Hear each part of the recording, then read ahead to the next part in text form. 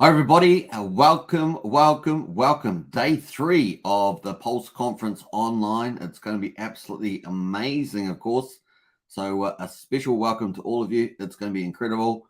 We are live streaming to 3 crypto channels simultaneously here, spreading the good word about Pulse Chain coming up with the Pulse Conference. So Pulse Chain, if you're not familiar, founding by Richard Hart, is in development, and of course we're looking forward to its launch. It's going to be the biggest thing in crypto coming up, so it's going to be a lot of fun. Let me just check the audio. We're just going to check that. Hopefully that's running. Wait till that comes up. Welcome everybody. Get into the chat. Say hello. We are simultaneously broadcasting on Hex token, of course Axion token, and of course Bitfury with over 50,000 new members every month. So we're going to be broadcasting to all channels. Welcome to all of you. Get into the chat and don't forget to, of course, subscribe, like, share, hit the bell, all that good stuff, and a big welcome. So thousands and thousands of subscribers on these channels, so it's going to be a lot of fun. Let's go spreading the good word about Pulse Chain. That is the main prime directive, as we say. And of course, a special welcome to everybody. Just let me check. Sounds like audio's going really good. And of course, it's going to be fun. It's the first time I've ever simultaneously broadcasted to multiple channels and different audiences. So welcome to you all. And of course, let's see how we get on there. It's going to be a lot of fun. All right, let us get into the chat. We've got here, we've got the conference in front of us, but we're going to get into the chat here. We've got Alan in the house. Hey, Alan, good to see you. Whoop, whoop. Yeah, very excited. Lost in crypto. All right, let's go. Whoop, whoop. Yeah, welcome to a Pulse Conference online. This is the pre-party. And of course, we're going to move into the actual conference in about, what is it, about 50 minutes time. So welcome to the pre-party. We've got a few updates about projects on Pulse Chain. We're going to be talking about those, so it's going to be a lot of fun as well. I'm just excited, man. We've got obviously the biggest thing today. We've got the keynote speaker, Richard Hart himself. And of course, who knows what he'll bring to this conference. He is so exciting always to listen to. And of course, a leader in crypto generally, and of course, famous for his top calls and bottom calls and all that sort of stuff. He is very, very knowledgeable around game theory, probably the best in the market. So it's going to be fun to hear him talk as well. Maybe we will get some insights around Pulse Chain as well. We've got David Fetter in the house there. Big shout out. Big fan of Dave Fetter. He knows that. And of course, great to see Dave Fetter in there. Number 1 at the moment as a validator on Pulse Chain Testnet, which is pretty amazing. So a big shout out to David Fetter. Who else? We've got the Humberto Gonzalez as well. Greetings from sunny Miami. Woo, woo, woo. Hey, sunny Miami, big shout out to you. I'm very excited. And of course, Miami is a place I want to go to at some stage. So many good crypto meetups there. It is a crypto capital in America, amongst a couple other cities, but Las Vegas, maybe Los Angeles, New York. That's pretty cool. And we got Mr. Profit in the house. What's up, Pete? Hey, good to see Mr. Profit. And Alan is in the house there too. Sound is good. Very, very nice. KD there too. Woo-hoo. Hey, good to see you, KD. Yeah, I've got to moderate 3 different channels today with the chat, so it's going to be a lot of fun. Big welcome to all of you, though. Wookie's in the house there. Hey, good to see you, Wookie. And Pearl, hello for yesterday and today. And driving yesterday. Nice one, Pearl. Anyway, it's great to have you in the chat. Jenna in as well. Good morning. Woo-hoo. Yeah, day 3 coming up. We're going to talk about the itinerary coming up, so stay tuned for that. Hexforce 1. Hey, Hexforce 1 is a new channel member. Big shout out. Have to do the Superman bow down. That's how we roll in here. Hexforce 1 became YouTube man. Nice one, Hexforce 1. Very, very cool. Sometimes it's a re-membership. It doesn't tell me, but that's just how we roll. Good to see Hexforce 1 has landed. Hex down under. Morning, Superman. Raining in Australia. Man, oh man. Has it been raining here in New Zealand as well? Day out and day in. But today it is sunny. Sunny on this day 3 of Pulse Conference. That's got to be good, right? That's got to be a good sign. Richard Hart's going to speak later. It's going to be a lot of fun. We're going to get into the itinerary soon. Wookie's in house there, golfing yesterday. Boy, only 4 hours into yesterday's. Now we are starting today. Wookie, you're halfway through yesterday. That was an 8-hour live stream, the longest one I've ever done. 8 hours, can you believe it? That was unbelievable. At the end, I was forgetting to turn the mute button on and off. It was all sorts of crazy stuff going on there. John Rambo, hey, Superman, good to see you, John. And Mixed is in the house there. Good to see you as well with excitement. Lots of great morning, bro. Good to see you.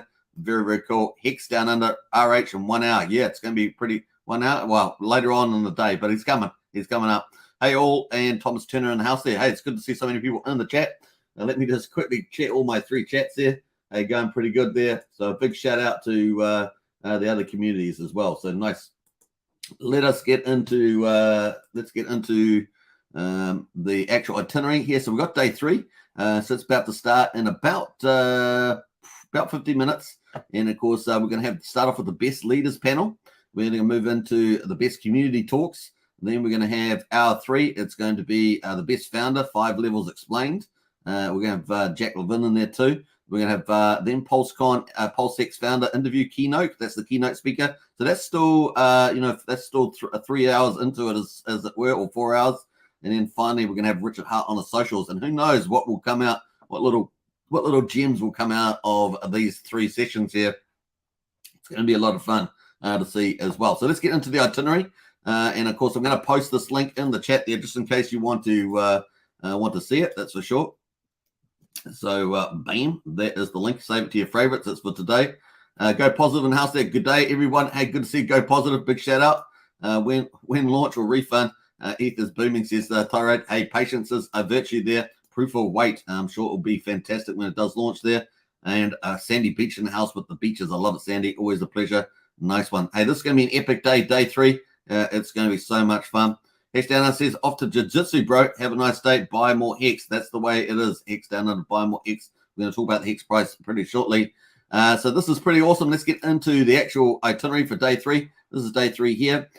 We've got the personalities panel in the morning. In the evening. This is 7 o'clock start time here. So you can see the Eastern time and UTC time over on the left here. We've got personalities Hex Orca, Jim Rat Crypto, Cabana Crypto, and a Tangent in there. Many well-known personalities. Then we're jumping in at 8 o'clock with Crypto Coffee, Million Pulse Tour. I've got huge love for the Million Pulse Tour. They are on the front line spreading the good word about Pulse Chain. And, of course, Hex and many other things. They are really incredible. Big shout-out to Patrick and Abert there. SJ Wild Appears is in the house. And, of course, that's going to be in the second hour. And, of course, she has been incredible. She's audio recorded the Sci-Vive book of Richard's. And, of course, you can go through chapter by chapter. Pretty exciting. You can find SJ Wild on YouTube. So definitely get into that. Obviously, Crypto Coffee, probably as a native channel, probably in the biggest channel outside of Richard's, I think, that has been following Richard all this time. So I think there's one other channel that's crossed over, but big shout out to Crypto Coffee for all he does in the community. We've got founder panel there. We've got 5 levels of difficulty, Richard Hart and 5 level guests, and Jack Levine. Jack Levine apparently bought Bitcoin at $1, sold it to Richard at $30. Who knows? It's a bit of fun in any case. And of course, that's going to be a great debate, I think, or a great discussion. We've got founder interview there with billionaire genius Richard Hart there on hour 4. That's at 10 p.m. And of course, finally at 11 p.m. there, keynote speaker social with the Pulse Chain founder, of course, Richard Hart. And of course, if you've seen Twitter lately, he absolutely blew up Twitter. Richard Hart was trending on Twitter. And that's epic. It's only just the beginning, folks. Things are going to just continue to build, and we're going to be looking at some of those cool things during this pre-party hour for the Pulse conference. It's going to be a lot of fun. So very exciting for that. We've got a couple more comments in the house there. Sandy Beach says, hello, Hex Token, everybody. Good to see you, Sandy Beach. And, of course, Lost in Crypto, hi, peeps. Good to see you as well. These days, Sci-Vives are absolutely on fire. They are. That should be a good panel. It should be a really amazing, I think. We've got, the Hex Orca, Jim Rat Crypto, Cabana Crypto, Tangent, Crypto Coffee, Mini Pulse Tour, AJ's Wild, Richard Hart himself, and Jack Levin, and, of course, Maddie Allen. It's going to be a fun day for sure. RH is a master debater, says Dougie. That is true. We're going to get into it. So that is the conference coming up. We're about to start that in about 45 minutes. But before that, we've got our pre-party. And, of course, we are multiple streaming here today on multiple crypto channels. So big shout out. I've got to actually keep checking the chats, but hey, that's just the way it goes. So here is the conference here. So I'm going to post this link in the, this is the official post conference here. So I'm feeding. I can't remember that. Simulcasting it. That's what I'm doing on multiple channels. So this is the official Maddie Allen source of this feed. So here we go, Pulse Conference. So we're going to post that in the chat there. Bam. You can open up both windows if you want. It's up to you what you want to do. Very, very cool. So that is the live one there. So boom, you can see that. Bam. All right, cool. That is the one. And of course, let us get into. So that's gone over to all 3 live streams. And of course, here we're going to get into some of the news here. So this is where it is. You can get in there, say hello, hello world, or something like that. There we go. And you get there. So it's going to be a lot of fun. Lots of people already, 187 people waiting already for this. And of course, we're streaming on multiple channels. So there's a lot more waiting as well. All right, let us get into the markets at the moment. They are busting. Markets are looking so good. I mean, look at that. So look at that. 21,232 on Bitcoin at the moment.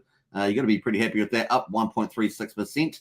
And of course, many of us are still expecting crypto to move down. And of course, still in a bearish market. But at the moment, we're enjoying these green days. And of course, that's good for the altcoins as well. Gives them a place to breathe. So if you're looking to make some crypto profits, you can do that during these kind of times before we expect another move down. We do have the Federal Reserve coming up on the 26th, 27th. We've got interest rates, possibly 0.75 basis points is probably where we'll end up with. That would bring our federal fund rates to about 2.5%. And so that's certainly trying to dampen down inflation. It's a very blunt instrument, but hey, that's what they're trying to do. And of course, they're also talking about pulling back some money printing as well. That is also a mixed bag there too in terms of what they've actually been able to achieve. So we've got a few things like that coming up. We've got earnings season on at the moment with banks and things like that coming out. And of course, we'll be watching a lot of that stuff. We did have a pretty good jobs report. So, you know, this is a bit of a mixed bag. So we'll see how that all goes next week. No deal secured with the oil. In good old Saudi Arabia there with the president. So the oil situation is still pretty much where it was. And that's so we should expect to see probably oil prices just rise a little bit more too. And yeah, we'll see how we get on there too. All right, so here's ETH at $1,348, up about 7.7%, and BNB up 4% to 249. So those are our kind of our key ones. All the stable coins are looking stable. And that's kind of my new joke there. We got to have a look at some of the headline tokens here. We've got Hex obviously on the left.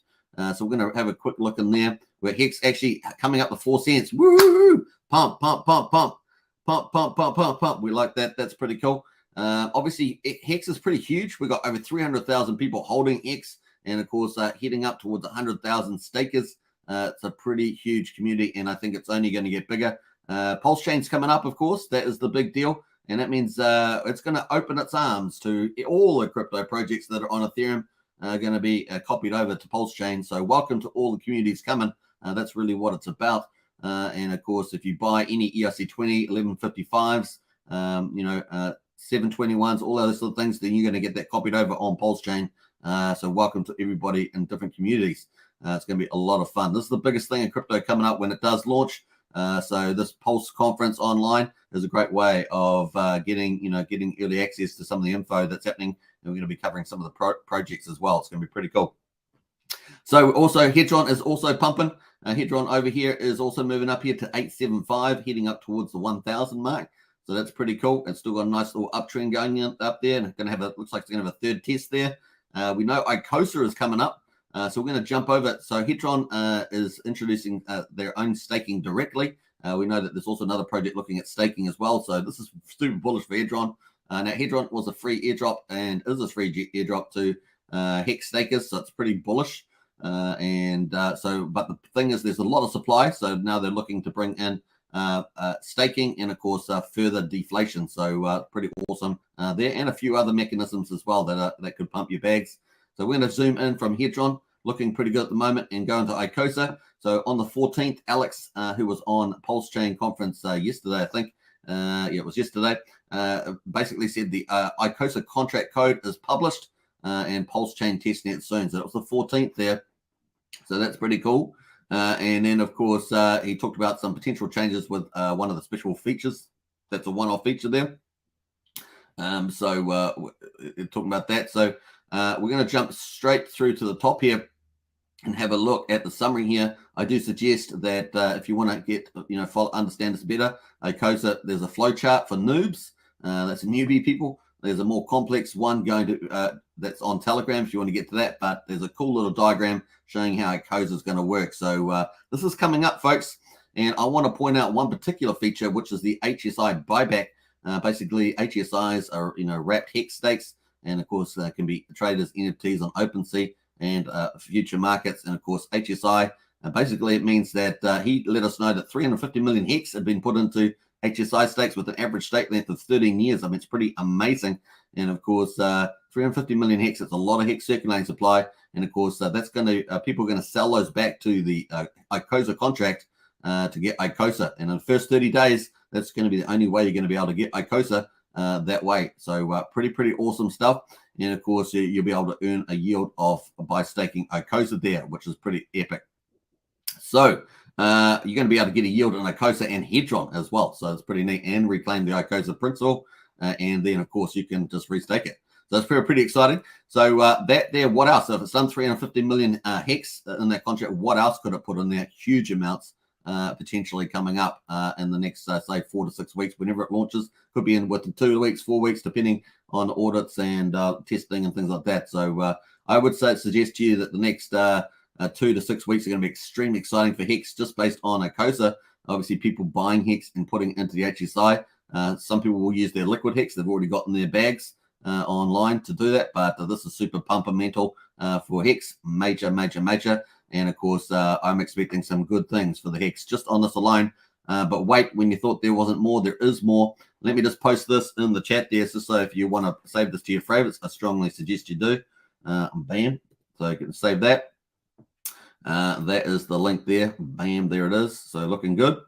All right. So there we are. And so what I'm going to move to now is that this is a huge pumpermental for hex. And of course, we're also going to move to our next one, which is also major for hex as well. And of course, you're going to get a copy on the Pulse chain here. This is super amazing. Look at this thing here. This is 8 cents. This is Maxi. Of course, the first token from Maximus, which is staked for 5,505 days. It is I guess you could argue, a common pool. And of course, a common pool for those who hold the Maxi token, that is. And of course, that's where it is at the stage. Just look at the premium of hex. Of course, in the Maxi there, everyone put their hex in. And of course, they got the Maxi token out. And of course, the Maxi token is their ownership token of that pool. That stake is staked for 5,505 days. They've got a 4x multiplier on Hedron as well. So they've got 2 forms of income in there. And boy, is it awesome. They got the bigger pays better bonus, which is typically hard to get. And of course, because they had reached over 150 million. And of course, they actually put in 294.3 million in the pool. Amazing. And they got staked for 5,505 days, which was 15.2 years. And they are earning a ton loads of hex and Hedron there. Very exciting. So they're currently at a 101% premium here over hex. And look at that uptrend. Amazing. And they're about to launch 4 perpetual contracts. In other words, contracts that will roll over at the end of their term. And of course, they're also going to launch the Team DAO token as well, which could be truly epic. And of course, if the DAO people, the people that get the team token, spread the word, then they will make even more returns in the future. So pretty amazing. The pumpermentals are off the charts. And of course, this is not only good for the people that invest in those perpetuals. That is the base token, the trio token, the lucky token, and the decky token. And of course, that is 1 year, 3 years, 7 years, and 10 years. It's going to be pretty amazing. That's a beautiful staking ladder as well. And of course, the higher you're going to get the bigger pays better bonus in there, and lots of other benefits as well. Fungibility, optionality, liquidity options, and many other things. Gas fees, low gas fees, going to be absolutely incredible. So it's super bullish. And of course, what are you going to need for that? You're going to need hex. So if they've got 4 contracts coming out, and potentially if they all hit big payday, that's 150 million each, 600 million in total. And of course, that's going to be exciting to see whether they can do that. And of course, we just had a big update from Dipcatcher and their team yesterday, but they've also had a big update on Twitter, which has been pretty amazing. And this is massive pumpermental. So we've got ICOSA and we've got Maximus coming. ICOSA and we've got these perpetuals and the team token coming out. Super pumpermental. And of course, the team token is going to be massive for the Maxi. You need Maxi to get team token for the DAO. And of course, the team token is going to benefit not just from these perpetuals that are launching, but also from future products as well. It is pretty exciting to see that. There's also the mystery box as well. And that's going to be fun too with getting Maxi tokens and that. So It's going to be pretty neat. Let's get into some of the news though for this. This is absolutely looking amazing, this chart. And not only does it bode well for them, but obviously taking massive amount of circulating supply of HEX. And that's super bullish for HEX. That's why I'm bullish on HEX even in this bearish market, because of these huge projects. As you can see in the charts, they are working like a boss there. Obviously, let's get into some of the updates. So 7 hours ago, Dipcatcher, the dev for Maximus, said that the contract is done. Now I am just finalizing it before full testing and audit. So you can see that both that on the 14th, we had ICOSA code was published on the 14th, and now it's gone to testing on PulseChain. It was going to testing on PulseChain. And of course, just in the last 7 hours, we've got Dipcatcher saying that these 5 contracts are done. And now I'm finalizing it before full testing and auditing as well. So these things are coming up soon. And of course, this is a very bullish outlook. This is going to eat up not just liquid HEX and people's wallets, but also put buy pressure on HEX on the marketplace. And what percentage? That's an empirical question. We're going to find out. I suggest it is very bullish. Obviously, not investment advice. Do your own investment due diligence, but definitely my opinions based on how bullish these things have done so far. So pretty exciting for that. So we're going to give a big heart to that. And of course, Dipcatcher's put in a few other things here. 7 hours ago, Maximus Perpetuals, HEX stake pools that repeat forever. Base 1 year, Trio 3 years, Lucky 7 years, Decade 10 years. These are the 4 staking pools. They're going to give you a slightly higher yield as well, with the bigger pays better. Obviously, all the other benefits around liquidity, optionality, and fungibility and things like that you're going to get. The other thing, of course, is that you can make an awesome staking land with that as well. So it's pretty cool. Then you're also going to have the Maximus DAO team token as well. Stake team to earn yield from the perpetuals and other bonuses. Simple minting and stake rules with baked and pumpermentals. So pretty exciting. How to prepare for this, of course, to participate in the perpetuals. Those are those 4 staking pools. Buy HEX and wait until mint phase goes live. Then mint 1 token of whichever pool you join for 1 HEX pledge. So this is where the bullish is. Buy HEX, folks. Buy HEX. That's what's going to happen on here. Pretty amazing. Now, when you're also buying HEX, you're going to get a copy of these. And this is going to all launch before PulseChain. And so you're going to get a copy of all this on PulseChain. You're going to 2-for-1 deal. It's pretty exciting. So very cool. To participate in team, first acquire Maxi. And then a mint phase goes live. Mint 1 team per Maxi pledge to the team. So that's super bullish, folks. Really is super bullish. And of course, this is on Dipcatcher's site, so I'm going to post that link to you soon. Pretty cool. So super bullish stuff happening, folks. And you need to be aware of this stuff because it's going to impact the market to some degree. We don't know. We're going to find out, but I suggest, from my opinion, it's super bullish for sure. Maximus team and perpetuals looking pretty good. We're going to have a huge lineup of people. Yeah, definitely coming in for this, I'm sure, based on the success of the Maxi as well. Who will end up with more team per HEX deployed? People that mint team or people that buy team after minting is over. So there's a bit of a poll there on that. So it's super bullish on this one. So some really nice updates from Dipcatcher and also from Alex as well. So I'm really enjoying this. These are 2 super projects that are going to be bullish for HEX and on PulseChain as well. So you get 2-for-1 deal. Pretty badass if you ask me. And of course, the circulating supply is being eaten up in the HEX there. We're going to pull up our chart here just to quickly show you that as well. Here's the waterfall chart. There's a working chart, obviously work in progress, but it does give you the idea. It gives you the idea of how the HEX supply is going to be decreasing over time. And of course, that supports the price pressure not only locally, in other words, when these projects launch, possibly within weeks, and of course, also when also longer over time as it pushes up the price as supply gets off the market. So we've had all these PulseChain and PulseX sacrifices for the launch of PulseChain and PulseX that are going to come up. Obviously, we've had the Maximus eating up 300 million there.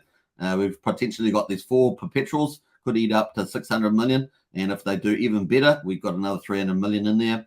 And of course, HSI stakes there could currently at 0.35 million. They could do well more with this new ICOSA project. So that could be super bullish. And I haven't even got that in there. So that's super bullish. So like I said, there's a work in progress. Got to add a few things and change a few numbers around, but the general profile of, you see, is just to show you the general profile of what's coming up is so bullish for this ecosystem. It's mind-blowing. And of course, it's going to slowly eat up the supply. Obviously, as people come into different contracts and different people come in, you're going to have different price pressures. And of course, people will be paying a higher price if all this demand, there's all this demand coming in, playing out. And of course, this is soon. This is happening soon, within potentially weeks.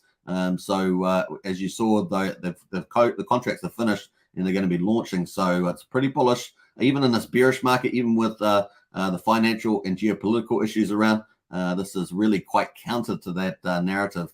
So it's going to be pretty interesting to see. The market takes it up. It gets self-fulfilled. Obviously, if the stuff gets off the market, it self-fulfills and helps the price as well. So it's kind of a win-win from that point of view as well. We also got PowerFlex coming up. Potentially, if they do 150 million raised through there, they're going to have different terms with a Treasury DAO type of approach. And then, of course, we've potentially got other projects coming in as well. And we know that Maximus is looking at future projects as well. So all eating up the circulating supply, no doubt, too. Potentially we could have in the future, this is looking forward, this is really speculative now. We've got the Heart Wallet here, the Hex Investment Trust, which is not speculative, that's happening at the moment. That could do a couple hundred million potentially. We've got, if it goes public, it could get into the potentially hundreds of millions of billions, and if it goes public. And of course, then we've got Virality of the highest stakes later at the end of this year. That could be super huge. Pulse Chain coming massive. We've got the wealth effect, the network effect. It's going to be absolutely incredible. And of course, then we've got the EB exchange with Overwatch and Rack and Rochelle. Who knows what potentially that will do. I think generally we're for decentralized exchanges, but I think the appropriate centralized exchange can be very useful in the ecosystem. So that could potentially be a big player. And of course, a fiat gateway, coin listing site. And of course, security there, government level security. So some pretty bullish stuff. And by the time you know it, we could have a lot of circulating supply out of the market and a super bullish price. So that's what you want. That's the holy grail in crypto, to get into that environment. And of course, a big part of Richard's staking profile in Hex is obviously to get reduce the velocity of crypto, or velocity of money, as people want to say, and get those bullish price parabolics as you go up into the market there. Do you like that? I liked it. That was pretty cool. So we got some pretty cool stuff happening there across the Maximus and Icosa. Very excited. We're going to get into the comments. We've got one more project to talk about, which is super bullish. And of course, welcome to the pre-party for Pulse Chain Conference Online. It's coming up. How many minutes? We've got 26 minutes to go until the conference comes up, and it's looking exciting. I'm getting excited too. So that's going to be nice. We've got Richard Hart coming up, the founder of Pulse Chain. Everything on Ethereum is getting copied over. The biggest airdrop in crypto history, biggest potential yield farming in crypto history, the first full system state copy of Ethereum and upgraded to be faster and more powerful and better security. And of course, we also got the fastest way to mass adoption with the official bridge coming up. Also, many other cross-chain swap bridges coming up too. We've got well over 100 projects, probably heading towards 150 projects now on Pulse Chain. It's getting really, really exciting. It's a bullish time, man, bullish. And what else is out there in crypto that's really going to be big like this? I can't see anything. If you can, good on you. I can't see anything, and it's going to be absolutely massive. So get excited. Do some investment due diligence. Check out pulsechain.com. Check out hex.com. It's going to be a lot of fun for sure. All right, let's get into some of the comments before we get on to our third project. We have got a little time as we're running down here. Who else is in the house? We've got quite a few people in the house here, so I'm just going to go and try and find where I was. Let us get up here. We've got quite a few people in the house here, so we'll have to go all the way back here. I think I was up to there. All right, Thomas says, okay, boring time. Smash the likes. Definitely smash the likes. I have Maxi says, I have my Maxi says, lost in crypto. Congratulations to you. That's pretty awesome. Just let me check the multiple chats here. Going good. Nice. Okay, looking good there. And I feel good. So nice.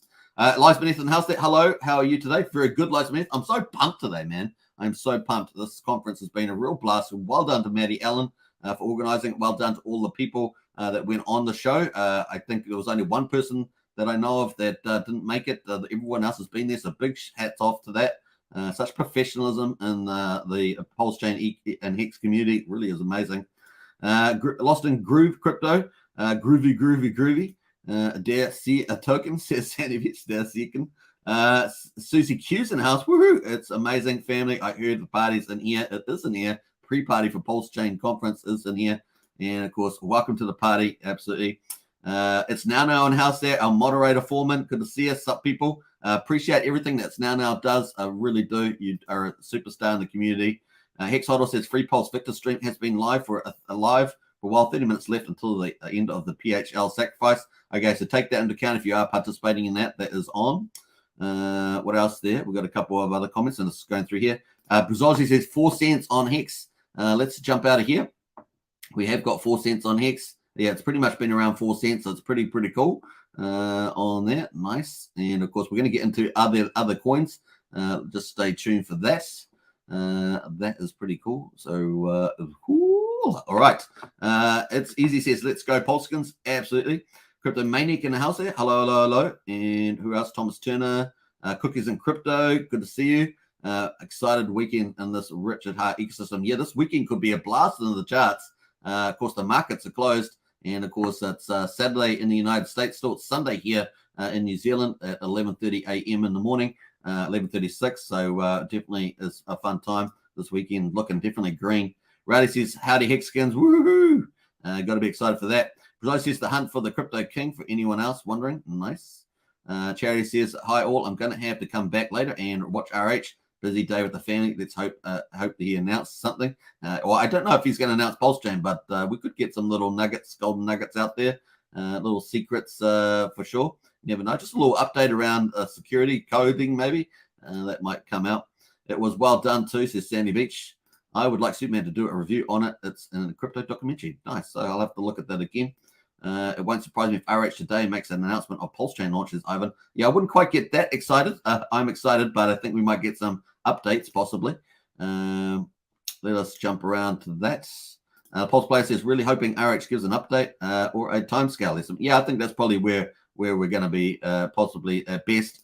Easy says, no update, guys. Yeah, that's also possible. No expectations. That's true. That is true. No expectations to work from others. The old Howard test there. Rother says, going to check it out. Smash the likes. It's Marion says, hello, family. Hey, it's Marion. Good to see you. And it's now says, getting the hunt for the Crypto King torrent downloaded now. Man, you guys are so quick onto that. That's awesome. All right, so that is pretty much happening there. Let us jump out of here. We've got the Pulse Dodge coin. Let's get into that. Pulse Dodge coin looking like a breakout, and it's doing what we said. We broke 340, and it's up to $3.75. This thing is like a boss. And of course, we're going to have a quick update of how many days left.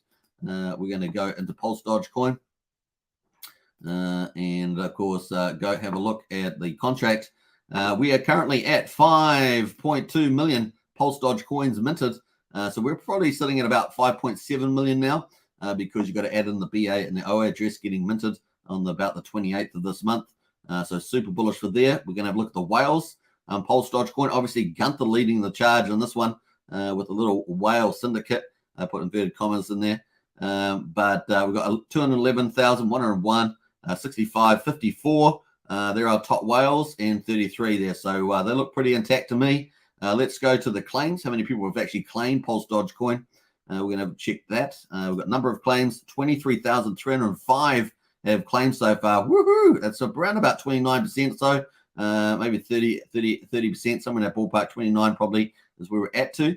I don't suspect we'll get more than 6 million by the end of the launch phase, which is pretty scarce. The maximum was 12 million in 2000 approximately.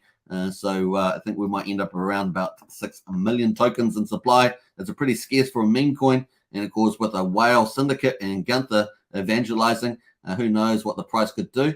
And of course, we're counting it down until the end of the launch phase. Let's have a look at the moment. 12 days and 14 hours to go. Woohoo! Fireworks soon. Fireworks already. We already got a pretty good chart happening. $3.75 at the moment. It is on a breakout and looking good. So we will see. Remember, nothing's investment advice, but this has been a fun token to watch. It has a lot of very good properties. Scarcity, whale syndicate. We don't know what the BA or OA address will do with their tokens. It's going to have staking and deflation coming out soon. So that's going to be positive for the project. And we don't know what that's going to exactly look like.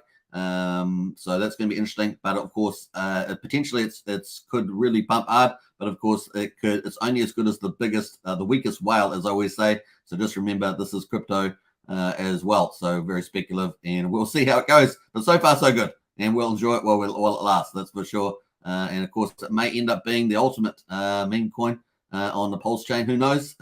We will find out. But so far, so good. Certainly, it's a great, nice free claim. If you had hex stakes at the 20th of April, you'd qualify for this. So there should be a little bit of a rush towards the end. We've only got 12 days and 14 hours to go for Pulse. Of course, you're going to get a copy on the Pulse chain too. Pulse chain is wonderful, isn't it? It's going to bring copies to everybody. If you've got it, if holding ERC20 tokens or 1155, 721s on Ethereum, you're going to get it all copied over on the Pulse chain. So find out as much as you can about pulsechain.com because it's pretty exciting. And of course, we've got the conference on in about 18 minutes. It's about to start, 18 minutes. And of course, later in the day, we're going to have Richard Hart on as well. So at 9 o'clock, we're going to start having Richard Hart on for 3 hours. Can you believe it? That's pretty neat. And we're going to have a lot of fun there, I'm sure. What else we got going? We're going to have, that is the markets at the moment. Let's jump over to BNB coins just quickly. We're going to run through these. We're at just under 4/10 of a penny for Pulse Dodge on the BNB chain. P33 at 17 cents. So all pretty much just sitting where they were yesterday. And of course, but we have had some fiery action in the IM wallet, IM token here on BNB. Look at that. So we had a bit of action there. And it actually got up to 940, trying to break over out of 1,000, and it's currently 812. So let's see if we can actually, get to this high low. We want to get up to about here, up to this 1,000, get some sort of breakout or momentum going. We'll see how that goes. All right, cool. And finally, the weight token. We're going to quickly check that. That's been pretty cool. So let's check the weight token. Bam, and the weight token there, just over 0.5 cent. On the weight token, and not many people have claimed last time I checked. So it's people are waiting. The more you wait, the more tokens you get. Pretty much that. All right, cool. We're going to jump out of there, and that is our charts. And of course, we're going to get into our last update, project update, which is pretty badass. So we're going to get into that. Before we do that, we're going to get a couple more comments in the house. Smash those likes, says KD. Absolutely. I got in yesterday to sacrifice PHL. PHL says Sandy Beach. Nice. That's the Pulse hot list. So people are talking about that. So actually, I think we can bring that up. Pulse hot list. So this has got their sacrifice on, and it's finishing in 16 minutes. You got 16 minutes to get in there if you're going to sacrifice for this. This is going to be a ranking site for Pulse Chain, all the projects on Pulse Chain, and it helps you to evaluate. It's a good starting point. Helps you to evaluate different projects. They get a PHL score. They also get a commentary about what's good and maybe not what's so good, and so forth. So it's going to be interesting. A lot of people are sacrificing for that at the moment on the sacrifice. They've raised $1,277,920 at the moment, 981 addresses. So there it is. So cool. You can see some of the sacrifices down the bottom there. Very cool. All right. So that is Pulse Hot List. That's about to close in 16 minutes. And it got Hex currently heading towards about 4 cents, which is pretty nice. And who knows what it can do coming up here, because we got Acosa, we got Maximus, and of course now we've got Liquid Loans coming out with some stuff too. So we're going to check that out in a second. Katie says biggest news has been on the LL universe getting close, people. Yeah, it is Liquid Loans, definitely the sacrifice, and the user tester is looking close. We're going to look into that now. What have we got? 15 minutes to go. We've got plenty of time. So we're going to play out the video at the moment. Let me just play this. Bam, here we go. And in this one, I'm joined by our CEO, CC, as he gives us some updates on the sacrifice balances and the testnet. So with no further ado, let's go. Hey, Christian, thanks so much for jumping onto the YouTube channel. Thanks, Matt. Thanks for having me. I know we have to have a little update on what's going on behind the scenes. And I know the most pressing question right now is the sacrifice balances and the website and all that good stuff. Look, it's interesting. We've had, we had expectations that we'd have the SAC balances out earlier. Again, just a few glitches. And a couple of things that I wanted to point out to the community is that, look, we were almost there, but ultimately what people will become very aware of, and certainly should be aware given the amount of changes that have occurred with the Pulse chain sacrifice balances, is that every time something changes, and it doesn't matter what transaction it is, it actually has an effect on everyone else. So as an example, it could be that maybe somebody had incorrectly put in an amount for a delayed gratification. We've had to deal with some of those. I think we might have mentioned that last time.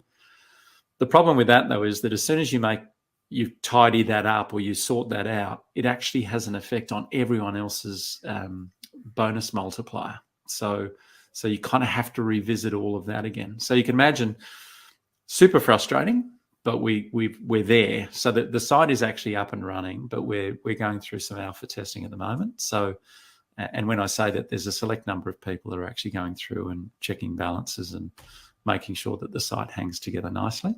I'm pretty happy with the way it's working. So I think what you'll notice, and I know, Matt, you're going to go through a more detailed version of this, but you might show some of the pages now, is that effectively when you go to the site, you can put in your wallet address and it takes you to what I consider to be a really nice summary page. So the summary page provides you with what was effectively the sacrifice points that you've achieved.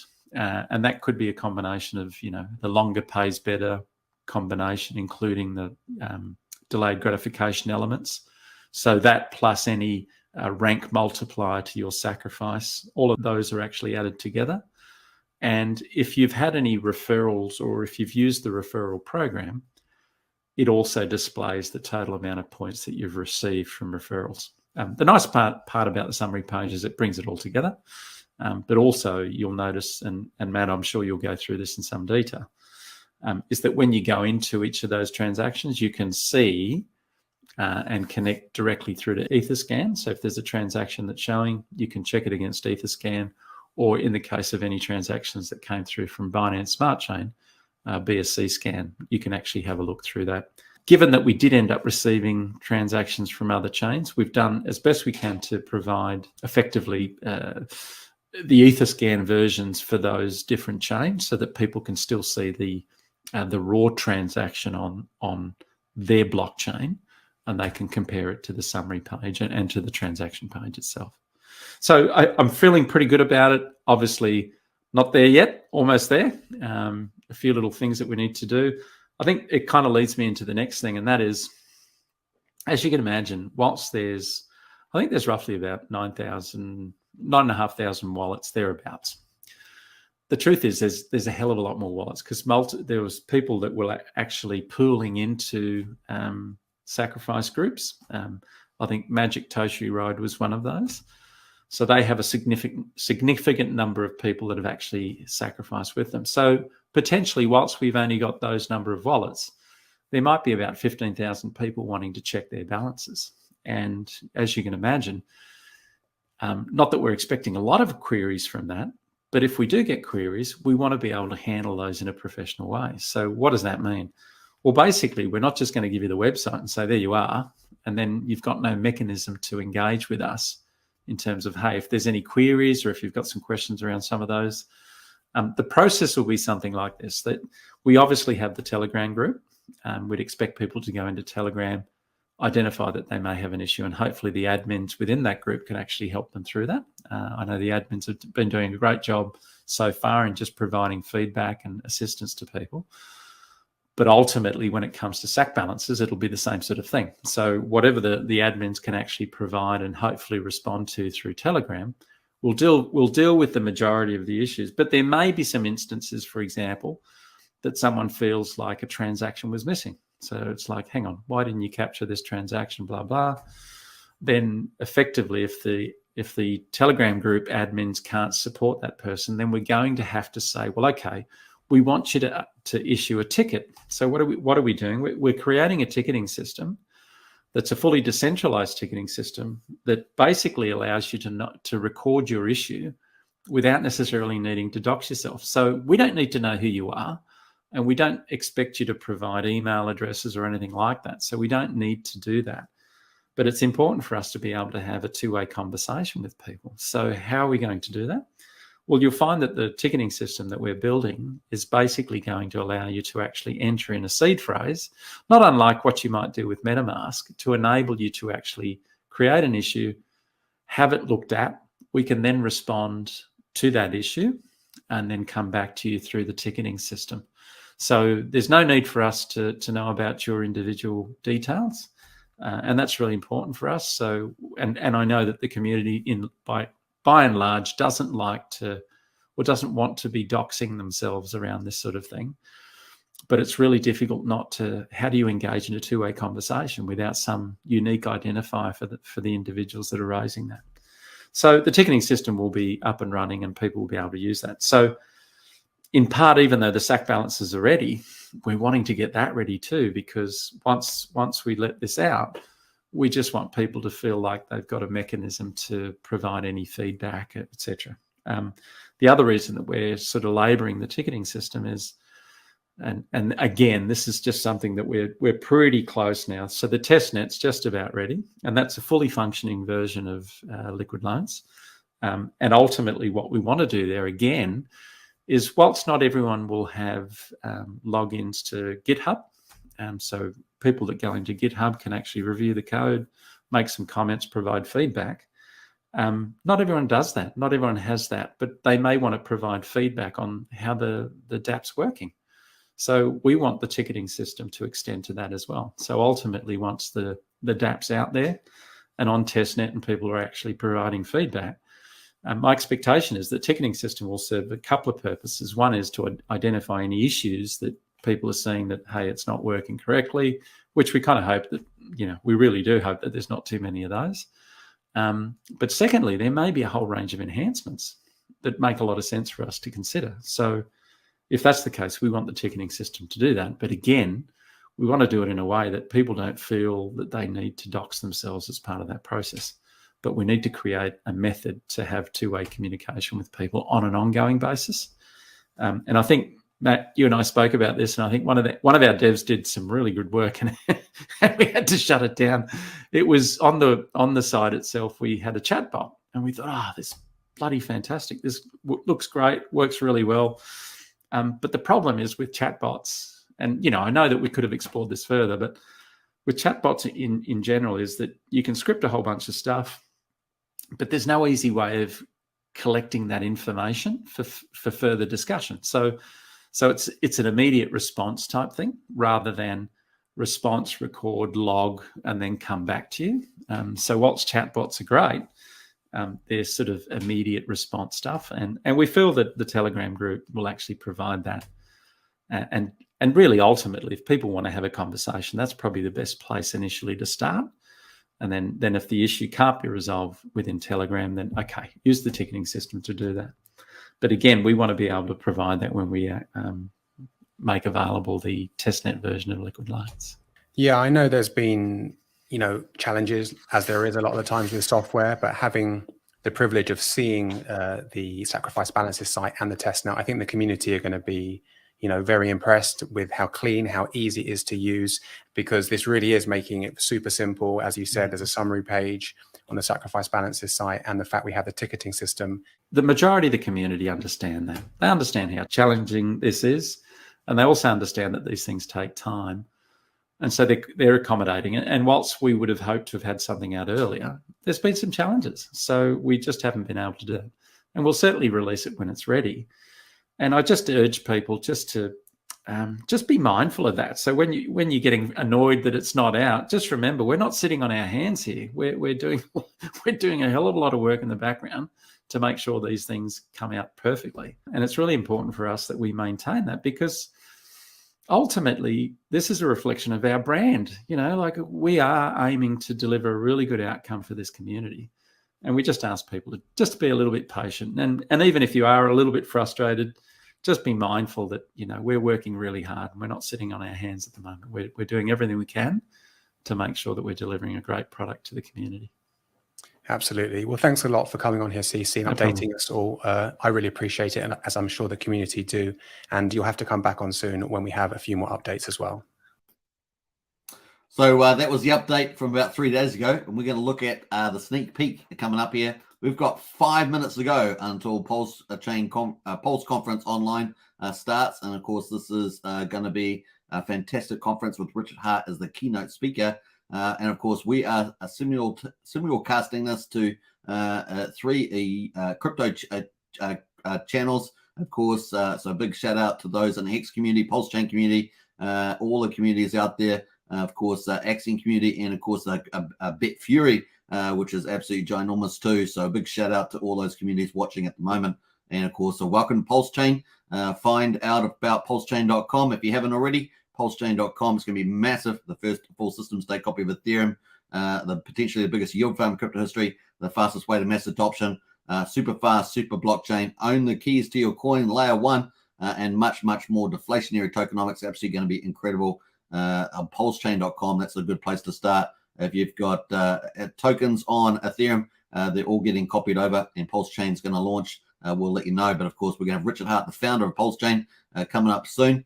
It's going to be amazing in a few hours' time. And this day conference is going to be absolutely blasted. The first 2 days have been fantastic, and we've got 3 minutes and 45 seconds. We're going to be simultaneously broadcasting this on this channel. It's going to be a lot of fun. We've got a few other people in the chat there. DB Cooper, dear sir, today is Pulse, sir. Well, we might find out. Who knows, DB? Anything is possible. CCQ, hi, wonderful. CC and Matt, yeah, absolutely. They're fantastic. We love the Liquid Loans team. Very cool. Let's check out their teaser. We've got a couple of minutes. We're going to check out the teasers about a minute long. So let's play this. Let me just make sure that is add to the screen. Let's go.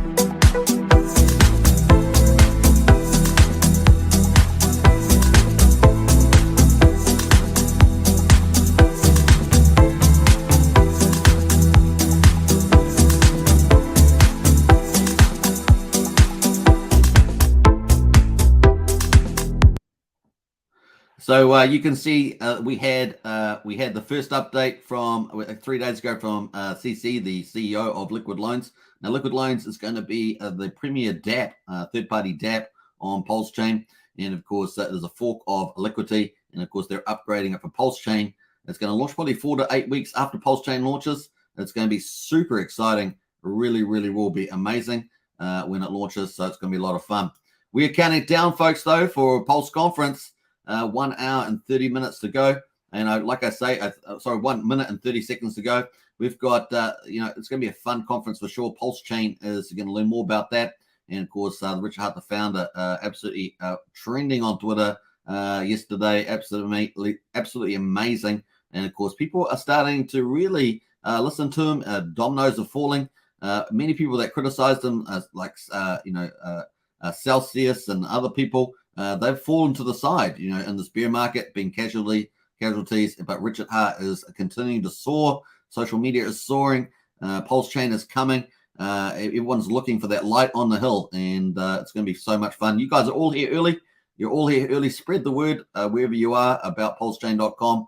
Check it out. Of course, here we are, Pulse Conference online, about to start in a few minutes. We're going to play that through here in a second as well. Now, coming back to Liquid Loans user, the DApp interface for user Liquid Loans looks amazing to me. And, of course, that video was a lovely teaser. Came out yesterday from Jesse, the pit boss. Big shout out to him. Very, very cool. Now, Brennan says, who won the watch yesterday? That was David. David won that. Was it David? David won it. Yeah, I'm pretty sure David won it. I posted it yesterday. Corellis, I think. David Corellis, I think it was, that won that. Big shout out. SKB in the house there. May the 4th cent break be with you. Yeah, absolutely. SKB, absolutely. Hey, we've got a 5-minute extension bonus round, 5-minute pre-party extension bonus round. You can just see the clock there has been delayed. So we're going to have another look at the hex chart. Let's have a look at that. Bam. This is the hex chart at the moment. It's tackling that 4 cent mark. Pretty important. This is the hourly chart. And of course, the last time we were up here around 4 cents was back on the 8th. Looks like we're going to challenge that again. Looking very bullish. As I said, we got Maximus coming up with the perpetuals. We got the base token, the trio token, the lucky token, and the Dexy token, all staking profiles from 1 year, 3 years, 7 years, and 10 years. And of course, they're going to get higher premiums if they hit the bigger pays better bonuses amounts. And of course, they're going to be better in other regards too. You can have optionality to trade out of your stake via the ownership token. It doesn't impact HEX at all. The stakes are going to get perpetual. In other words, after 1 year, the base token will be rolled another year, and another year, and another year, and another year, and on and on and on.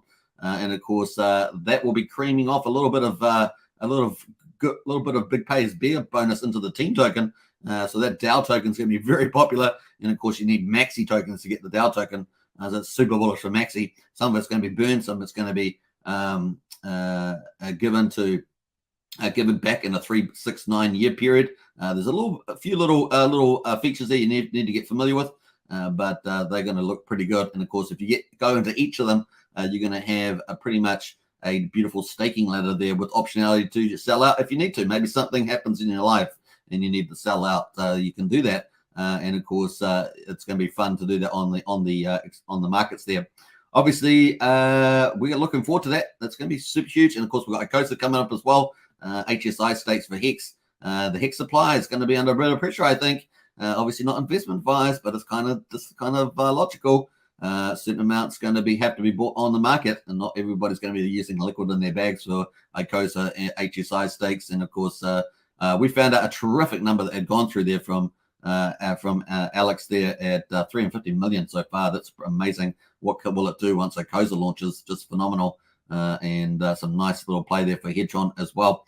So it's going to be fun, folks. Really, really cool. That is HEX at the moment, teasing at 4 cents. And hey, it may not be there for long, is my guess. Hedron, of course, is at 848. Maxi there at just at 8 cents at the moment. So 101% premium on HEX. Amazing stuff there. And of course, Pulse Dodge there at $3.69 on a breakout as well, with only 12 days to go. It is getting really fun and exciting there. The weight token, of course, we talked about. That is another airdrop. And of course, Pulse Police apparently have signed that off. You need to go double check that on Telegram, but that is the word on the street. And of course, that's currently just over 0.5 cent at the moment per weight token. Obviously, not many people have claimed that so far. In fact, let's have a look here. We know that there was going to be about 880 million to start with, and then probably about 4.5 million a day accumulating, because not many people have really claimed it. So that means that a high amount is adding on to that.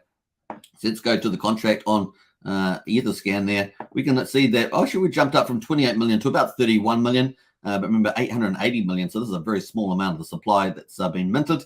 Everybody's waiting. Obviously, everyone's waiting. Some people are just waiting to see how it goes. Some people are waiting to see when Pulse Chain launches, because obviously you're going to be able to mint more weight token every single hour per sacrifice, per wallet that you've got. And so that could be pretty lucrative for some people. And maybe small accounts could become whales, because this is based on your wallet sacrifice and the number of sacrifices, not on how big you were in those sacrifices. In other words, if you're a whale. So if you're a small account, maybe you did a little bit on each of the sacrifices. Maybe you only did $100 on like 8 sacrifices, and maybe you did a couple of wallets. So you could be quite a whale in the weight token as we wait for Pulse Chain to launch. So it's pretty exciting there. Woohoo! All right, looks like we're getting almost starting there, waiting for the online. It's about to start soon, so we're going to feed this in. Or let us go to that. We're going to remove some of the studio stuff here and set up for the live stream. So we're going to pull that in and let us share that. Bam. And of course, let me make sure I'm on the right screen here. Bam. There we go. All right. So we are queuing up for the live stream now. What else? Have we got a few other comments in there? I think so. Let us get in here. Brent says, thanks, Superman. Congrats, David. Yeah. David Morales. That's it. That's correct. Thanks, Hex Token. Hex Toys. Got a bit confused there. Oz in house. Hi. KD in there too with the Supermans. Looking good like a boss. Lights Beneath is excited like I am. Imagine RH says we have 10 hours until Snaplock release. Yeah. I wouldn't get too over. I wouldn't work yourself too much up about a big announcement about Pulse Chain launch. But there's probably a good chance we'll get an update of some form, is what I would say. Obviously, Pulse Chain is just a mega huge. A lot of people are waiting. And we're live. Hallelujah. Hello, Let me just and check the welcome audio. to the third day Looks like of we're live. PulseConference.online. I'm your host, Maddie Allen, and I'm pleased to tell you we have an amazing lineup for today. Not only will we hear from some amazing Pulse Chain and Hex streamers, we'll also hear from billionaire Richard Hart, the founder of Pulse Chain and PulseX and Hex. And we've got some other surprises as well. So thanks everybody for being here. The turnout is already amazing. Hit the like and subscribe button. We're trying to get over 10,000 subscribers here on this channel. And we're just really excited to be making history at this first annual Pulse Chain conference. So without any further ado, I'm going to bring up the panel. My green book bag, bug spray. Hey, how's it going, guys? What's up, Maddie Allen? How you feeling? Awesome. Yeah, I'm really excited for the lineup. The last 2 days of the conference have been incredible. And so there's just so much to look forward to. You have been doing such a great job the last few days. It's been extremely enjoyable. When you watch a lot of Hex content, you know, you like to be picky with it. So sometimes big things like this can get overshadowed, but I've been listening and really intently the last 2 days because the content has been really good.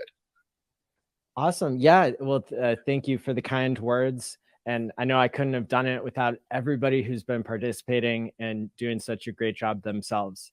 And so I'm really excited for you all to kick off today's content by doing the panel on whatever you want to talk about that is Pulse Chain and crypto related. Thanks, guys. Thank you, Matty. Wow. It's a pleasure to be here, guys. Yo, what is up, Hexy? Hexy, Yo, Hex yo. Tangent, Cabana, what's up? What a Hexy, panel, man, with the surprise drop in. Great to see you, my brother. How you doing? Yeah. Doing all right, man. Pleasure to get on. I was invited for the last one, but the time difference and stuff like that, and it was a little bit last minute, I guess, on that one as well. So, like, unfortunately, I missed that one. So I just dropped Matty a little line the other day. Hey, man, any way you can squeeze me I'm in? full screening this, and I'm just getting into the moment real quick. I'm just gonna put my chat down and full screen this. I'm usually like on chat alert 24/7, so I'm trying to like put my OCD down for like 2 seconds.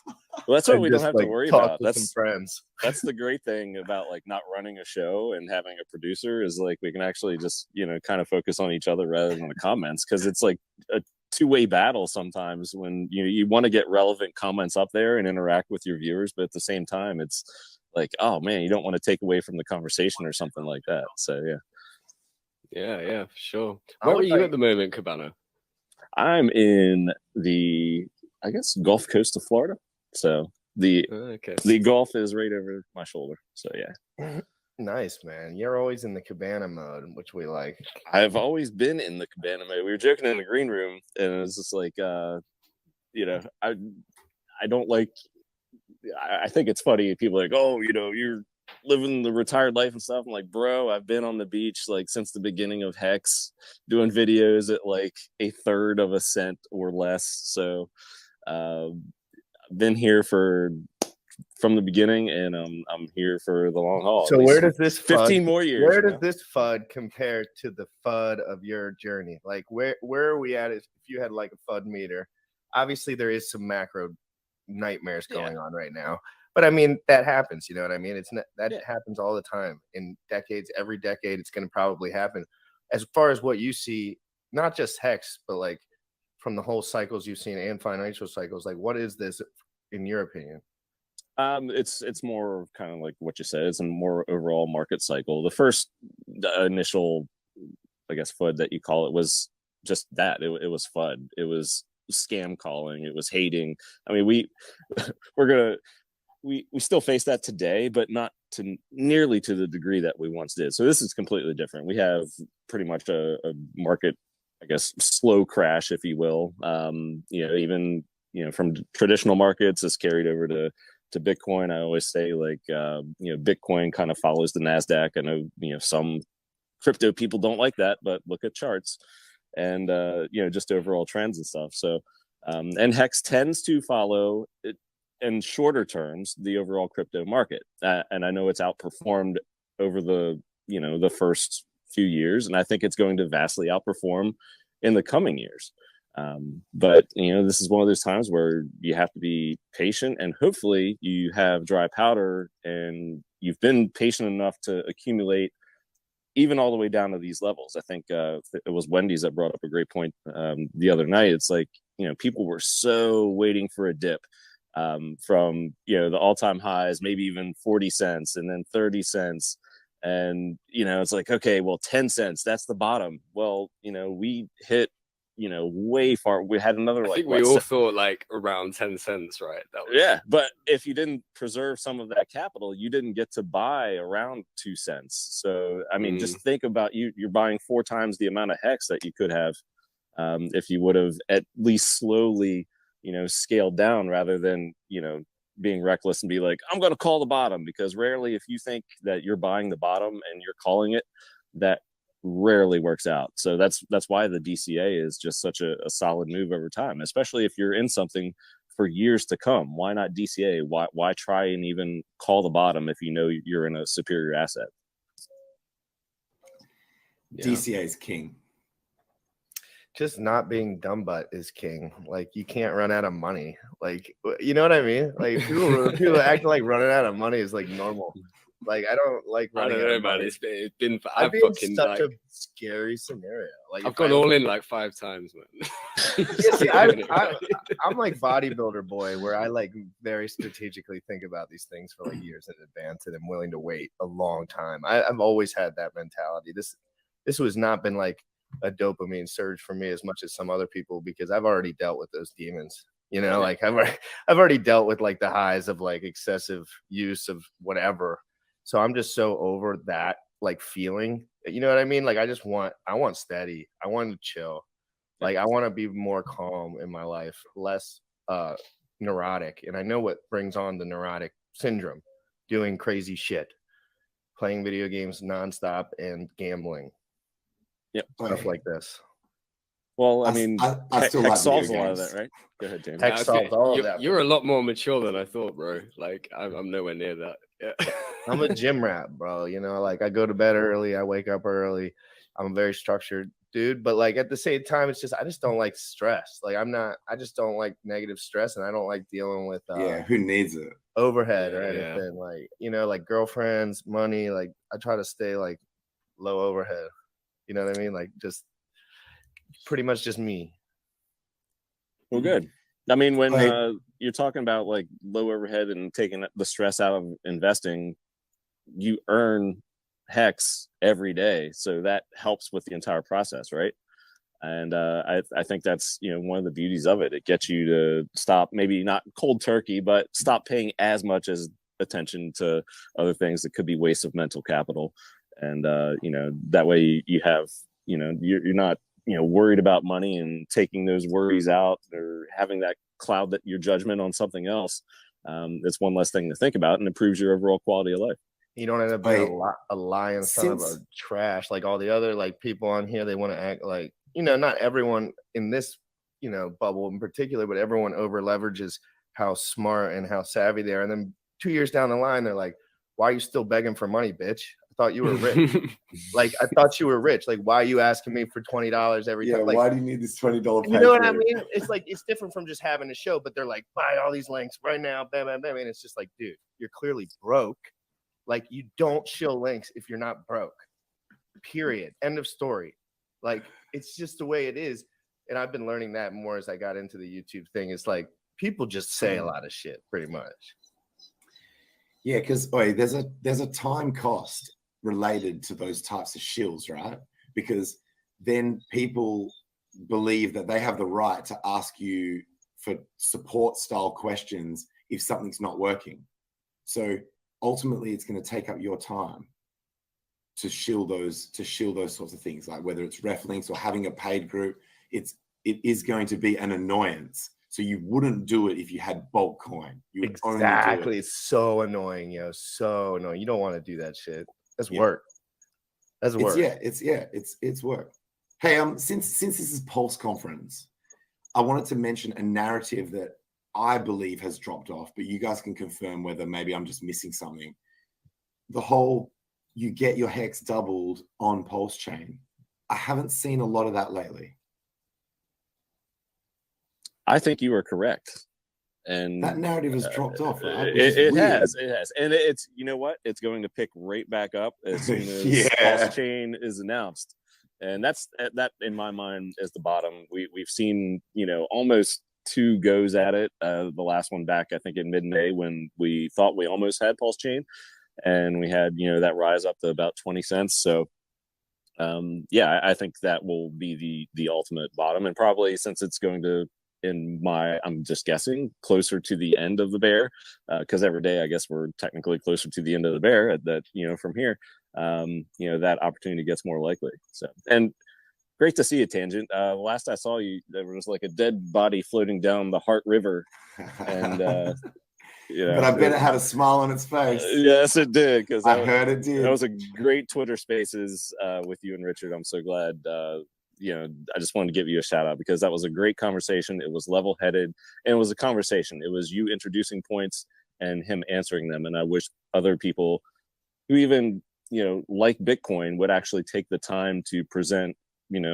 good arguments. I don't think there are many at all, really. Sorry, but that's okay. It was a great conversation, and I just really appreciate it and want to say thank you. So even if someone just had one thing that they disagree with, you don't have to take someone on in the categories that you think they'll curb stomp you or that you agree with them. You can just raise that one thing. So someone could say to Richard, hey, look, I love your projects, but what about this, this, and this? And just keeping it in that. A dude did that the other day, though. One dude did it about the NFTs. Somebody brought up a good use case. He was like, Richard, you bought a whatever $1 million diamond, and I bought the ape JPEG, and I have more access to more social clout than you. And Richard shut up for a second. I didn't know. Richard shut up for a second after that. I actually heard that guy slay a couple of times. That dude was slaying, but he was being reasonable. You know what I mean? That's funny. You can't get through to RH in a negative tone, because he'll just rip you in half for the fun of it. But if you just come at him like he really told him, just neutral tone, just dropping facts. He was just like, I bought this $4 million ape or whatever, right? And he's like, I get to go to this conference with everyone else who has $4 million apes, and there's 7,000 of them, and you don't. And he was like, what's your rock gonna do? He's like, but then Richard said, but the articles were written about it. I think we might be past that article shit now. I remember back in the day, like, articles was like the way to like spam your way to like fame, and it still might be. Like, you get people to write articles about you in your local area, and then send all those articles press release. Right. You pay for the article to get written, and then you promote it like as if you got featured on your own merit, but really, that's like old SEO playbook kind of thing. Yeah. I feel like a lot of people do that shit now, so it probably just doesn't carry as much weight anymore, because the internet, man, like, anyone can get that. You could probably go on Fiverr and get that done. Well, I feel like if you were on CNN or something, or Fox, no one would even know. Like, I feel like if I went on Fox for a segment, they're like, cool streamer does something with crypto, people wouldn't even know, because no one watches it. Wait, can we vote out of the four of us, vote pro or anti or neutral NFT? In fact, no neutral. You have to take a side. Pro or anti NFT? I'd say pro. And let's say on Pulse Chain. Let's make it Pulse friendly. I'm going to say pro because we know the money's there, the volume's there. It's already in Uniswap.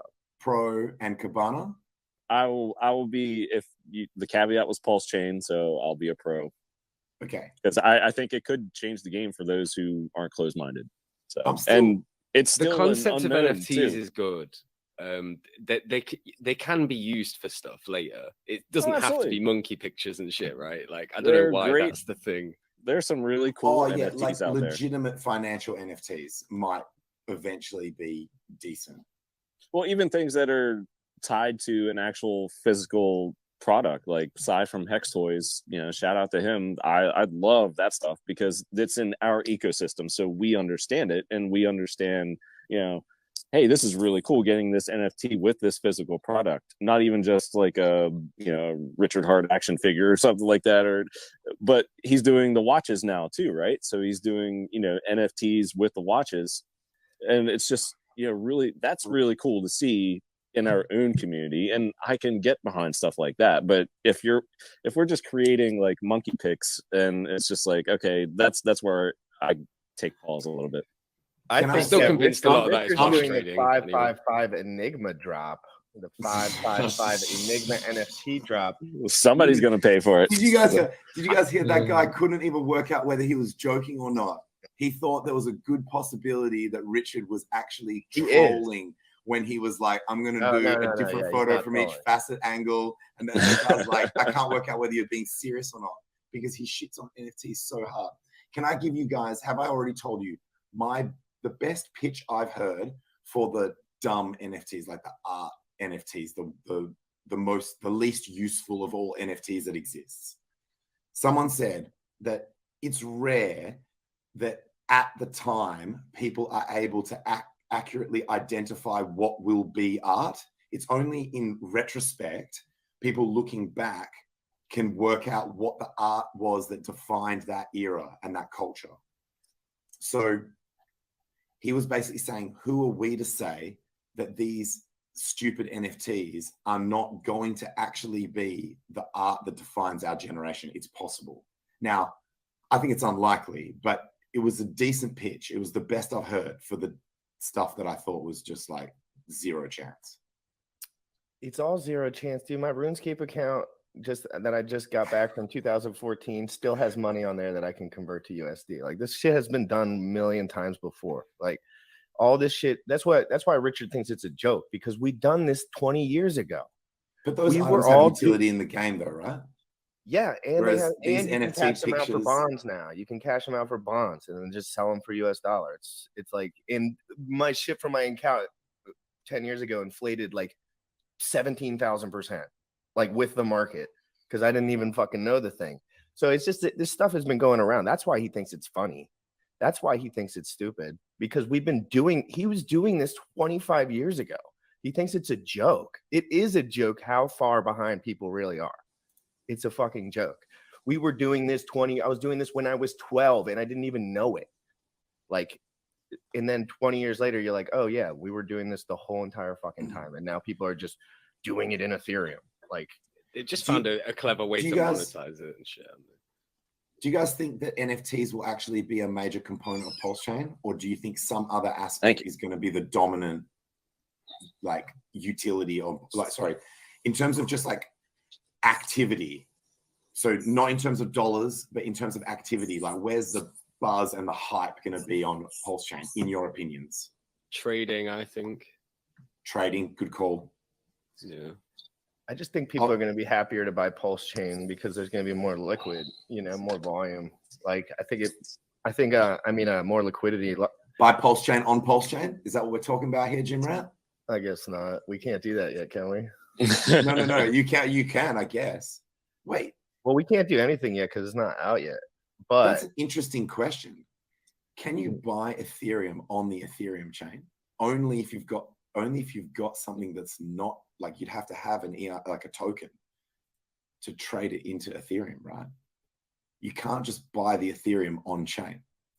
No, but you can with like swap MetaMask and stuff like that. So like all the potential ways that you use, well, some of the potential ways that you would just use Ethereum has the buy option within it. So yeah, not directly from Ethereum, not directly, but though, right?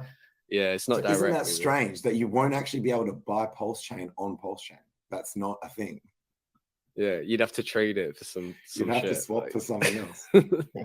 So what do you guys think, as far as when PulseChain will come out? Do you think if it comes out before, because Richard mentioned that he doesn't care about the bottom of the bear market now.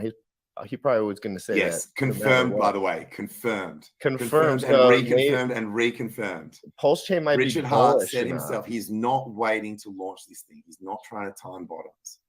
Yeah, but not only did he confirm it, but he gave a logical reason as to why that would be dumb to do. He did.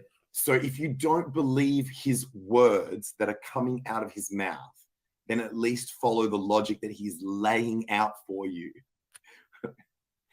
Please. The thing is, though, is that he doesn't have to really, because like we're getting close now anyway. So even if it was to come out tomorrow, we're like, how far are we from the bottom of the general bear market? That's a good question for the panel, because I'm thinking like 2 or 3 months or something like that might be roughly the bottom, and it's not going to be like perfect. But you know, when do you guys do you think it will be before the end of this year? Or it could already be in. It could already be in. It could actually, and then a bunch of sideways pain. You know, so it still could be painful from here, even if the bottom's in. Yeah. It's possible. Yeah. A lot of people are saying a lot of people are saying the end of the year, which is making me think it might not be, because if everybody's starting to, you know, form a consensus that it's late in the year, I don't know. Just the contrarian in me thinks that, you know, we've already hit it, or we're going to see pain into next year, and then that could be the bottom. But I don't know. My senses tingle a little bit when too many people start to get together on the same opinion. Yeah, when people on Twitter start getting bullish, I'm like, no, stay bearish, please. Please stay bearish. It's like, it's more likely that we're actually going to go bullish if you stay bearish, please. Everyone stay bearish. It always does the opposite, man. It's just like, someone was showing me the other week, like when the longs, you know, you can watch the longs going up and the shorts going up and stuff like that. Loads of longs went on, and I was like, I bet this just dumps, and it did. Like just an hour later, boom. I think it was Bitcoin went down like another $2,000 or something like that fairly quickly. But yeah, anyway, it's just mental, man. They're just out there for maximum wreckage. There will be a bull market again eventually, but it doesn't matter what direction it's going. They still find ways to destroy everyone who's leverage trading anyway. So I've had to psychologically protect myself and just forget about Pulse Chain launching. Legit. That's my strategy. I just accept pain every single day.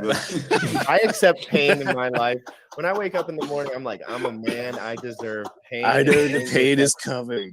My ancestors, think about this though. My ancestors had so much pain and anguish in their life. Oh man. All I have to do is play RuneScape and wait for Pulse Chain. Like, you know, like my shit's fucking pretty RuneScape, man. What the fuck? I just downloaded. That's still going. Yeah, fuck yeah, RuneScape 3, best PBM on fucking internet right now. I mean, no, I'm just kidding. I'm just kidding. No, I am playing it, but that's not the point. The point is, like, it's not hard to wait for stuff, guys. You have to wait for everything in life. Like, life is kind of a big waiting game. Like, I've just forgotten about it. Yeah, life's a big waiting game. Go wait for something else. When you have like something like Pulse Chain, start something new. Like, if you want to if you're rich, you can do something like totally fun, like go traveling or whatever. And if you're not rich, you just sit if you're broke, you can fucking start a new business or something. For real though, like there's a lot of things you can do. Like, to be honest, it's true. You just want to have goals. Like, if you don't have a fucking girlfriend, go get a fucking girlfriend. Like, or do whatever. Go to the gym, work out. Yeah, you're not gonna have time. You're not gonna have time for a girlfriend in the bull market. So go and do that shit now. Get it out of the way. No, you're not. You need to start going out and break up before the bull market. I wonder how many people broke up because of the bear market, though. I mean, we've seen, just for example, in our own community, the guy, I can't remember his name, on Highest Stakes, going all in at whatever it was, 42 cents, something like that. Bro. Poor guy, man. Like, I mean, he'll be okay in the long run, but you know, Jesus. Yeah, you know. And I think he averaged in, if I heard that correctly. Okay. So which is the way to do it. You know, that's smart. That's smart. Yeah, if you try to buy that top, man, that'll wreck you. But if you at least have some spare funds for later, you can at least bring that average cost down. So I'm pretty sure he did that, and good for him. I know every Hexkin out there is pulling for him. So yeah, for absolutely sure. Couldn't agree more. I'm rooting for everyone, man. Everyone who's here, like, we're all gonna make it. I love that vibe. And we got a strong community as well. We got the strongest community out there. Like, I did some shopping before I found Hex, man, and you know, didn't get the same vibe anywhere else. So. Yeah, I wanted to bring this up for Tangent because he's our one of our chart master generals on here. But do you think? I guess 2 parts. Do you think the bottom is in for Hex, and or is the bottom confirmed with a Pulse Chain launch? So do you think we've seen the Hex bottom? And even if not, do you think it bottoms the pulse chain launches? I can absolutely imagine that the excitement around pulse chain launching would send the hex price. Yeah, it's very possible.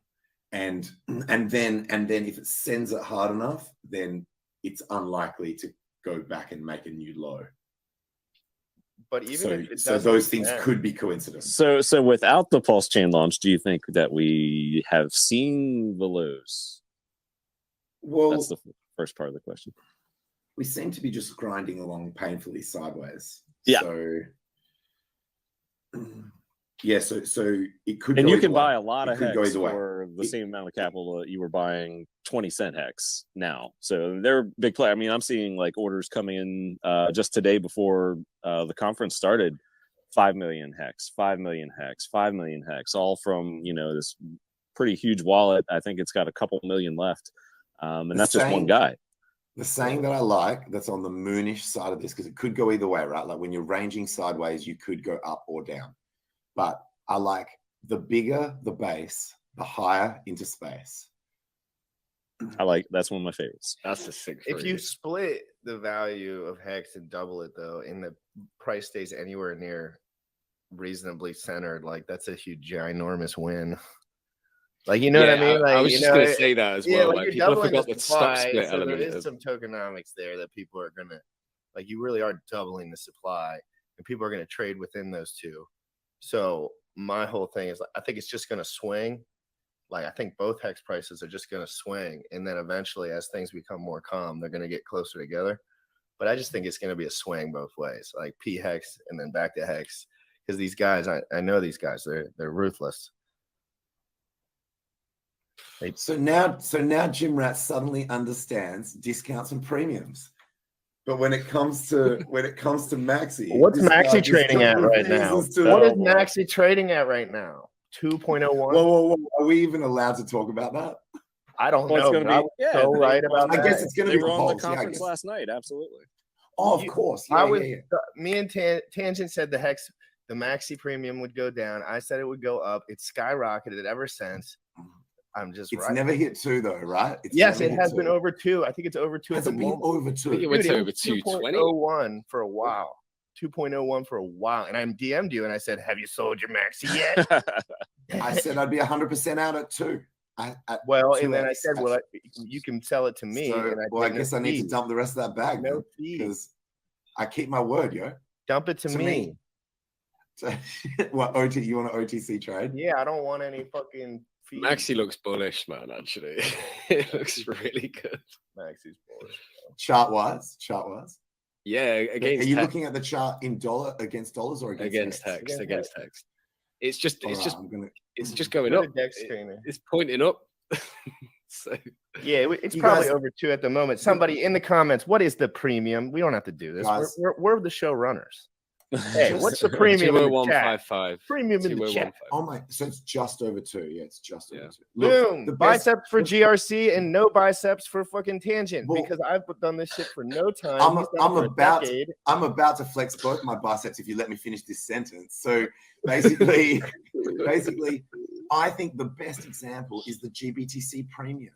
That it was never in discount for years and years and years and years, and then it's been in discount for ages. So this is a max blank. Just because a premium stays for a long time doesn't mean that it can't go back the other way, right? It's not a guarantee. It can't. I know it's not a guarantee Tangent. Everyone can sell their shit. Tesla can go to zero.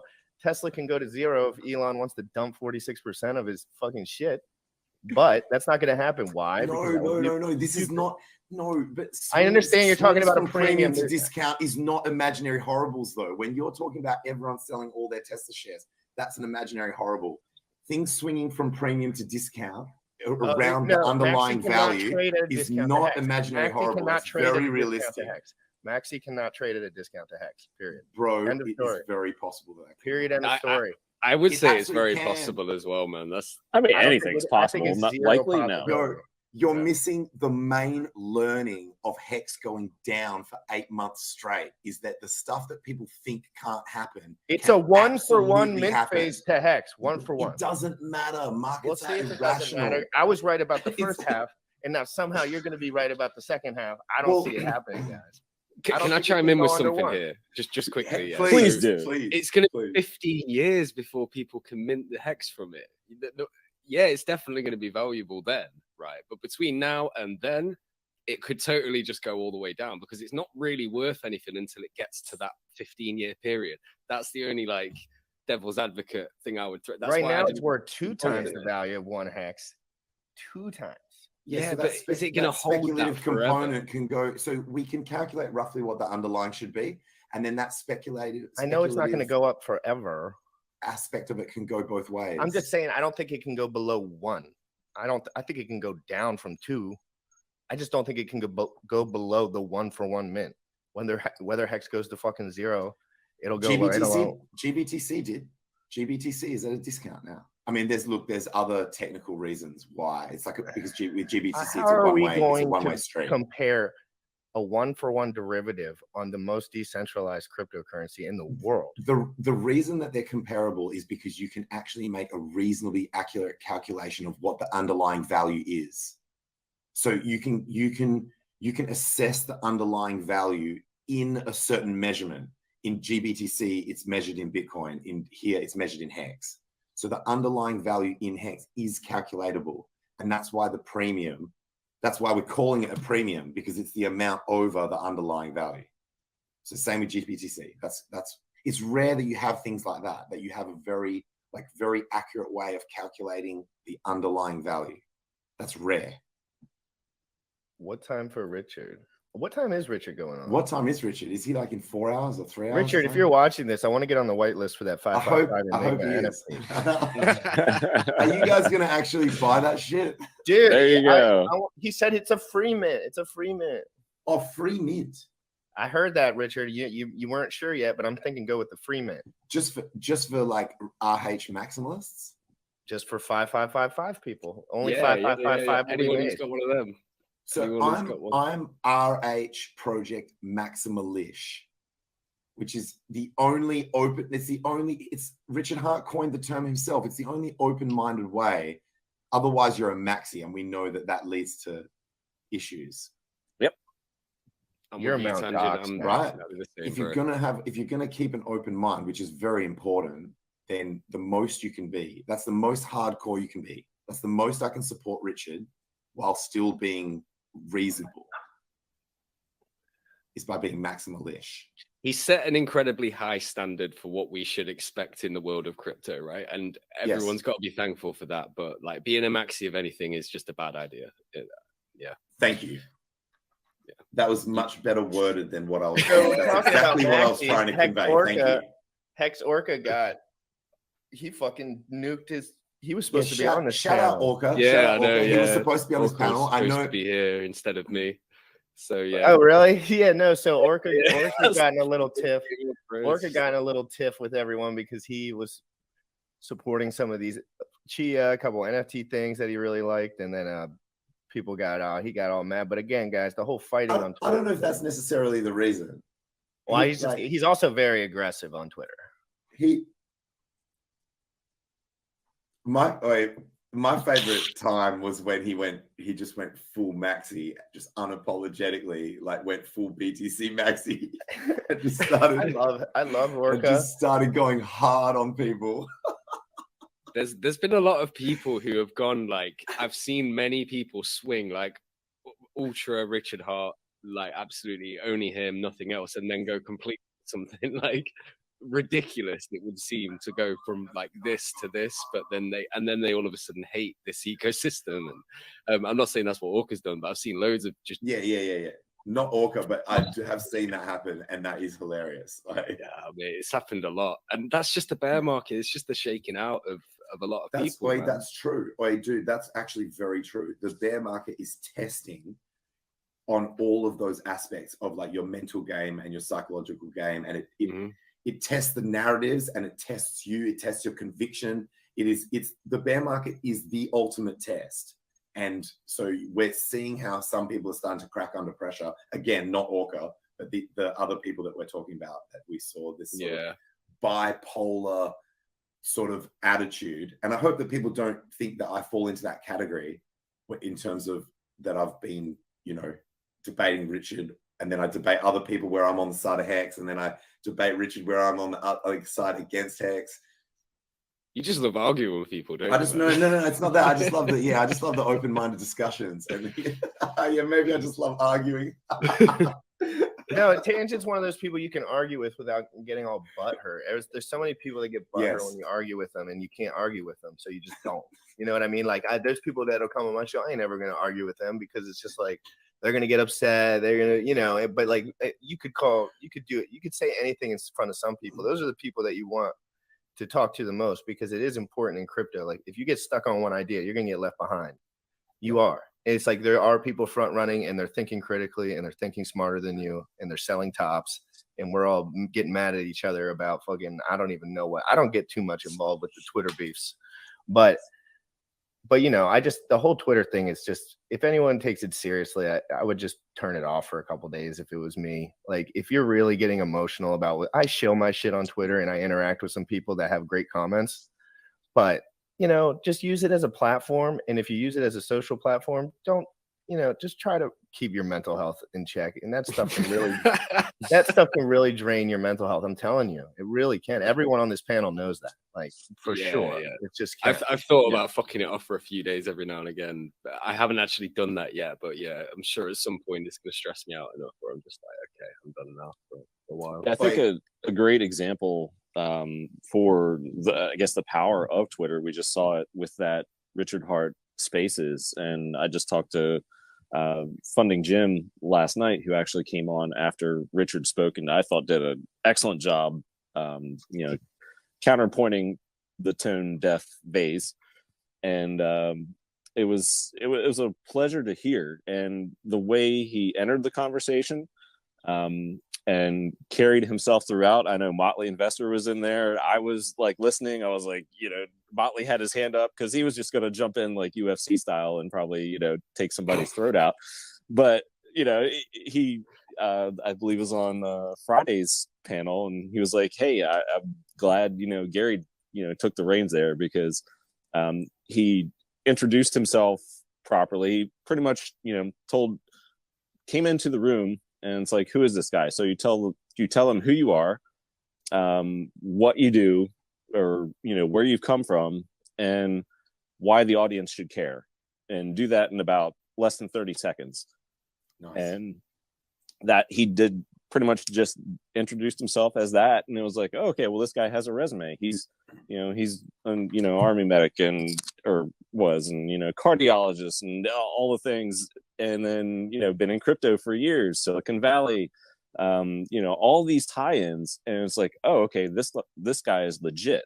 That was the connection, I think, that was made from, you know, the Twitter Spaces audience, and it was evident in his follower account. He grew like 600 followers or more right after that Spaces, where the tone deaf vase, he was like 50 followers. So it's like nobody really cared, you know, what he had to say, but they cared a lot about what Gary / Funding Jim had to say. And I thought it was a great example for any other Hexkins or those who talk about Pulse Chain going forward to just kind of take note of that. So if you're going into a big room and you're going to talk something that these other people do not understand, you know, give them a reason, you know, to actually want to listen to you, instead of just jumping in. And I know we're a passionate bunch, all Hexkins and everyone involved with Pulse Chain. It's going to be no different, I guarantee it. But at the same time, it's like, you know, we have to carry ourselves in a certain way if we want to grow this thing faster than what it's going to grow. But nobody's going to listen, or not a lot of people will listen to somebody who just jumps in, you're wrong, and, you know, your opinions are stupid, blah, blah, blah. No, it's like, I disagree, and here's why. And I already told you my resume when I entered this chat, and that's why I was allowed the mic. and people will take you far more seriously. And that's what happened. And I thought it was great. And so more spaces. I'm a fan of more spaces and they're being acting well on Twitter. So yeah. You know, there was you'll like this, Jim Rat. There was a world famous strength and fitness coach. His name's Charles Poliquin. He's dead now. He told me in person that you should not ever be on social media if you are not making money from that. Like if it's not monetary incentive for you to be on social media, otherwise you're just getting pimped. And so in the Hex community or anything crypto, you could argue that while you're on crypto Twitter, you're like pumping your bags, which is financial. So you're allowed to be there, right? But you get his sentiment that it's like, so if you're not getting paid to do it, then you're just wasting your time. You're just, you know. Well, yeah, no, it's the exact same effort variable or amount of effort units to advertise online as it is to interact online. Like, you know what I mean? Like if it's basically, I'm just putting a link down and saying the exact same thing I would have said anyway, probably. The exact same like in the thing morning, I would be talking to Sam about crypto on my phone probably for the last year. And then I just like tweet about something that I came up with or just read some shit. And now I just post a link and say, I'm talking about it on my stream. And I just talk about it there because it was, but again, it's not for everyone, but I think it is just a tool that can be used very easily. And people are doing it inefficiently sometimes when they want to be doing it efficiently. Like I think there's some people that want to be doing efficiently, but they don't necessarily how to get started. Yep. I mean, social media is garbage. Like, if it wasn't for Hex, I wouldn't have been back on it. Like, I actually ditched all of that stuff ages ago. I still had it. Like, I still had an Instagram and still had a Facebook, but I just did not use them. Like, especially Facebook. Like, God, you know, when your grandma starts using Facebook, right? It's time to get out. It's like but the NFT, it's the top, man. Fuck. Yeah, and I've grown. I guess my taste for social media has dissipated over the years just because I know, you know, I've seen the havoc that it can cause and just it makes people worse in my opinion. But as influencers, and Jim Rat's a great example of this, he took the bull by the horns and was just like, you know what, I'm gonna take over Instagram and this is my thing. And we have Super Hex and El Hexadente on TikTok, so it is a valuable tool. And we need, you know, more ambassadors like that. So I just wanted to shout you out, Jim Rat, because your Instagram is fire. So follow Hexkins across, you know, the different social channels too, and that just helps build up the just ecosystem. Make a burner. Just make a burner and just like the shit and post and repost the stuff, and it just helps. It helps a lot. The more active the community, it's Ponzonomics 101. Speed round. Tell me. Influencers who have focused purely on Pulse, dedicated on Pulse. I don't know. And have like they're not doing other stuff, just Pulse. There's one girl that's like a news anchor kind of girl that I see all the time, and she seems very popular. And I think she only does Pulse, and she does like stands up straight and does like a nice little monologue, and she does posture's very important. Have you seen the way that how straight Richard's sitting on some of his streams? I mean, look at how I'm sitting now, man. I'm slouching like that all the time. Like, Richard's like he's in the shower. I'm gonna try and sit straight, actually. Go on, then. Maybe he wears those clothes where if you bend forward, it zaps you. So he is just like, oh shit. Maybe he's got one of them like back brace things on or something. Or that, yeah. Well, he's a pro at sitting in chair, so he probably knows a few things about. I'll tell you, those lower back pillows do wonders. So his posture game got a major upgrade when he had that lower back pillow in there. I noticed that. Versace lower back pillow. And the quality, you know, never mind that little aspect, but yes. We want Richard to come on Crypto in the Morning. I'm still waiting for that Crypto in the Morning Richard episode. It's going to be glorious. Richard, if you're watching this, we got so many questions for you.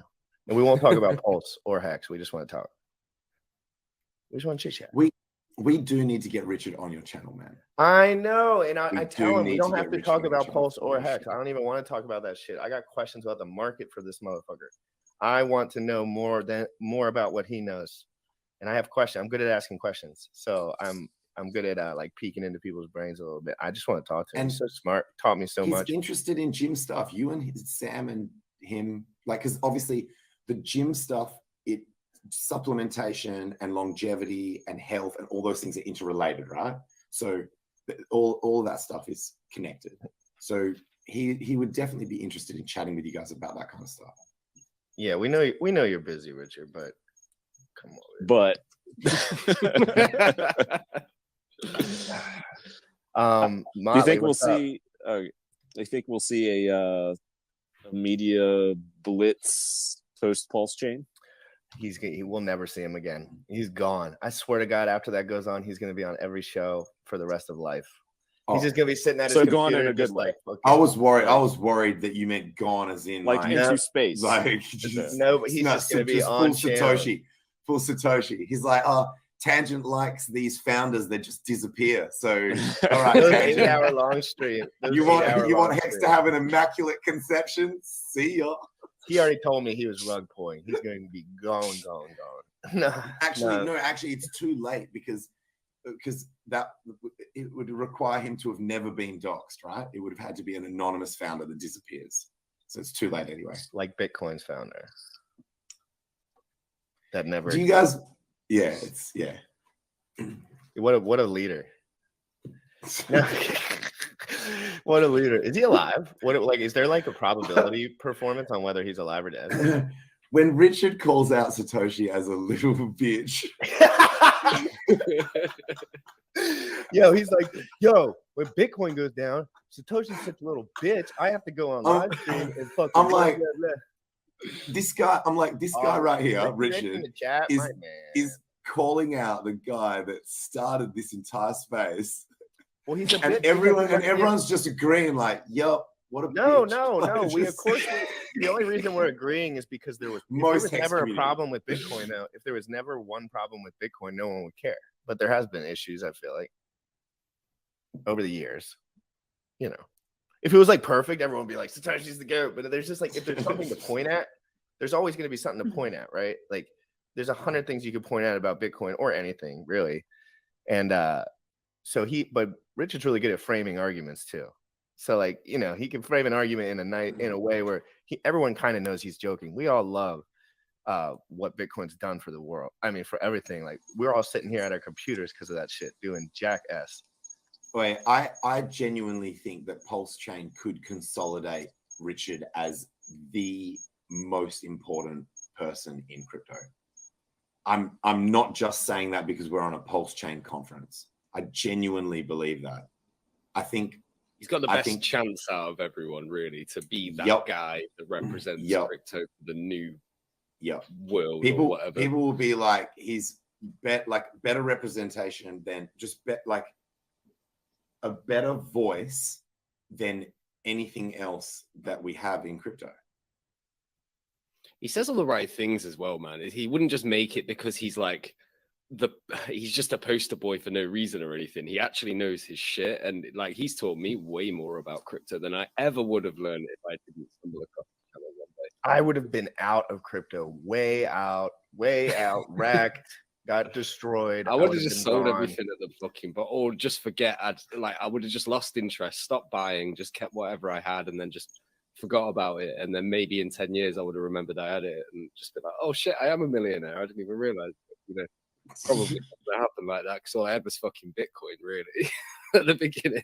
If people give Richard a lot of beef because I think that he's public, like I feel like if he was less public, not that saying he would be less marketable, but like I think it's an honor to have someone who is way smarter in a certain field, like speak to the public for free. Like I've always enjoyed that kind of content. My whole entire education has been from people like him, leaders in communities that I have just stuck behind and learned from and sucked energy out of because they provided so much free energy. That's what they wanted to do.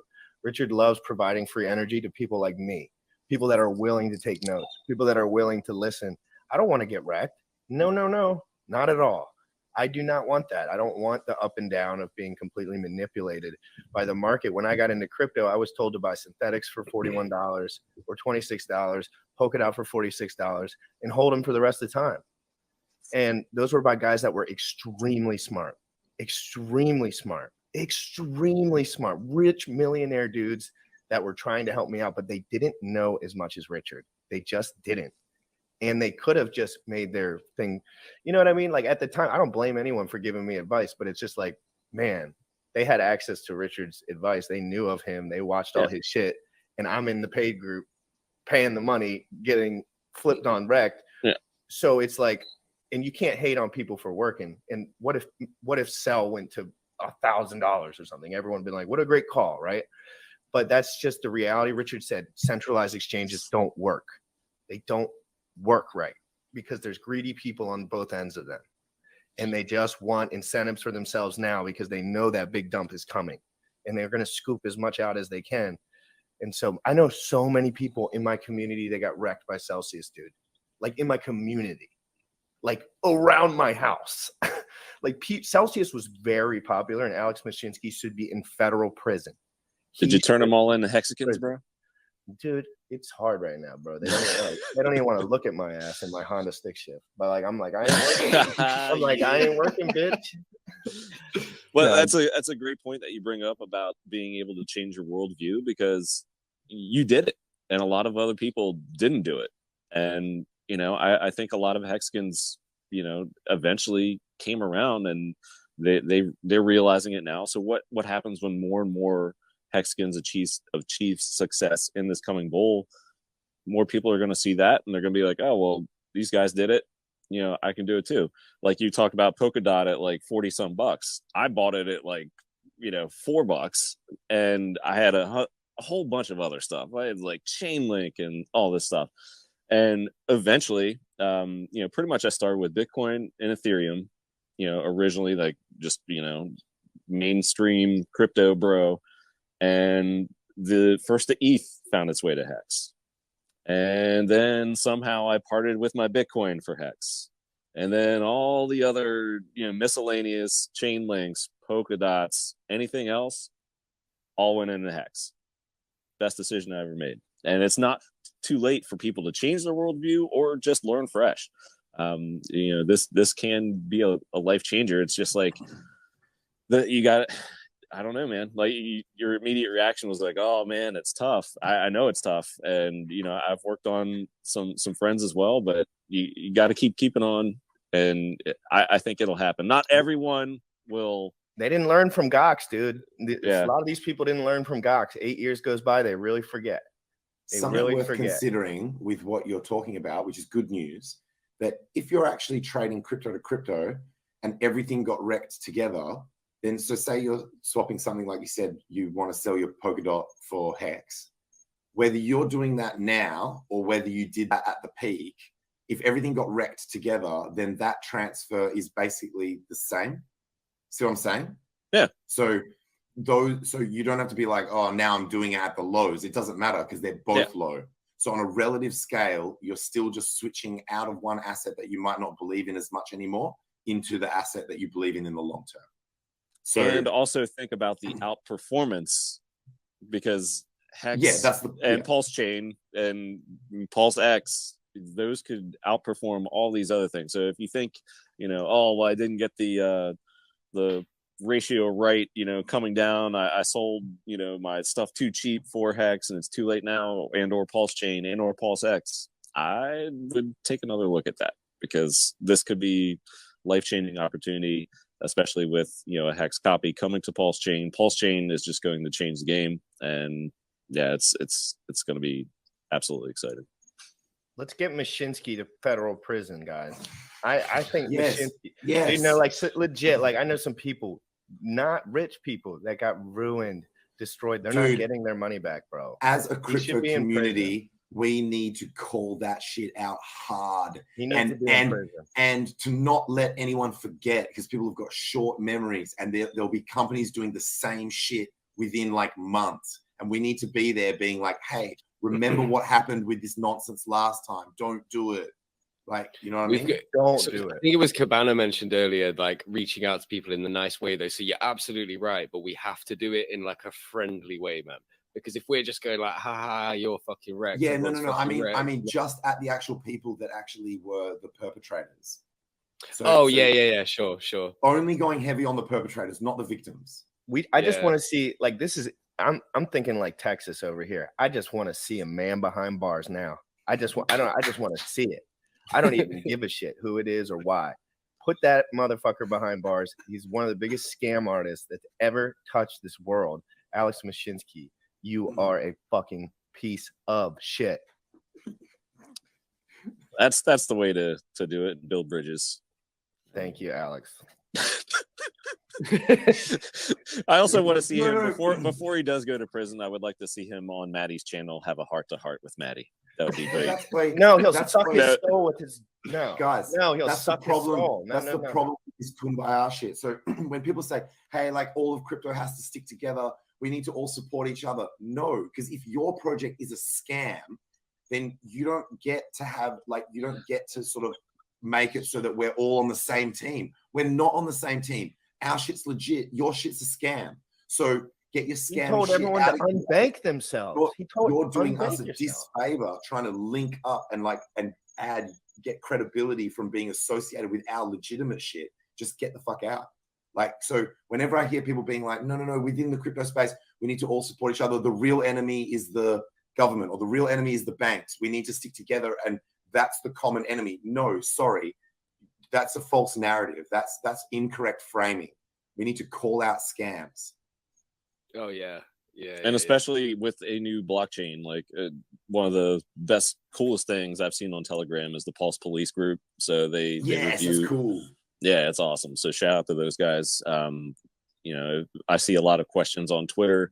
Is this airdrop legit? Is this legit? What's going on with this, you know, project? And, you know, a lot of times Pulse Police have already reviewed it, and, you know, you can go in and, you know, search the Telegram in there. And, you know, it's like, that's great. We need more of that in crypto. But if the rest of crypto isn't going to do it, and Pulse Chain is, then, hey, that's another, you know, notch in our belt, so to speak. It's just like, you know, we have a group legitimately, you know, trying to prevent you to get scammed. Not only the founder is dead against, you know, scams and you getting scammed and or wrecked. There are Telegram groups set up for this blockchain that are like, hey, don't do this, or hey, this is cool, y'all can go play on this, play with this.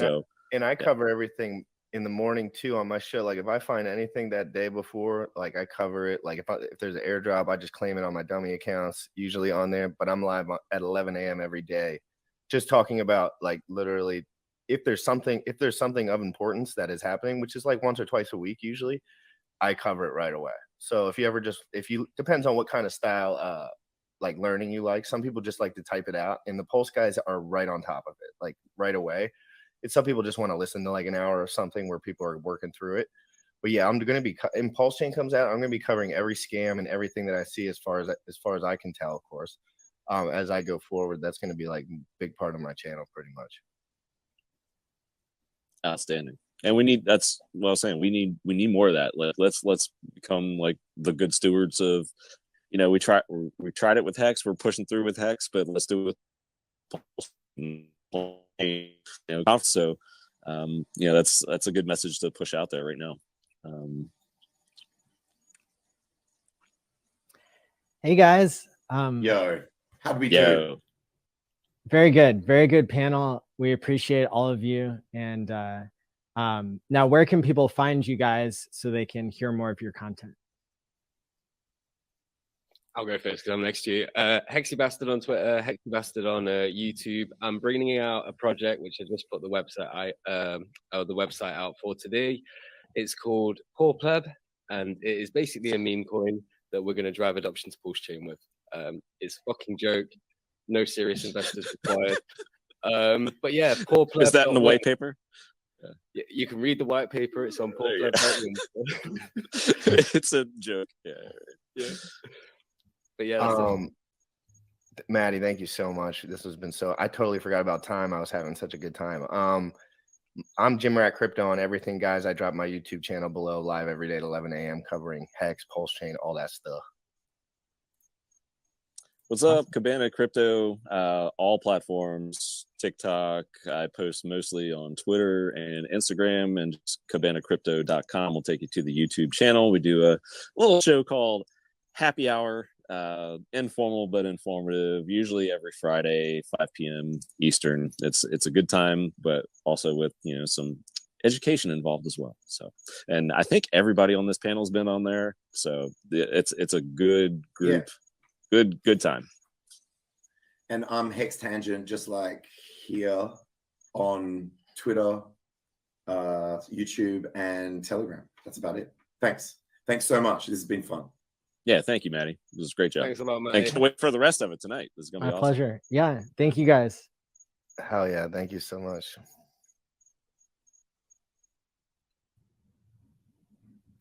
Hey, Hey Maddie. there. Hey, Crypto Copy. Good to see you. You too, bro. So you are the most followed Hex and Pulse Chain YouTuber after Richard Hart. Weird. Cool. I love it. And I should also point out that there's somebody who has the screen name Richard Hart in the comments right now, but something I did a long time ago was to add the official Richard Hart channel to my moderators so that we could tell if it was somebody real or not. But unless he has a different account, I'd be careful of that, everybody out there. Don't fall for imposters.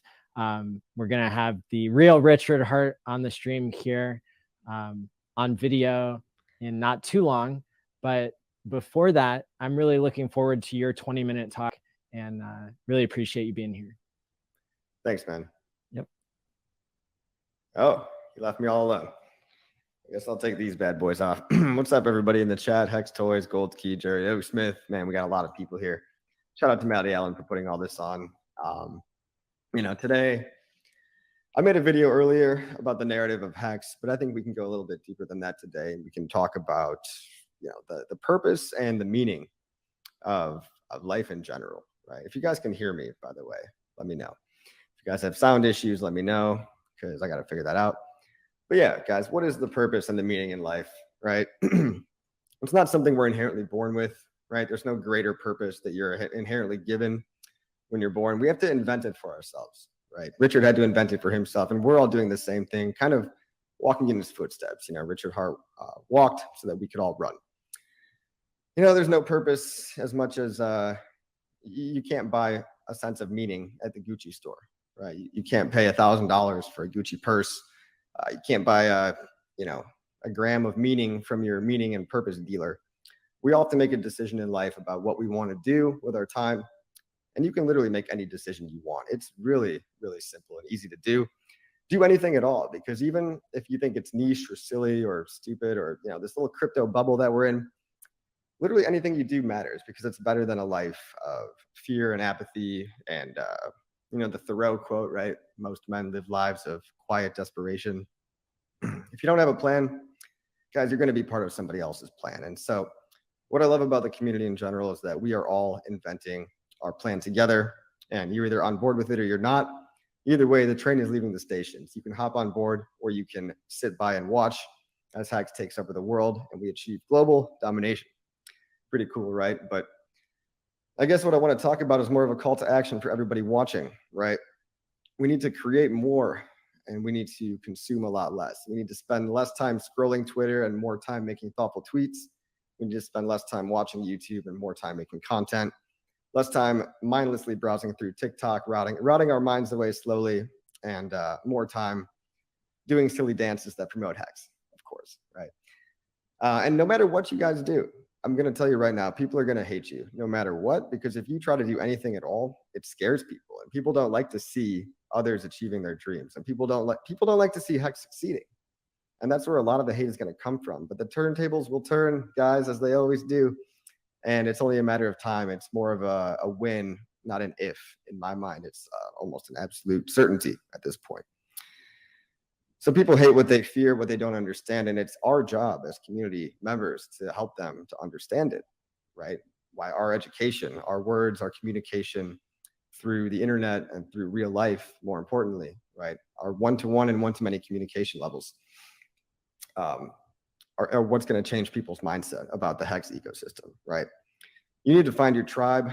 You need to find the other people like you. And I think right here in this conference, this is a good place to get started. This is a good place to look around and see who else is really on board here, who else is really into what you're into, because I mean, it is niche right now, but guys, think about 5, 10, 15 years from now. We're at Bitcoin at 2.5 years old. Buying Hex right now is like buying Bitcoin at what, $10, $20, right? People thinking you're too late is an absolute joke to me. You know, I mean, if you have the long-term vision, like I always say, it's winning the lottery in slow motion, and it's a get rich slow scheme, get rich quick. As long as you consider get rich slow as in financial freedom in a 2 to 5 year time span versus a 40-year time span like the IRS wants you to do, right? They literally have a price tag on your head calculating when you're going to die, and all this crazy stuff getting you to work a 9 to 5 job that you hate, so that one day maybe you'll have enough money to, you know, sit on the beach and drink a tequila and play golf all day until you eventually kick the bucket. We want more than that, guys. So Hex and the community wants so much more than that. And I like to say it's the cult of getting rich, right? But it's so much more than that too. It's also it's like a self-improvement club, right? My favorite part of the whole Hex narrative is the financial freedom part, okay? Giving the gift of freedom and self-ownership and the ability to live up to one's human potential. That's the greatest gift that you can possibly ever give somebody, all right? People, if you give people their life back, which I feel like we've done up to this point, chances are 99.9% of the time, people aren't total full-blown psychopaths. What they end up doing with this newfound financial freedom is they want to pay it forward. They want to pay it forward, and they want to give back the freedom that they were given by the opportunities created by people such as Richard Hart. So one day I can see Hexicans dominating every field of study, you know, math, engineering, science, medical research, every social media channel, Fox, CNN, every political position, and being a force for good in this world.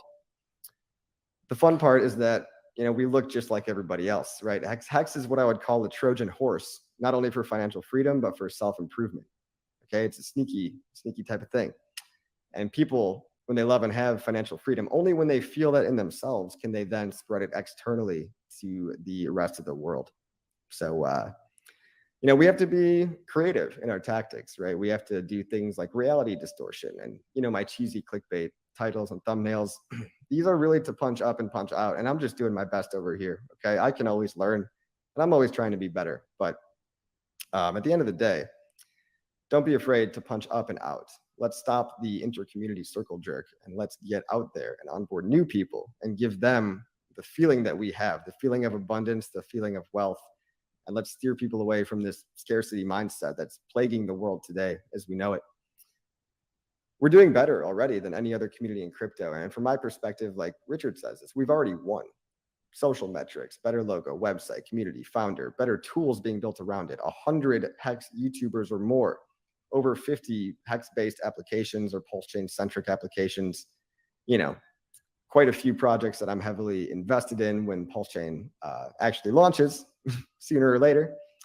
And these things all have a part to play in building our walled garden and building our perfect digital utopia where we can successfully break away from the powers that be and build our own lives the way we wanted them the whole time. So sometimes you do have to play the role of the like Richard is doing, the Heyoka, right? The Native American term for the trickster. The trickster is actually a shamanic type of teacher, right? And we're all teachers that change other people's consciousness with the power of language. Okay, and we're doing it better than any other community in crypto, including Bitcoin, especially including Bitcoin. Now, everybody has their own unique role and perspective to play, and something to add, and that everybody has something to add to the greater good of the overall message, right? We the energy we're expressing into the world is through the risk that we're taking and the strength of our conviction. And it's really hard for a lot of people to have this conviction, and they look at us and they wonder, you know, how can you guys be so sure about Hex? But when you have the truth on your side and you have asymmetric information, you know, we carry information that other people don't really have. Other people don't really have the knowledge that Hex is 100% immutable, no admin keys, 100% uptime, designed to replace a $7.2 trillion industry, a coin with true product market fit, that's designed to stand the test of time. And with the unstoppable community behind it, a lot of us watching probably understand this, right? But not a lot of the rest of the world really gets it. So it's our job to unlock other people so that they can see what we can see. And in the process of unlocking these people to absorb that message, we can remove their sense of their fear of scarcity and their abundance thinking and catching on to this new narrative, which is really changing the paradigm in crypto in general. So the cool thing about Hex is we're allowed to kind of play outside the box of these culturally constructed narratives. We don't have to just fit into, the powers that be or the narratives that Bitcoin, now basically co-opted by centralized entities, are wanting us to proclaim. I mean, I heard of something hilarious the other day from the Bitcoin community that it wasn't even about making money anymore, and you should just like Bitcoin because of the principle, not to make money. It's absolutely absurd to me, guys. People don't admit that new technology, better technology, replaces inferior technology, and that's what everyone is witnessing before us today. It's crazy, and people are either catching on or they're fighting and they're resisting. But all good, constructive, forward-leaning, progressive narratives and all good innovation comes from the outside and comes from the fringes, the weirdos, the freaks like you and I, everybody watching that were crazy enough to believe in Hex in the early days. And that's who you are right now. You are one of the people believing in Hex in the very, very early days. Okay. Why does Hex attract such strange and interesting people? Okay. It attracts a lot of different types of people, very successful people, people that have worked at Google, early stage startup founders, also wounded people and hurt people, and people that have overcome a lot of hardship in their life, people that are overcoming addiction or even still working through it. All this stuff, all these types of people see that we are the underdog in crypto. And I think that's a really fun team to be on.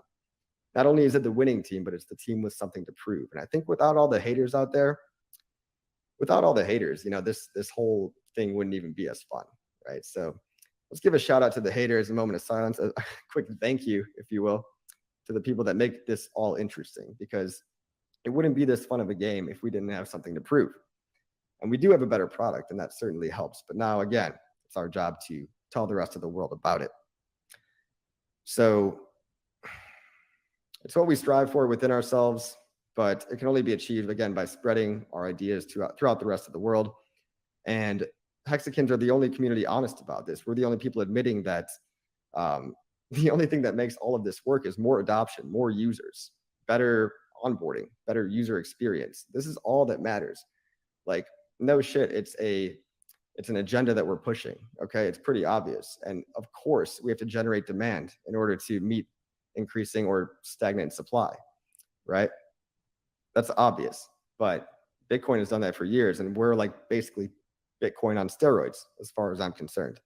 So we're doing this better, and people act as if this is a bad thing, of like, oh, of course, it requires new users to pump the price.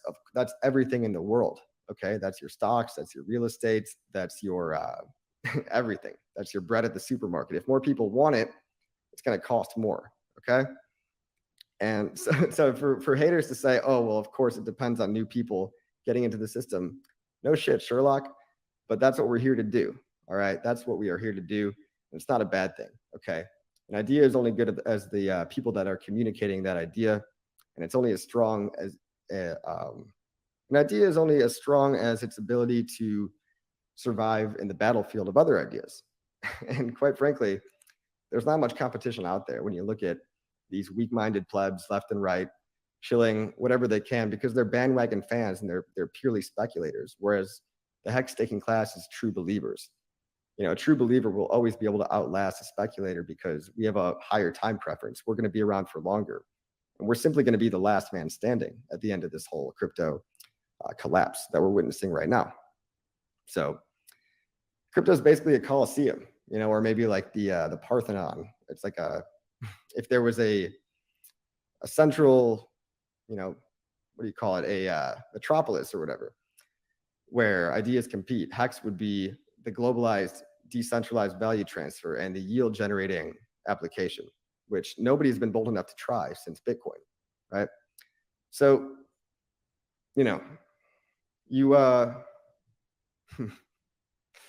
Hex is basically like a gamified peer group towards personal achievement. I've talked about this in a previous video, maybe a previous live stream, right? This is actually from SciVive. It's a peer group that's centered around delayed gratification and financial freedom. It's a club, basically. And what do clubs do? clubs help hold people accountable for their behavior, positive behavior, such as a weight loss club or a fitness club, right? Well, Hex is a club that idolizes delayed gratification, which is one of the most wholesome behaviors that humans were able to invent, right? The reason that we even evolved from monkeys in the first place was that we were able to invent the idea of delayed gratification on a long-term time scale, planning, strategizing, developing ideas that we can store and gain value from later, right? And so technically, we're just basically a big club that wants everybody to win with us, okay? That's all that teams and clubs are. And in the long grand scheme of things, guys, don't worry about the bear market, okay? These things are cyclical. I really do believe that the human imagination is too big to fail, right? Short of a solar flare or a meteor hitting the earth right now, knock on wood, please God, don't strike me down. But basically, as long as the internet's alive and that people want to push technology forward into the future, and that progress is a primitive human want and desire, Hex is going to be there to fill that gap, especially during the next bull market. So get your seat at the table now, because I don't think you're going to see another opportunity like this in a long, long time. Okay. And when it does come, I'll be the first to admit it, but I've got my ear to the ground and I have not seen anything even close to Hex and PulseChain and what they represent for the future. Okay. We're basically unlocking global mass adoption. The main issue with adopting a user into cryptocurrency from a technical perspective is that it takes about $50 to onboard a new user. And that's called a CPA, cost per acquisition, in traditional, Google terminology or whatever. And the cost per acquisition on Ethereum is too damn high. Okay. Too damn high. PulseChain's going to come in. PulseChain's going to fix all this. And Hex will be the shining city on the hill, the store of value that people will flock to eventually when PulseChain does launch. So just be patient, guys. Just be patient and try to arm yourself with knowledge and try to buy into the narrative, because you really can't sell anybody else until you sell yourself first. Okay. I sold myself on this idea a long time ago, and I'm committed to it, right? I'm committed to it for the next 15 years. I'll be around whether you like me or not. Just giving you a very transparent view into my ideas and my personal investments and how I got financially free and how I know a lot of other people can and are today, currently. So how much time do I have left? I got about, it's 8:20. I don't know if Maddie wants to, oh, there you are. We are right on time. We're right on time. You crushed it. You just summarized all of the big brain points that have been made about Hex over the years. Brain right here. Correct. Yeah. Anybody named Matt or Maddie, big brain. So yeah, thank you so much. Where can people go to find out more about your content? Well, check out my YouTube channel, like and subscribe. And again, if you're watching this and you're brand new to crypto and you're like, what the hell is this guy talking about? He sounds like he's tripping balls. Make sure you just go to hexpassiveincome.com and take my course, because I will walk you through it from zero to hero. I mean, I will literally start you from square one and save you years of time and thousands of dollars in mistakes. So that's all I have to show. Thanks for having me, Maddie. Yeah, thanks for being here. You rock. Bye, guys. And now for the next part, we have a 2-minute introduction, or kind of a 2-minute infomercial here that I think everybody's really going to like. And that will set the stage for Crypto Sparbuck, KSB TV to join. So here we go.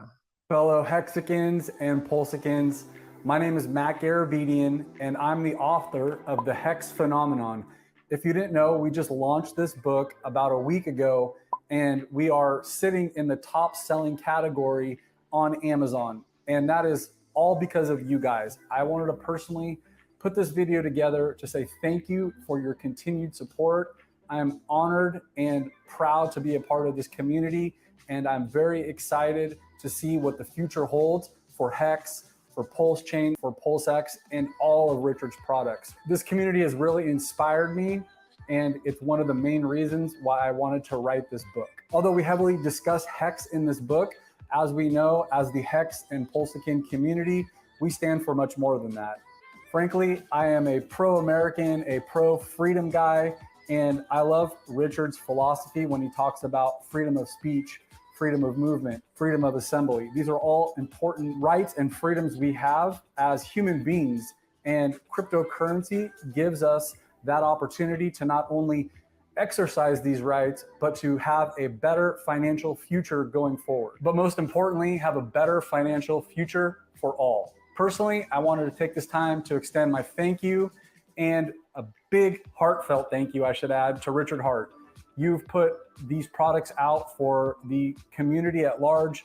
You've been a person that stood up for our rights. You've called the top, and you've told us many times on how to do crypto the right way. And so for that, I thank you. So for anyone that hasn't picked up the book, my hope and goal is to get this book in your hands so that not only can you have a better financial future and a better future in cryptocurrency, but you can also get this into the hands of people who don't know about Hex, who don't know about Pulse Chain, and don't know how to do crypto the right way. So with that being said, I'm offering this book to the entire Hex and PulseConference community for free. All you need to do is pay shipping, and this book will be delivered directly to your front door. However, if you live out of the United States, you'll have to go to Amazon.com to pick up your copy in order to get it shipped to you. But if you live in the United States, simply go to hexphenom.com, put in your information, and we'll ship that book out to you immediately. Let's spread the word, let's get the message out, and let's help as many people as we can understand the power of Hex and Pulse Chain, and let's all have a bigger and brighter future together. Thank you for the opportunity to speak to you all. I look forward to meeting many of you in the future. And as always, guys, be phenomenal. Peace.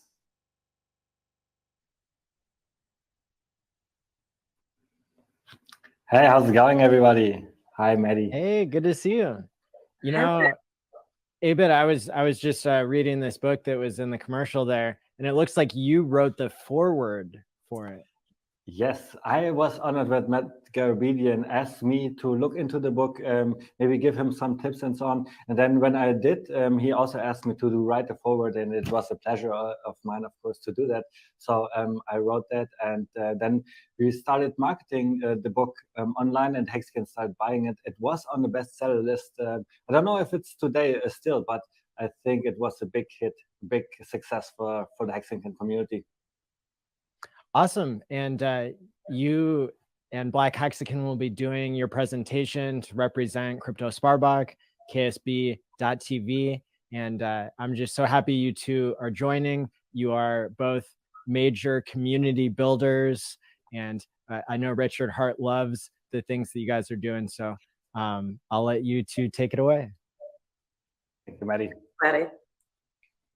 So our idea was to first show some pictures, and that's why I have a screen share prepared for you with all the pictures from the 5555 tour. And the pictures that I have here, they are just an assembly of all the pictures that we have here. Like if you look here on the left side, I have every single city, hundreds of pictures, and you find them all on hex.photos, free for you to download. If you saw one of our events, then you're probably in one of those pictures. But let's go into the bigger screen here.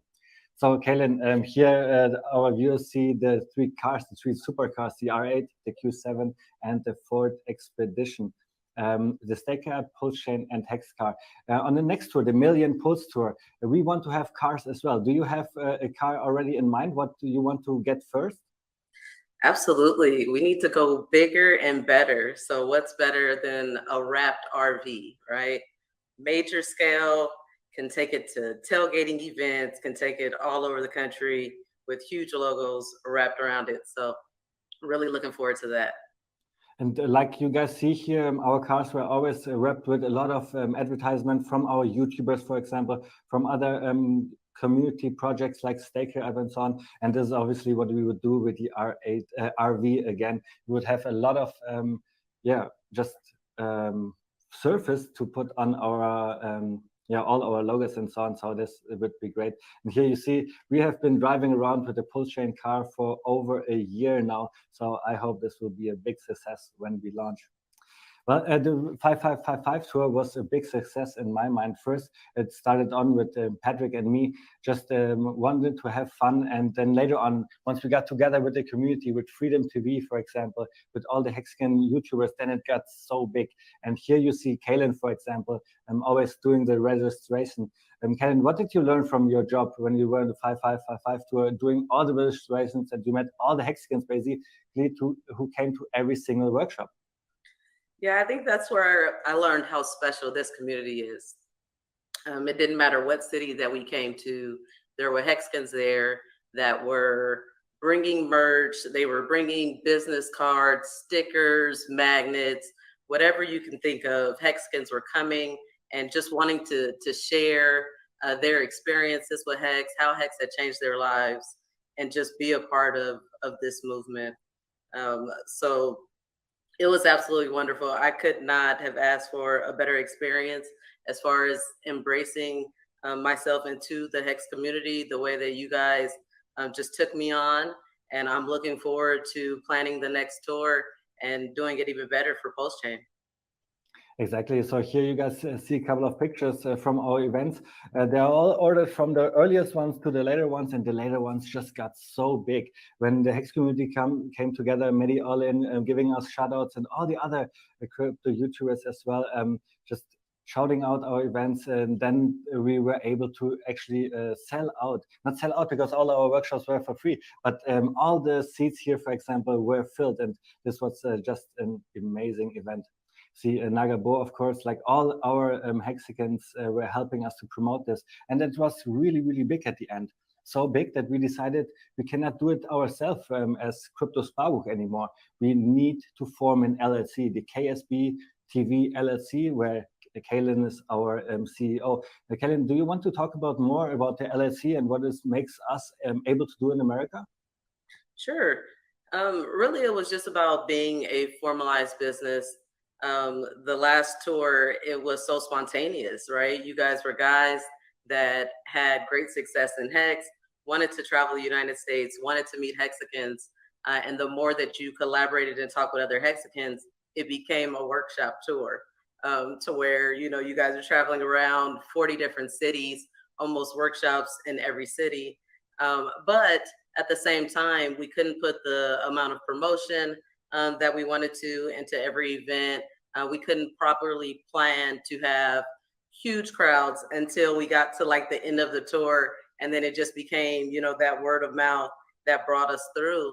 And so in this next tour, we listened to Richard, number one.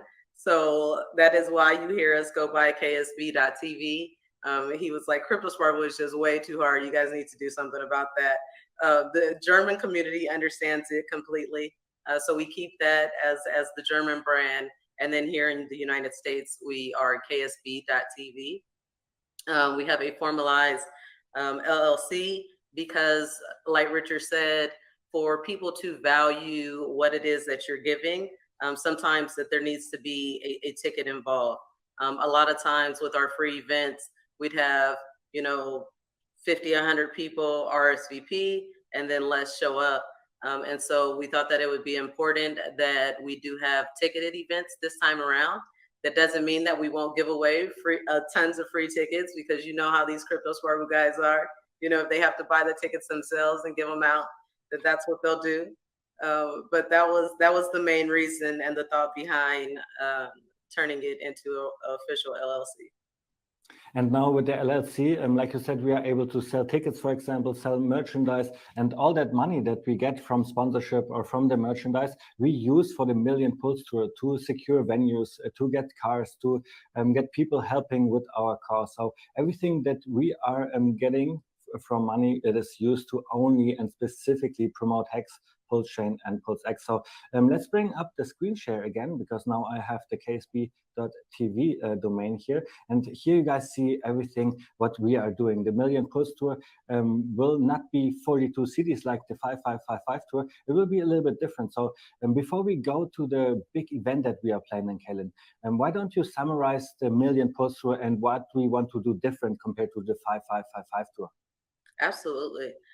So first, it's important to know that you guys have probably heard us talk about the Million Pulse Tour for months, because something that's very important to us is that we launch pretty soon after launch date. You only get one launch period, and we feel that it's really important that we onboard and that we teach people how to properly use PulseX as soon as possible. With that given, we have no idea when PulseChain is going to come out. And so we were stagnating ourselves in that we kept having to push dates back as delays were happening and whatnot. And so we really came together as a team and really decided that, our focus, although we love PulseChain and PulseX, our focus is introducing people to cryptocurrency in general, teaching people how to be safe and secure operating on a blockchain, how to remove your coins from centralized exchange or not purchase them from there and just transact in DeFi systems.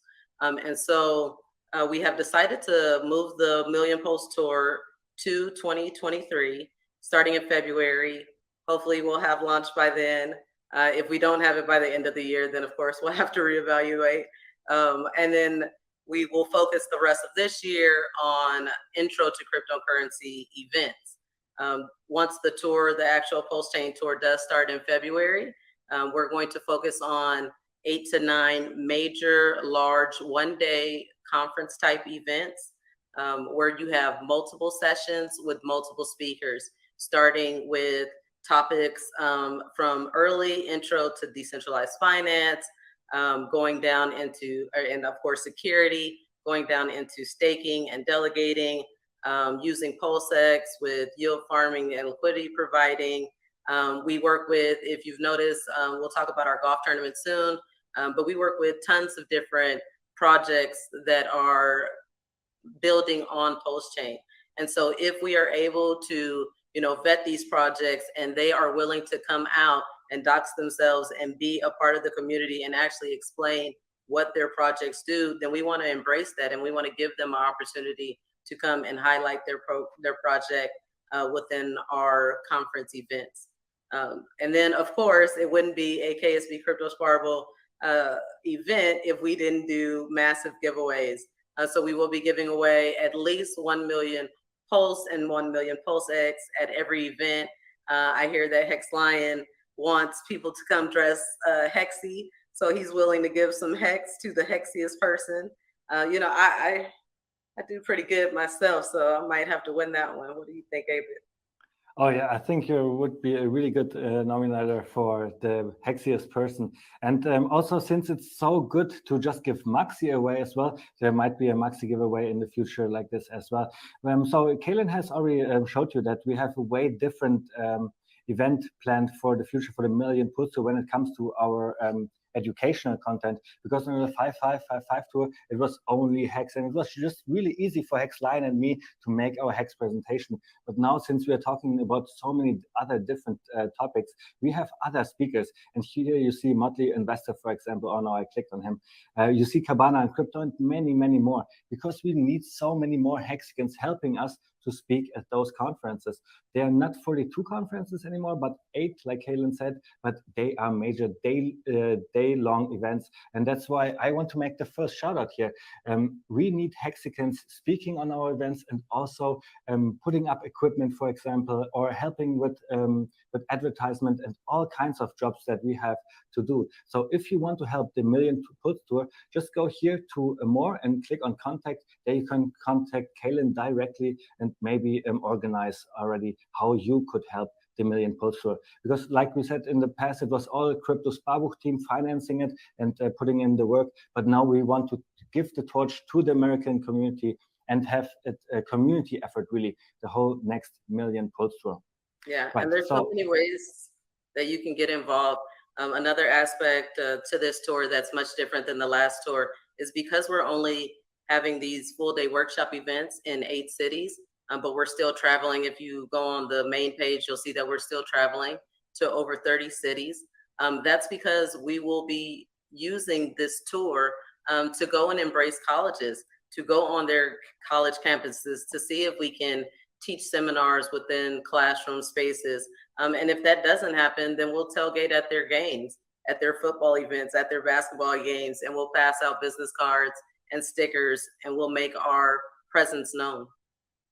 And before we now go to the golf tournament, I also want to show here the partnerships program, the tier system that we have figured out, where Hexagons could come and help contributing to the Million Pulse Tour.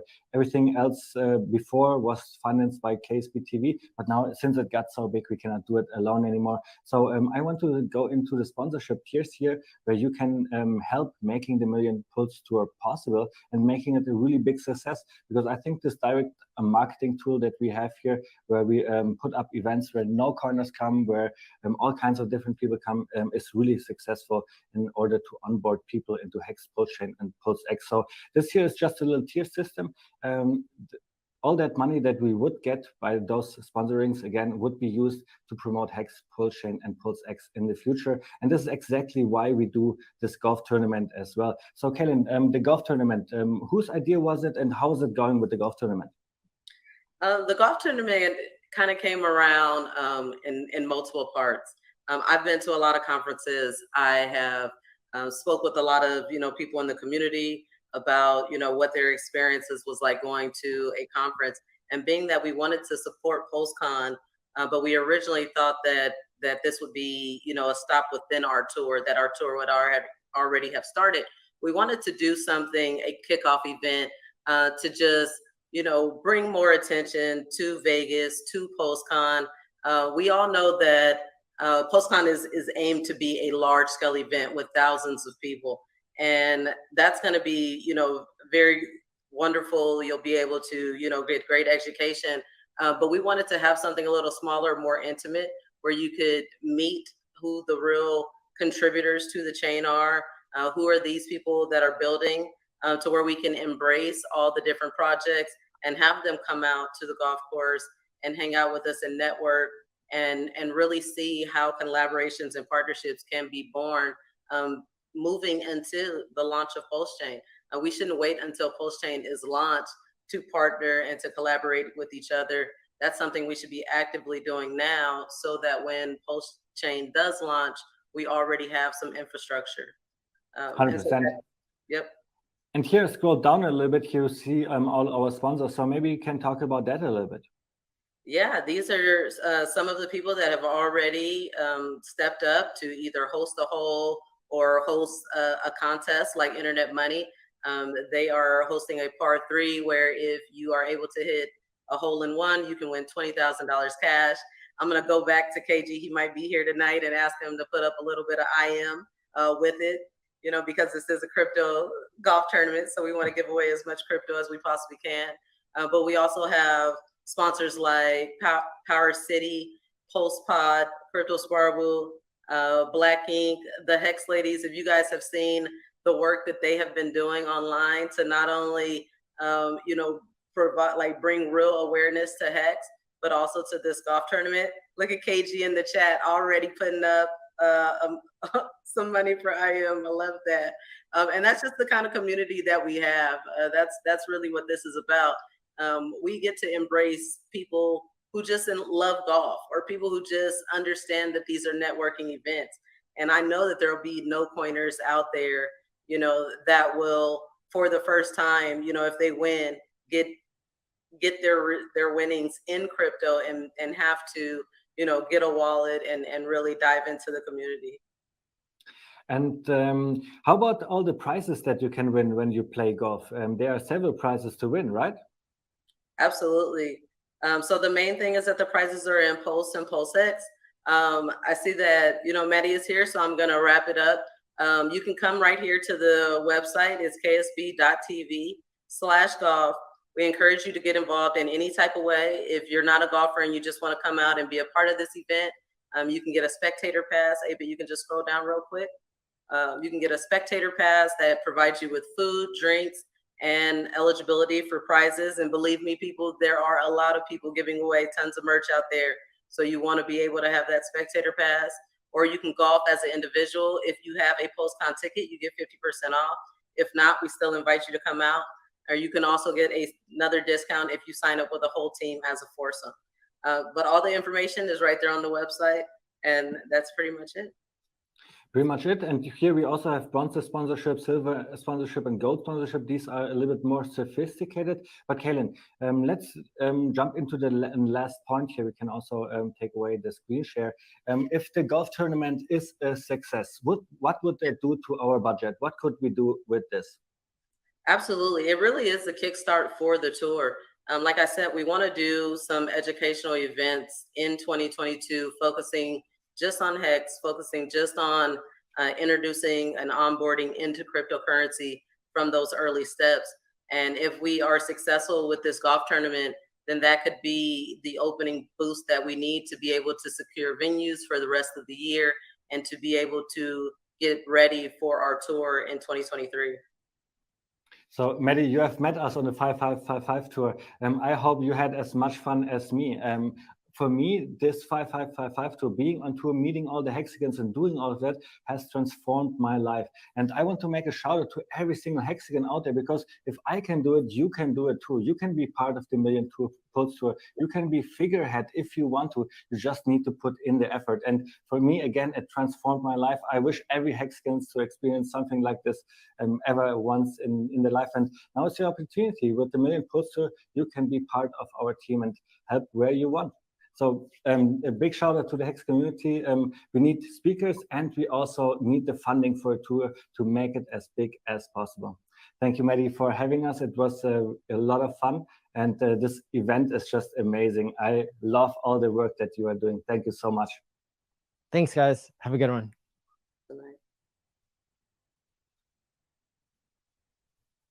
A wild SJ appears. Hey. Hey, how's it going? I'm good. Doing great.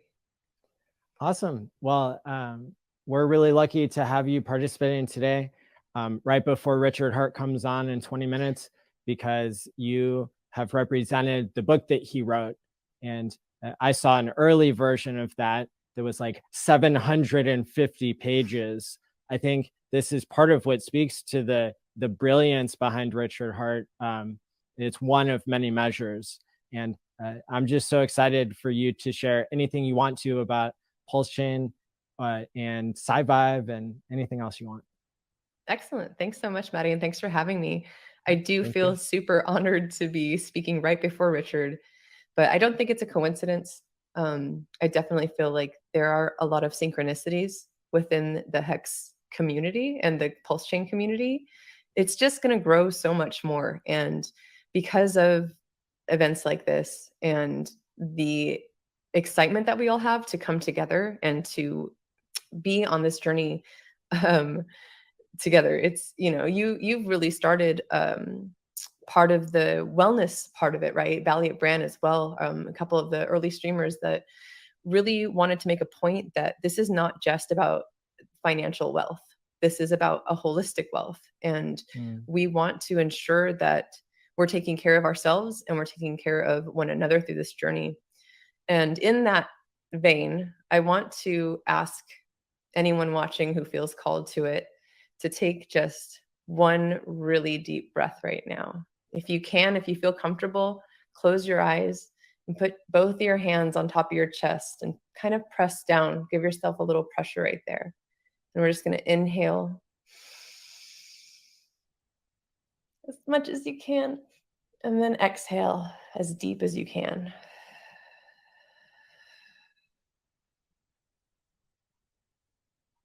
And just how great it is to be present with all of you. I appreciate it a whole bunch. I feel like in the culture of the community, I'm someone you're not really going to find unless you've gone down the rabbit hole a little ways, because the content that I create really started with uplifting and giving a voice, literally, to SciVive. I decided that when I found this book and I wanted to know more about who Richard Hart was, hearing the audio version, it just like wasn't enough. I was like, I want to hear someone narrate this with some passion. And I figured I was going to do it and read it anyways, so I might as well record myself doing it. So that's where my content started. And that's where my, I got into HEX and learning about this before that, but that's where I really just decided to kind of go all in and start doing more content, because I was so encouraged by other streamers and other influencers.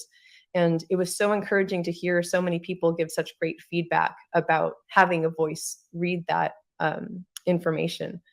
And to one of the points I really wanted to make, and one of the reasons I'm so glad I get to be here right before Richard comes on, is that I feel as though so many people, maybe you're newer to the community, maybe this is your first time hearing about Pulse Chain, maybe you don't even know who Richard Hart is. What I want to say is don't judge a book by its cover in a way. I see Richard as like this, the Hex diamond, right? The Hex.com diamond, 55.55 carats, right? All these facets, right? Richard is a multifaceted human being. He is not just his clothes. He is not just his watch collection. He's not just his brain. He's not just SciVive. He's all of that. And I love that I've been able to promote and to give more of an audience, I guess, in a way, to his beliefs. I mean, I remember the first time I had the chance to, at the Hex conference in Vegas this last year, I went up and asked him a question, and I won't forget the way that he talked about how if you're a hater, so you're watching this and you are a hater, read SciVive. Yeah, if you really hate Richard, go read SciVive. Learn what you want to learn about him. Learn everything about him by reading SciVive. So people aren't as familiar with the second book that he's done, which originally and currently you can find at t.me/SciVive as the 11th chapter of SciVive. If you search Fix the World, it should come up, but you'll only see, it'll say like 11 and then SciVive.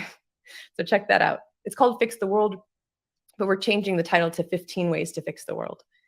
And where SciVive is a book that I feel deals a lot with your personal journey through wealth and gratification in life and happiness, 15 Ways to Fix the World is really about the larger picture, right? The things that really matter, the reasons that we got into crypto in the first place, okay? Our financial system, our education system, the government, the politics, that song and dance, right? So if you want to know more about who he is and what he has to say, read his books.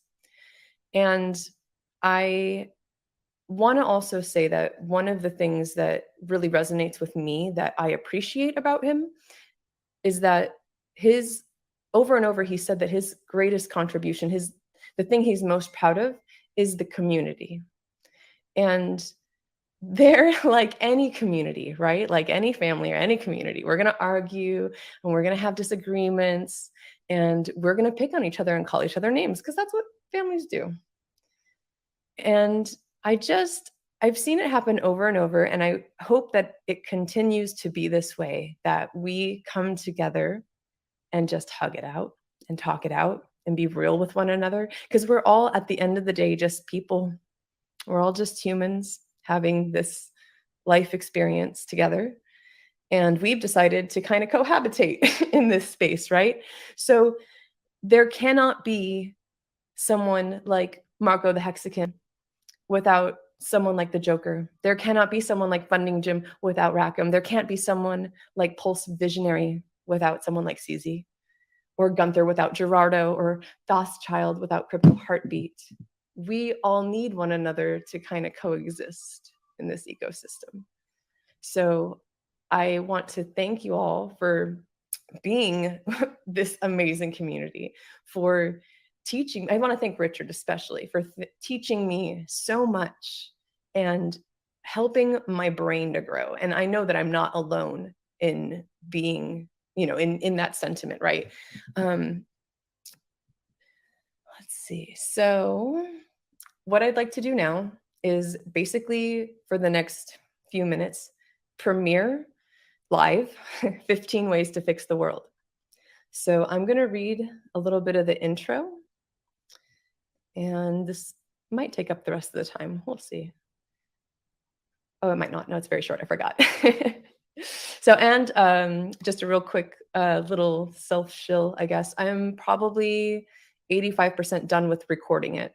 And before I recorded it, for those of you that do like look at it tonight, y'all, it's kind of, there's a lot of editing that needed to be done.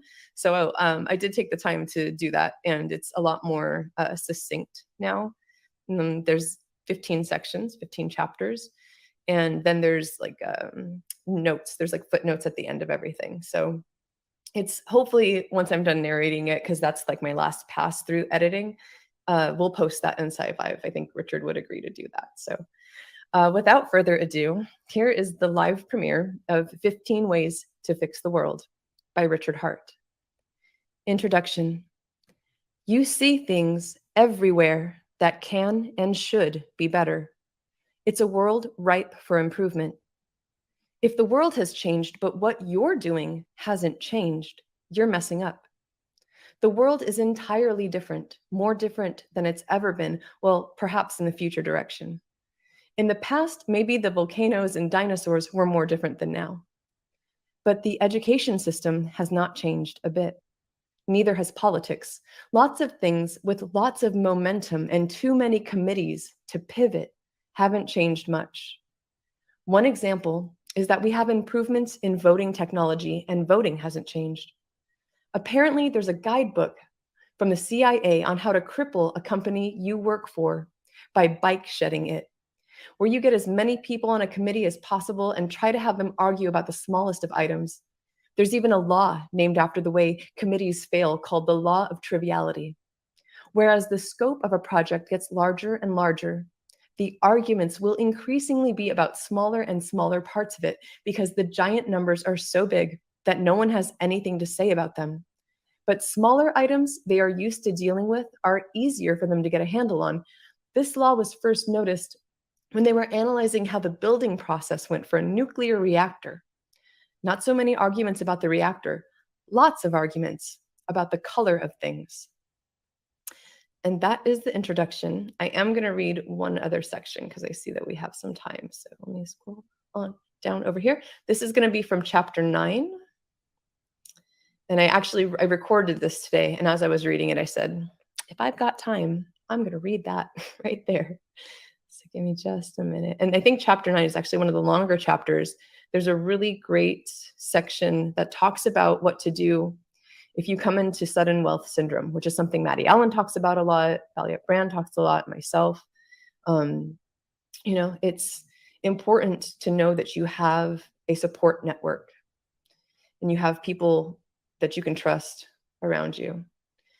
So this is kind of about some larger picture stuff, which is, again, what 15 Ways to Fix the World is about.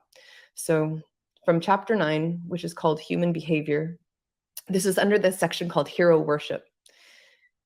Over the last 5 or 6 years, how much time have you spent with a loved one explaining a situation to you, working through that situation, finding ways to overcome it, overcoming it and growing from it, and then compared that time spent listening to popular musicians and popular actors? In the world that we live in today with social media and hero worship and gossip magazines, these fake personas, invented by screenwriters, executed by professional actors through the lens of professional cinematographers, musicians, and film composers, we are more exposed to those virtual 40-foot-tall people on a movie screen optimized for every single word that comes out of their mouth, as opposed to the real people in the real world who don't say optimized things and who aren't 40 feet tall and who don't have theme music that plays when they walk down the streets. Perhaps we should take advantage of some of what the arts have done to addict us and give us draw in our life and use it for ourselves. Maybe you should let your friends and loved ones in on what you're dealing with and how you might overcome it, or maybe you should pay attention to your loved ones. To tell you the truth, I don't know how your loved ones can compete with some of the stories that are out there because, damn, they are interesting. In summary, if you want to have an impact on this world and you don't have enough money, you can pretty much screw yourself over because the world isn't paying attention to what it should be. The world is paying attention to what it wants. And on the other side of that is a well-oiled multi-billion-dollar machine built to addict, built to consume, built to give them what they want, regardless of what is good for them or not. If you want to influence your friends, your family, and yourself, then you need the money to outcompete those other experts that have taken over your consciousness. And friends, I believe that that's why we are part of this ecosystem, and we believe in Richard Hart's project, Pulse Chain. Thank you. Come back, Maddie. Rant done. That was great. Thanks. And I know that I'm going to message Sticker Guy and have him get Richard Hart in our next panel loaded in here while you and I wrap up the end of this hour. Anybody who's watching now, hit the like and subscribe button, please. Where can people find more of your content, SJ? So you can find me at AWildSJ on Twitter, and same on YouTube. It's YouTube.com/AWildSJ for the most part. Awesome. Yeah. And let's see, we still got to fill a little bit more time here. Sure. What are some other things that you think are important to share? Oh, for PulseCon, like the coming up conference in Vegas, I think that, like, you know, like just as this conference is going on without Pulse Chain launching, I think it's important that we still like take the time to come together and gather and like celebrate that this is happening, because it is happening. So everyone's like, when Pulse Chain, and you know, when this and that, and it's interesting to me that I've not been through a bull market yet, and this is my first bear market being invested in something, and I'm not upset about it. Like, part of me doesn't understand all the FUD. Like, why are we worried? We're staked for 15 years. Like, it's going to be fine, y'all. Like, I mean, it's an immutable, like 100% uptime product. And Richard's now going to make a layer 1 for it. It's just great. I'm just real excited about everything, to be honest. Too. And speaking of in-person conferences, yesterday I announced that I'll be at the Longevity Summit Dublin speaking for anybody who wants to travel there to Europe to see Aubrey de Grey and a bunch of other longevity experts. We're going to be talking about all the advances that they've made in that field. And I guess people can go to the talk that I did yesterday with Aubrey de Grey to find out more about why I think Hex itself is a bit of a longevity technology. And so with that being said, I really appreciate everything that you're doing for the community. I love that you're part of the self-help movement that Richard started. And so thank you so much. Yeah, awesome. Thank you. Awesome. Thanks. Now for the next segment, it looks like people are still getting connected. I saw Richard pop in and he might be trying to rejoin the room. Everybody, you're in the right place. And this first half an hour segment, it's going to be a little bit different than what we've done before. And I think people will really like it. First off, I am bringing up the founder of Pulse Chain, PulseX, and Hex, Richard Hart. Welcome. Hello there. How's it going? As soon as I hit record, my OBS stops working. Nice. Come on, OBS, come back to life. So what's up? It doesn't affect us. We're still fine. Awesome. Yeah. Well, thank you so much for coming today. I hope you're game for the things that I've planned here. The first half an hour will be challenging you to explain Pulse Chain at 5 different levels of difficulty with 5 different groups here. So I'm going to bring up everybody I've got here for the 5 levels of difficulty explanation. We'll show everybody's faces and then bring them up one at a time. Hello there, everybody. Hey, everybody. Hey, how's it going? So, Maddie, tell me who these fine people are. Sure. So let's go around the room, starting with level 1 there. And can you tell us who you are? All right. Pleasure to meet you. I'm Asher. I'm a second-year college student. I'm at the level 3 level. All right. And I am Mike the investor, and I'm level 4 for grad. Nice. Right. And then I'll be the all your level guys' 5. cameras look better than mine. I don't understand why. Like, WTF. I guess I'm gonna go turn up the brightness on my camera. One click. My God. Great. Well, while we're getting everything set here, there we go. Hit the like and subscribe button, everybody. And thanks for the different levels for being here tonight. I really appreciate you. The format that we're going to use is that we'll each go one at a time and have Richard explain in increasing levels of difficulty what is Pulse Chain. We'll do a round of that, and then we'll do a round of what is Hex. All right, I'm ready. So I Cool. just start flapping my lips now. Yep. All right. So, Mr. Elementary School Bro, Yes. do you have much Well, experience with money? a little bit, not too much. You probably buy food with it, games, Yeah. stuff like that. Yes. Currency. Well, on games. Did you ever wonder where that stuff came from? Like, before your parents get it? Banks. Yep, pretty much that. So what we do is we the people, the individuals, the people that make up America, we decided that we would replace what the government was giving us to use for money with our own money, and then it worked out really good, and it became really valuable. But the price goes up and down a lot, and some people get wrecked. So they buy the top, sell the bottom, lock their losses in. So it's like your own economy, right? Well, kind of, except it's different in that there's not enough people using it right now to actually have an economy around it. So mostly what people do is they just get rich on it and then buy the crappy money and then use it real quick before it, goes down in value. So like I bought $9 million of watches primarily with crypto. And, on their end, they just turned the crypto into normal money to pay their bills and buy their next watch that they were going to sell, right, for inventory. So, so basically it's just our own money that we use instead of the government's.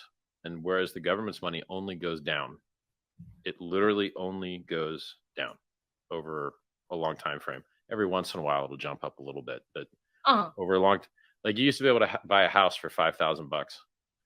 Now a house, like the average rent in Manhattan is $5,000 a month. Yeah. Rent. It's not good. It's not good. Wait, I mean, wait. What made it go up? I mean, go down all the time. The government just keeps printing it and printing it and printing it and printing it. So basically, like supply and demand sets prices. The more of the stuff there is, the less the price. The more people want it, the more the price. And so, like, we don't have huge numbers of people being born. We're not going to 10x our population anytime soon.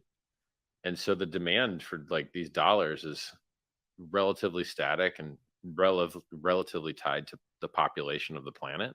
Yeah. But the amount that they print, they just keep printing them and printing them and printing them and printing them. And who needs yours that you worked hard for when you can just get from the government, Yeah. So it's like, so say there's like 7 cars and they're really valuable because they don't remake them. So that type of stuff.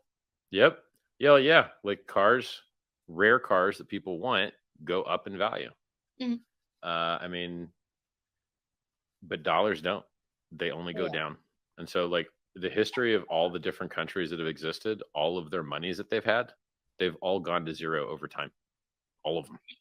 So you don't want to sit on cash. You want to sit in real stuff. I like crypto personally, which is funny because like it's the least real of the things. Well, yeah. But that's what makes it powerful. Like, I mean, even your dollars are not real. They're all digital mostly. Most of the money's digital. Yeah. Yeah. So that's Hex. Well, okay. So Hex is a cryptocurrency that it has a couple claims to fame. One is that it's more secure than Bitcoin, which no one cares about for some reason. Just like I don't understand why no one cares about that, but it is more secure, and that's nice. And it also is more price performant. So if you'd bought like 1 Bitcoin worth of Hex on January 5th of 2020 and held it until now, you could have 256 or 250 Bitcoin. Yeah. What makes it so secure? Well, it's like, imagine that you had a safe that helps you secure stuff. Mhm. But now imagine that you put another safe inside your safe. Which Now makes it's more secure because you got to break 2 things.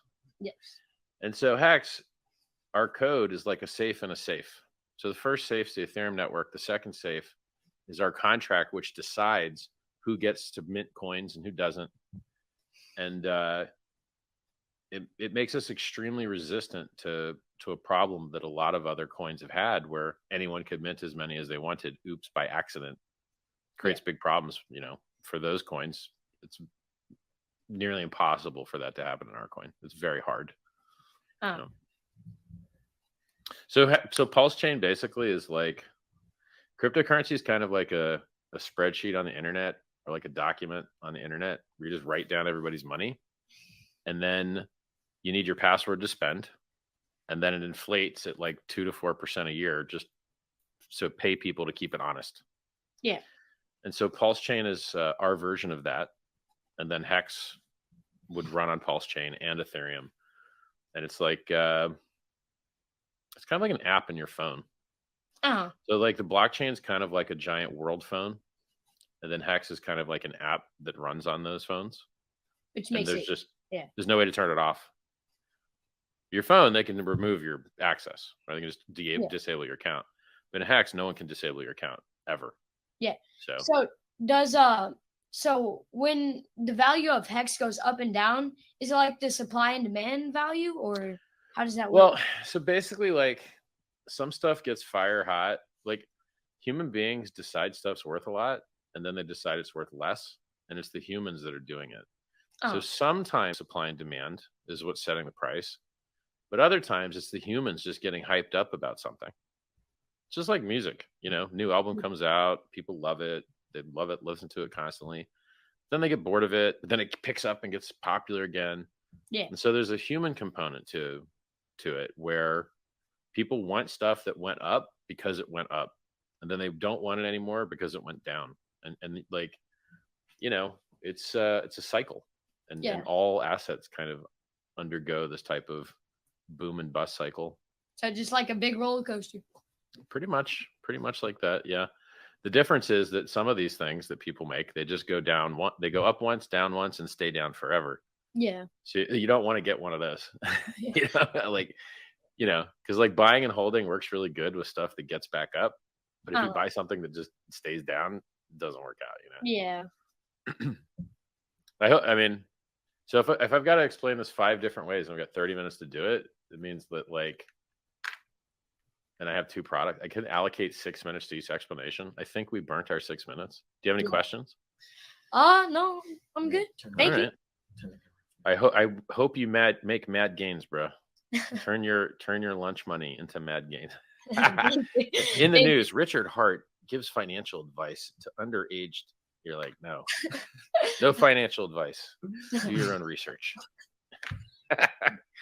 All right, man. Level 2, you're up. Yep. So what's it like being in middle school, dude? I'm a high schooler now. Oh, nice. Even better. Yeah. So you have the misfortune of liking girls now. Maybe not yet. I don't know. I guess. I'm big into that. I love them. So do you got questions, or do you just want me to explain Hex and Pulse Chain to you? I think I get the gist of Hex, Okay. because I was listening to what my brother was Right. saying.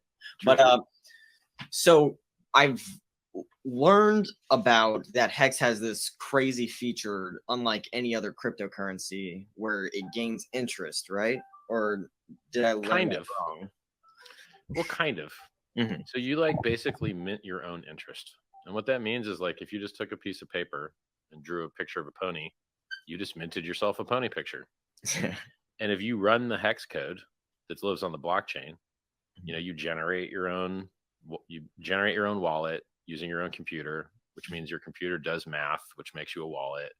And then you go to the Hex contract and you pay a miner to mine your transaction, and you can you can mint your own coins. You can mint your own inflation. You can that's what the government does, except more secure. Yeah. There's nothing that stops the government from printing or not printing. They can do whatever they want, and they do. They do whatever they want all the time. But in our system, it's truly governed by math instead of men. And so it's much more secure. You know what the future supply looks like. You do not know what the future supply of the dollar looks like. Yeah. No. So there's not gonna. So will there be more Hex, or will there there will always be more Hex as long as people end stakes. So if you start a stake and you end a stake, the maximum inflation rate is 3.69% a year. But we're probably far under that because you only get paid the inflation at the end of your stake, and the average stake is 6 years. So, it'll be 6 years before we see that first bit of, there's a lot of delayed inflation. And then if it's delayed forever. Because it's like a snowball. Like if it starts smaller, it takes longer to get bigger. And so having that inflation delayed in the future probably greatly reduces the other thing that people don't understand about inflation is inflation's bad if people sell it. But if they don't actually sell it, it's not bad. So it only hurts the price if people are selling it. So, and other things that inflate, you got to sell it. Like if you're a Bitcoin miner, you have to sell the Bitcoin to pay for electricity and mining hardware. But if you're a Hex staker, you don't have to sell it. You don't have any bills to pay. You have a little tiny bit to pay for gas, but that's it. It's more efficient. So there's delayed inflation, what you were saying? Okay. Yeah, so it's 3.69% max, and it's on a big delay. Because the majority of people that are getting paid that inflation are getting it years from now. So the price will only go up. Is that what you're saying? Well, basically in things with supply and demand, we know the supply, but you don't know the demand. So for instance, I was just on television talking about Hex last week. I didn't know I was going to be on television 4 weeks before. I had no idea. It was a surprise. Oh, this television dude wants to invite you on Fox. Okay, let's go. Newspaper people from Business Insider, reach out. You can't algorithmically know what demand for a thing will be in the future. You just have to try and guess. Right? Yeah. I just saw a billboard for Hex. I didn't personally see it. I saw a video of it and a picture of it. You wouldn't know that was going to happen. I didn't know it was going to happen. It was a surprise to me. So basically these prices, price of Hex went up 1,000,000% in 2 years. That's 10,000 fold. Yeah. From January 5th of 2020 until 6 months ago, the price went up 10,000x. And so the question, will the price always go up? Nobody knows. But historically, cryptocurrencies are the best performing asset class in the history of man. Bitcoin went up 690 million%. You would have to be. The charts indicate that cryptocurrency is awesome.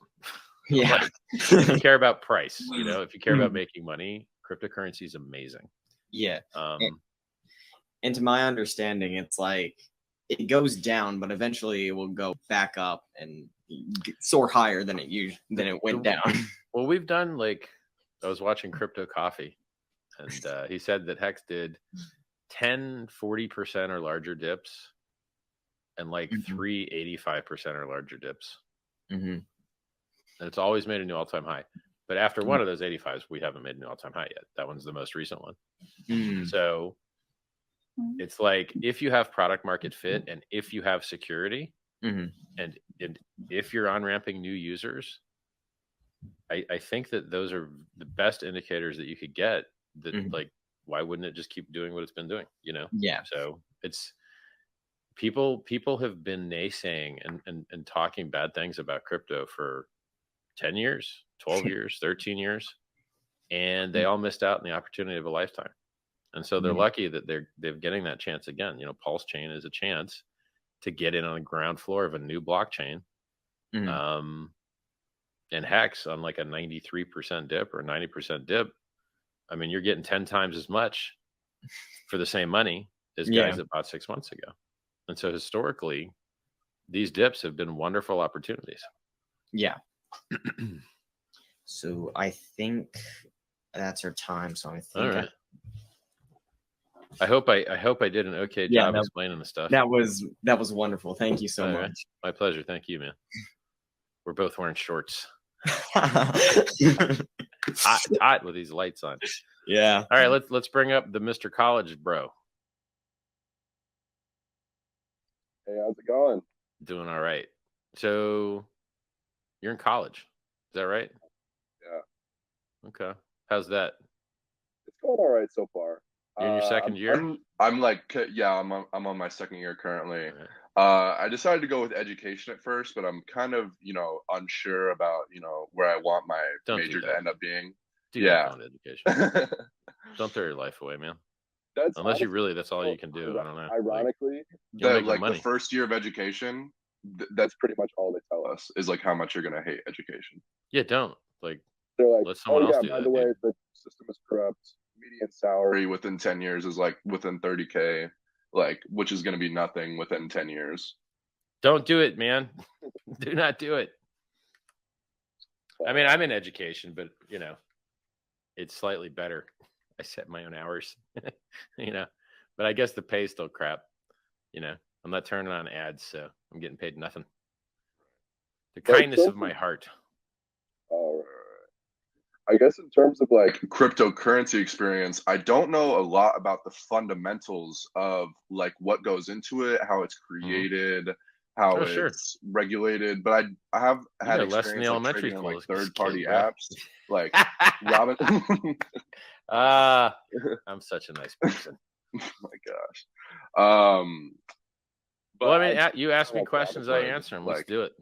Or I can just start flapping my lips at you. Your choice. I guess I'd like to hear like a brief explanation of like what Hex is, I guess, how you would explain. Did you hear the other two ones? Or oh yeah, for sure. Okay. I heard that. Yeah. Well, I mean, I'll cover it. I'll like up it a little bit. I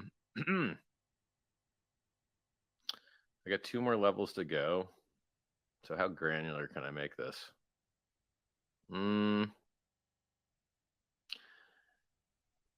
Software is cool. The richest people in the world these days, the new money guys, are software guys. The reason for that is you can on-ramp a bunch of new users. On-ramp's a fancy word for like serve them. You can serve a bunch of new users with not much extra cost. So if you've already got, an internet connection, it doesn't cost much more to feed someone more movies or more music or more pictures. The connection is just sitting there, and it's very rarely at capacity. And so the most powerful software that I've seen to like affect human beings' lives positively is cryptocurrency software. It can give you your privacy back. It can give you your financial freedom. It can give you the ability to protect your money from seizure. If you're in a bad government or in a war and someone wants to like, knock the gold out of your teeth or, steal your family's life savings, which some people had happen to them in World War II, cryptocurrency would stop them from doing that, depending on how well you hid your keys, or how well you could withstand the wrench attack where they just keep hitting you with a wrench. Like I said, depends on how you store your keys. If you beat me with a wrench, you're not going to get any keys. I don't have any of that stuff memorized. So cryptocurrency let people that paid like $1 a couple years ago get back $10,000. So if you bought the bottom, sold the top, you made $10,000 on every dollar. And that's just like the recent high. Personally, I think Hex will make more highs. Now, not financial advice. I don't have a crystal ball, but we've seen massive dips and new all-time highs over and over and over and over and over again. And it's traditionally what cryptocurrencies with product market fit do. like Bitcoin, Ethereum, Hex. And when it releases, I hope, Pulse Chain. So like, other than like injecting some of the other reasons that are non-monetary why cryptocurrency is awesome, I need to know exactly which parts you're still fuzzy on. It sounds like you're fuzzy on all of it. I really enjoyed hearing your comparison of cryptocurrency as a whole in comparison to like USD and like currency like that is circulated by like the government and stuff like that. What would you say is the main separator between Hex and most other cryptocurrencies in terms So of all proof of work cryptocurrencies inflate. The problem with them is that they blow up the environment and they murder the price. So a Bitcoin miner mints Bitcoin out of thin air, dumps it on the market, murdering the price to go buy pollution, which is electricity, and to go enrich weird mining hardware companies that are basically never American. So that's all bad. It's bad for the price. It's bad for the environment. It's bad for the data centers. It's bad. Like, it's bad for everything. Like the miners in Texas just had to turn their miners off because they were putting such a load on the network that no one else could do what they needed to do. And so they act like they're like, oh, we're such good Samaritans. And like, look, we turn off when we should. And you're like, this is like having to borrow your lawnmower back from your neighbor because you lent it to them. And you're like, oh, can I please use my lawnmower again? It's weird. Like, if they would just do a proof of work change and go to proof of stake, they wouldn't need to blow up the environment. They wouldn't need to murder the price. And so basically Hex has less negative externalities. We don't need to murder the environment to mint rewards for miners. We just already piggyback a network that's already enduring that horror. We pack extra value into their blocks by paying a little bit of gas to the miners. And so it also gives us interoperability with a bunch of different things like Uniswap and, online trading, and there's on-chain trading. So there's no middlemen, no counterparty risk. And so like the primary claim to fame for Hex is that it rewards people for delaying gratification, which is the most successful investing concept. It's time in the market, not timing the market, in things that have product market fit. If you buy a scam and you hold a scam longer, it didn't help you. If you buy something good and you hold it longer and it keeps going up, you're very happy. And it's got wonderful security. Everything else around us has been failing left and right, and our stuff is operating perfectly. Bitcoin can't generate you yield. You hold a Bitcoin, you're not getting any extra Bitcoin. You stake your Hex, you're going to make extra Hex. Assuming that you end your stake when you should. So I think the ability to generate yield and the price performance. I mean, 10,000x in 2 years without even staking. You don't have to stake. Like the majority of all the gains are not even from staking. When you go up 10,000x, which is like 1,000,000%, getting 40% APY is like, okay, it's nice, it's awesome, but the USD appreciation was the primary like juicy part, right? So if you'd staked and the price didn't go up, maybe you made 40% interest, probably more because the big payday and all that. But if you didn't even stake and you held and the price went up 10,000x, you made 1,000,000%. So 1,000,000% is better than 40% in my opinion. And so the USD price appreciation is the most important part of Hex. But here's the trick: they multiply by each other. So if you got 1,000,000% increase and you also got 40% APY, you got a 1.4 million% increase. So it's, it's funny that we talk about numbers that are this big, that they're like unbelievable. But you're like, nope, they're not unbelievable. Bitcoin did more. Bitcoin did 690 million%. It's just been around longer. So after like you learning about this like extensive knowledge in terms of like the crypto field and like how it relates to like the economy and its circulation in comparison to like USD, what are your views on like the traditional college route in terms of like finding a career through college, like paying like hundreds of thousands of dollars for degrees? Imagine if you had bought Bitcoin or Ethereum or Hex instead, how your finances would be. The only way you could have possibly lost money in Hex is if you lost your keys like an idiot, or you bought in the last 6 months. But it's been around for over 1,000 days. So that's 2.5 years. So the majority of people are still up. I need to check that chart. Pretty sure about that statement. Let me go check the chart real quick.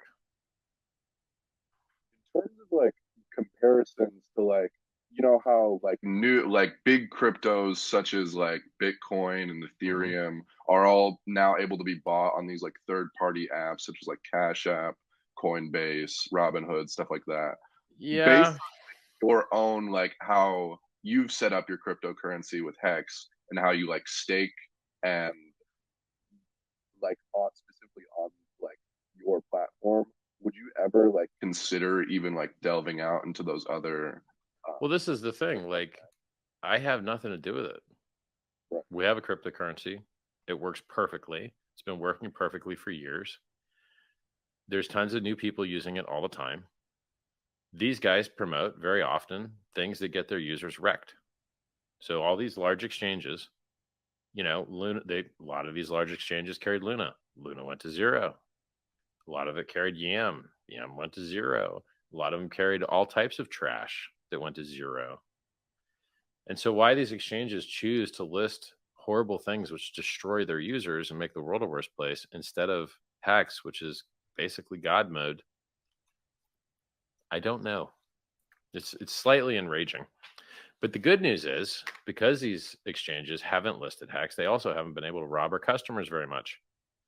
I call them customers, but like Hexicans, right? Like, I don't know why they call it. That may be the first time I've ever called Hexicans customers in my life. Oh, I know why, because they're robbing their customers. So, you know, people that use their exchanges, their customers, those are the guys that get robbed when they get hacked, or, you know, like Celsius or BlockFi. You give them your money, they take risk, they lose on their bets. Now your money's missing. Time to file bankruptcy. Ha ha ha. We lost your money. And you're like, this is the opposite of why crypto is invented. So Hex solves that, right? And like, I hope one day that these exchanges decide to save their users and list the superior products that I've invented instead of the trash that they have been promoting that has done massive harm to everyone. It's crazy to me, really. And it's not, and by the way, that's not my choice. I don't have anything to do with it. That's their choice. Yeah, I'm looking at the Hex chart and it looks awesome. Like, it looks good. But you have to zoom out, you know? So I think, I'm just looking at the BTC chart now. The only way that you could have like bought higher is if you bought in the last 294 days, which is like 0.8 of a year, which is like 9-10 months. No, I've been saying 6 months, but I guess 10 months was the peak, the local peak. I think we went through our 6 minutes, bro. Right. I think we blew through it. My minutes. All right, man. I hope I helped. Really awesome to hear the advice and knowledge from you, man. My pleasure, man. Wish you the best of luck in the future. Thank you. Time to screw over the next guys with shorter answers because apparently we're over time. What's up, Richard? How are you, man? You can take your time. Oh, nice. All right. So I want to more so focus on PulseChain and PulseX. Okay. So we understand that PulseCheck is the blockchain itself, and PulseChain is the blockchain. Yep. And then PulseX is the, you know, the DEX Trading. that's gonna run on top of PulseChain. Yep. So I'm not gonna ask any ETA questions because we understand how that goes. But my answer on ETA questions is I'm waiting on devs. You're waiting on devs. We're all waiting on devs. I could give you technical stuff like we're building a denial of service bot to attack our own network to make sure that no one else can attack it. You know, there's tons of progress on the automated market maker price fixing thing. And because the way the government does things, when I say price fixing, I mean price repairing. What else? Yeah, there's just the devs are doing dev things and we just have to wait. So yeah, that's understandable. So there's a lot of devs, like a lot. I'm sure you're about what 25 million away from 1 billion being sacrificed for PulseX, give or take. I haven't looked in a while. I don't know. It sounds right. I think it's about 975 million, if I'm correct. So the question I have is like when PulseChain actually launches and we understand this going to be a better version and copy of Ethereum, faster, more scalable, less congestion, inexpensive. So is there any... Well, it also doesn't blow up the environment, and it has better tokenomics, and that it does more fee burning. You know, we burn at least 25% of the fees, but since we still have EIP 1559 in there, we burn even more. I'm not sure exactly how to measure that more because it has so many variables, but so it's at least 25%. We also solve their security model where they incentivize you to centralize because you need 32 Ethereum to be a validator. And since we support delegated staking, you don't need 32 Ethereum to be a validator. It allows people with much lower amounts of money to earn while they're holding their own keys, or to mint inflation while they're holding their own keys, which I love. I love that. I love people having the ability to control their own financial destiny with no middlemen. And so do you think PulseX is going to be the end all be all DEX for Pulse Chain, or do you see any other ones being launched on top of that as things get moving? I mean, you're very likely to see a bunch of DEXs just because people like to launch them and try and get rich doing so. So I imagine you'll see other DEXs on there, and you also will have the DEXs that are already there that come over in the fork. So like there is a Uniswap on Pulse Chain. I got And so it's just a question of who's building front ends for them. So if the guys if you've already, so let's say you run Uniswap, it's your company, and it is a company, by the way. So like when you go to uniswap.org, a company owns that domain, and they pay for the servers that you use to access that front end. So Uniswap can, and sometimes does, launch their products on other blockchains and then adds them to their front end, you know. So they have that option to do the same thing on Pulse Chain. The difference is that like PulseX is just likely to have a lot more liquidity than them because their contracts are going to get emptied of their PRC20s, which are the copies of ERC20s on the Pulse Chain. They're going to get emptied of those before the public has access to Pulse Chain, right? That's like the first transaction. One of the first transactions is the automated market maker price fixer bot goes and repairs all the prices by minting some small percent of Pulse supply to then trade it for the PRC20s and then add them as liquidity. So essentially, would that be why PulseX would be like kind of the go-to DEX compared to other ones? Because my next question was going to be...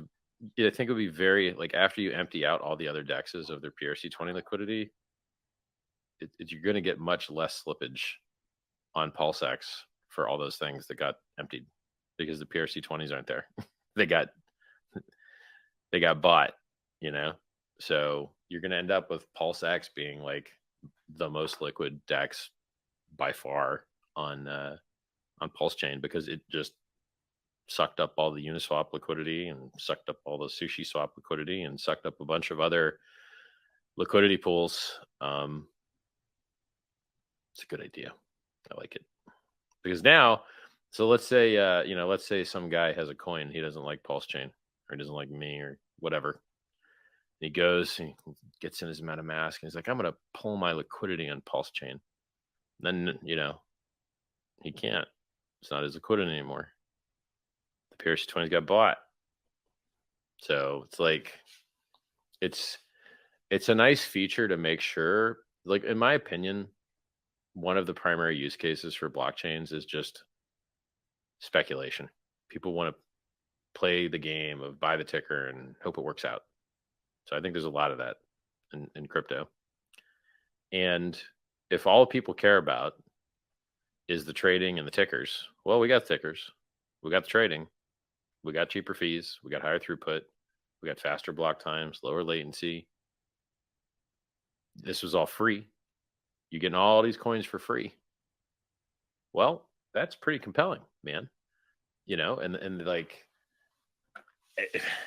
how do you beat that sales pitch? Hey, here's all the coins that we know you love because you hold them. Here's a copy of all of them. And you don't have any sign up. It just works. And you can trade them if you want. It's really like, where's the downside here? This sounds awesome. You know, and people are doing it on testnet now. Like, people are trading their coins on testnet now and have been for months. And it's been working great. So I think it's a great idea. I think it is too. I actually heard about PulseChain, PulseX, and Hex like in depth for the first time from Maddie at this year's Bitcoin conference. So I've heard No about way. it, but they've That's actually nice, like man. dug into the details. So I'm excited. I'm just waiting Yeah. on devs, bro. Like, please. the only question I have though, Richard, man, is like, when the other dexes come over, can't people still add liquidity to those dexes? Sure. Which Yes, so they my can. question is, and I know you have an answer for it, is what makes you think, and this is not like a smart aleck question, but I know No, you it's a have a legit very question, yeah. I know you have an answer for it. but Competition is the thing. Yeah. Correct. So what makes you think that PulseX will, you know, suck all of the liquidity out of some of the top exchanges, as in Uniswap, SushiSwap, I think and things of that nature? I think exchanges have a first mover advantage thing, because people, when they want to do their trades, they want to get the best deal. And to get the best deal, you need the most liquidity. Because if you trade somewhere that has less liquidity, you get more slippage, which literally means a worse deal. And so by trading on the exchange that has, so for instance, PulseX has lower fees than Uniswap. It's 0.29 instead of 0.3. It has an incentive token that rewards people an extra token for being liquidity providers. Uniswap does not. I believe very strongly it will be the most liquid at the start.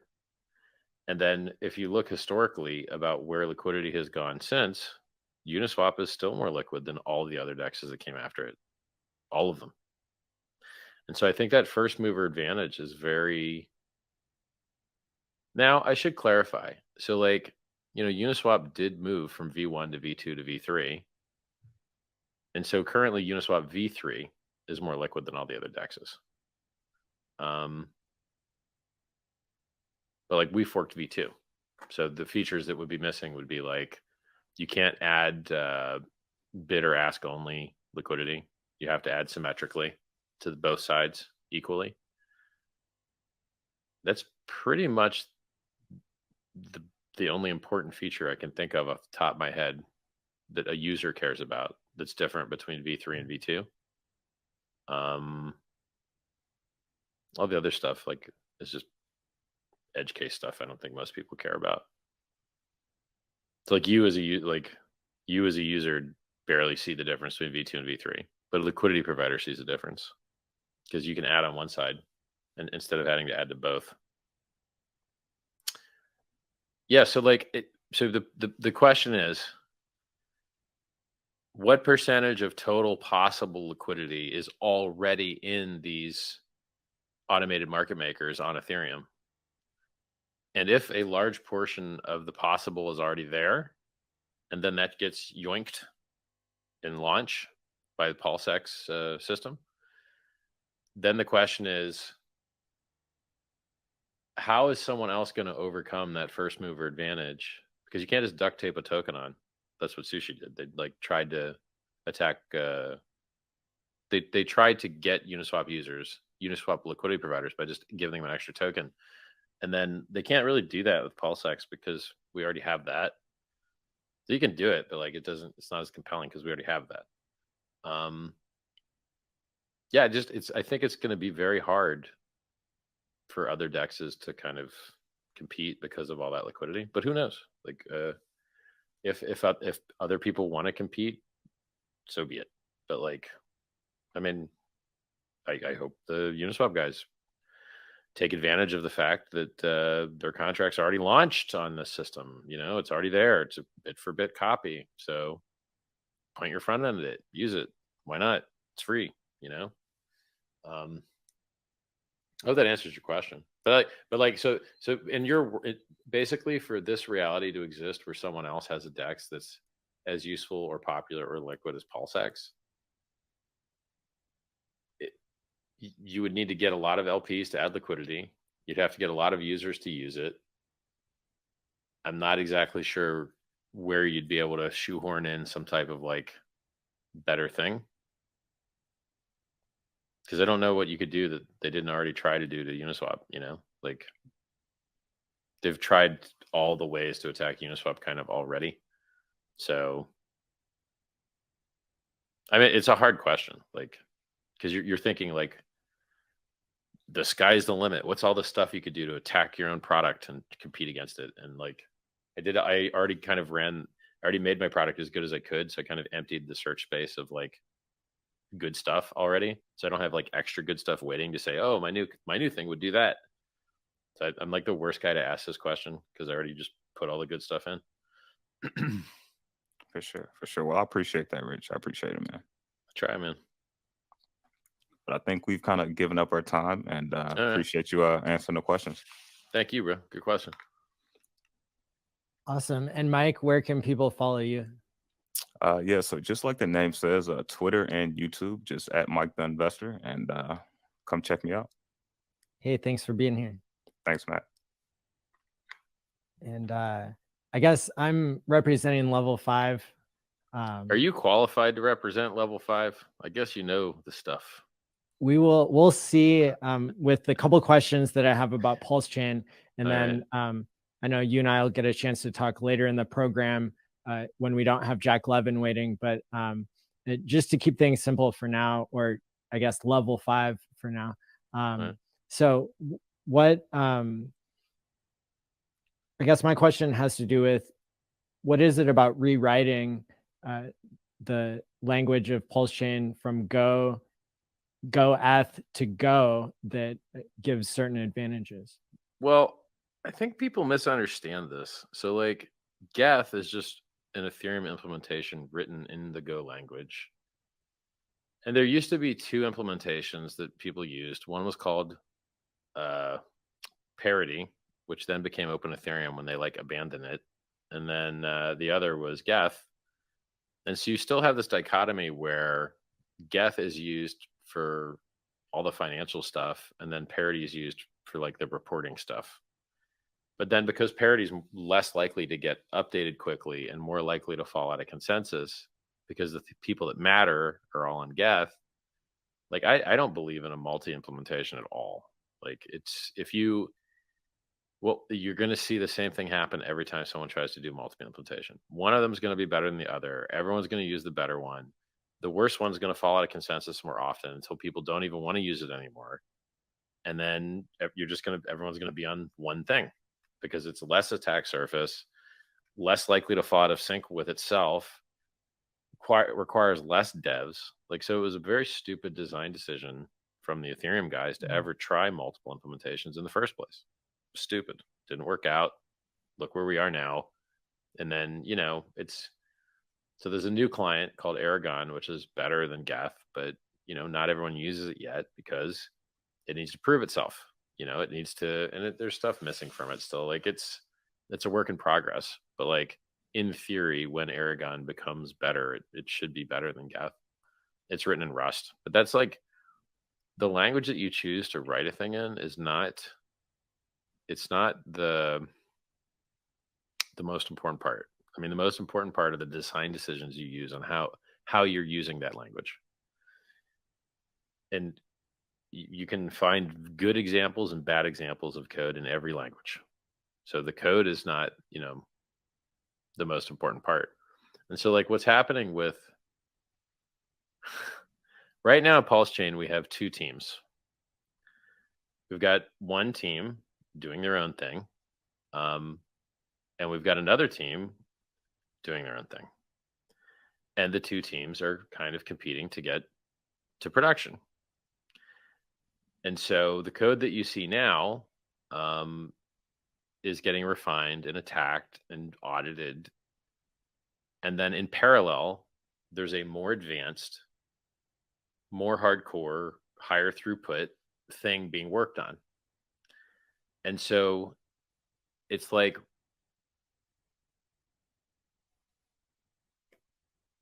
either the hardcore one gets done first and we get to run with that, or the less hardcore run that more people are working on currently gets done first, and we launch that, and then we can migrate the other one if we want. But they're both like primarily the same code base. Like they're both Geth, and the difference is things like, you know, right now our validator rotation and staker payouts and delegation and all that is done in a smart contract. And so the blockchain runs out of space quicker the more people that are using it for those functions, because you have a maximum like throughput. And so if we abstract out those particular functions outside of smart contracts and stick them in the code outside the EVM, then it may make it harder to do reporting on some things because it might not plug in with like tools people are used to using, like GraphQL. But you will get higher throughput. You may have better security because you will be outside the EVM, and EVM has its own, you know, security issues.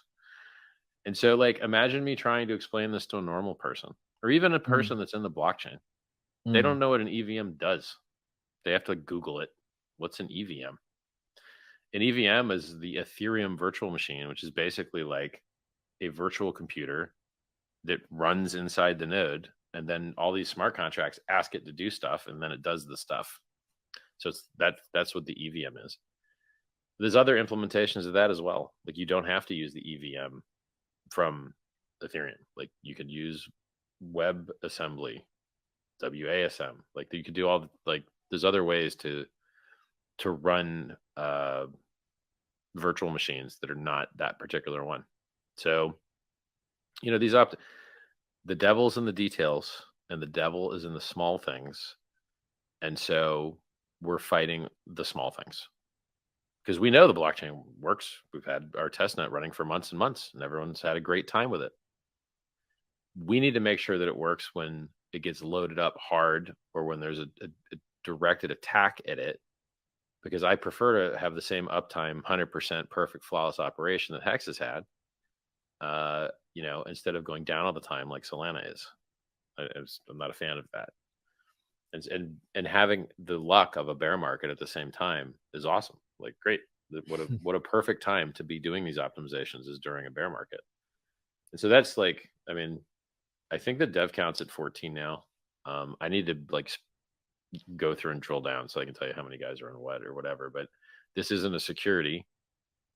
This is no expectation of profit from the work of others. And so, like, I don't really care if you know how many devs. Like, I almost don't want to tell you how many people are working on things. I mean, it feels good because, like, I know stuff's getting done. Like, if stuff wasn't getting done, I'd be stressed out. But I feel good. They're getting stuff done. They're doing exactly what needs to be done. And, you know, they've been adding other features. Like, you can now fix some of the sacrifices from centralized exchanges because they like wrote some code to do an API plugin, blah, blah, blah. Like, but even that, I sacrificed for freedom of speech and freedom of movement. Thank you. You know. Thank you. Yes. So. Freedom of speech and freedom of movement are wonderful, wonderful concepts, and I'm glad everyone supports them. Yeah. I mean, especially with how well rewarded we've been in Hex. I'm extremely grateful to have been made a multimillionaire in such a short period of time because of the thing that you invented. And it's pretty cool. It's a good invention. I would love to share a little bit more later on in the program. My last question for this segment is, do we know how much bigger this, because I really think there's a lot of game theory here to giving people free money, and that will create really hardcore supporters even more than we already have. Do we know how much bigger this airdrop is than other airdrops that have occurred? Well, this would have to be like, this is the largest airdrop that's ever happened. So we saw, like, you know, Uniswap was given for free to people that used it or their LPs. maybe that was like, 100,000 people, maybe it was 200, maybe it was 300, but it wasn't millions. And so if Ethereum has millions of users, those millions of users are getting free coins. It's the maximum. You could not possibly airdrop more Ethereum users because we're doing all of them, like maybe there'll be like 1 or 2 addresses that don't get it, or maybe 10 or 100 or something, but it's like 99.999% airdrop. So yeah, it's anyone that ever used anything, like it's, you have any coin, there you go. Bit for bit copy, enjoy, just works. Change the setting in MetaMask. Click this button and then click OK in MetaMask, and now you're on the new network. It's that easy. Click a button and click OK. You don't have to type anything. So yeah, like it should be a huge deal. It really should be a huge deal. Awesome. Well, I think the crowd has been loving this segment. You did an awesome job. And thanks to all the participants as well. You all rock. The next segment here is going to be a half-an-hour interview between Richard and Jack Levin. Nice. So let me bring him up, and I'll do a little introduction. Welcome, Jack. Hey guys, good to see you. Good to see you. Now, both of you are really impressive people. You spoke just briefly in the Twitter Spaces, but I don't think that really captured the things I've heard you say, Jack, about how much you respect Richard. And I think you two have a lot in common. You both bought Bitcoin below $30, and you've both created important things in the world. You both also are interested in longevity research. And so I'm just super excited to hear your discussion today. Thank you. Awesome. I think I'd like to hear more about you. I mean, your Twitter profile is like number 27 Googler. Number 21, actually, but 21. Nice. Doesn't really matter. I think it's flexible, isn't it? It's flexible. Flexible and like it's braggable. You got to come on, man. It's in your profile. It's obviously good for bragging. Yeah, it's pretty good. I mean, I think the points that at the time none of the Googlers knew they were at Google. So right. That's the thing. Right. I mean, it was just another startup, search engine number 7, competing in a crowded space, and the thought was that we're not really going to make any money because we just don't know how. Right. Yeah. Yeah. So tell me, brag, bro, brag. What else do you got? You worked at Google early, but then I saw you also built like data centers. Yeah. So actually, before Google, I just saw Mark Andreessen on Joe Rogan, and Mark Andreessen and I were like worked across like literally a driveway from each other. Right. So I actually back in the day in 1992, 93, actually, I think I got fired for using Netscape. So I installed Netscape on one of those Sun Microsystem stations. And the system administrator at the time really did not want me to use anything but Mosaic. And Mosaic was the first browser. And so when I launched Netscape, he's like, dude, you're running unauthorized binaries.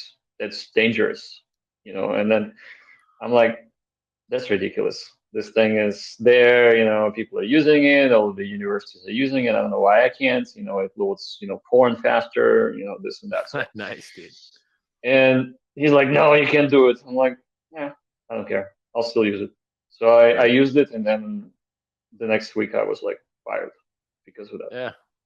Well, it seems like not the best firing there.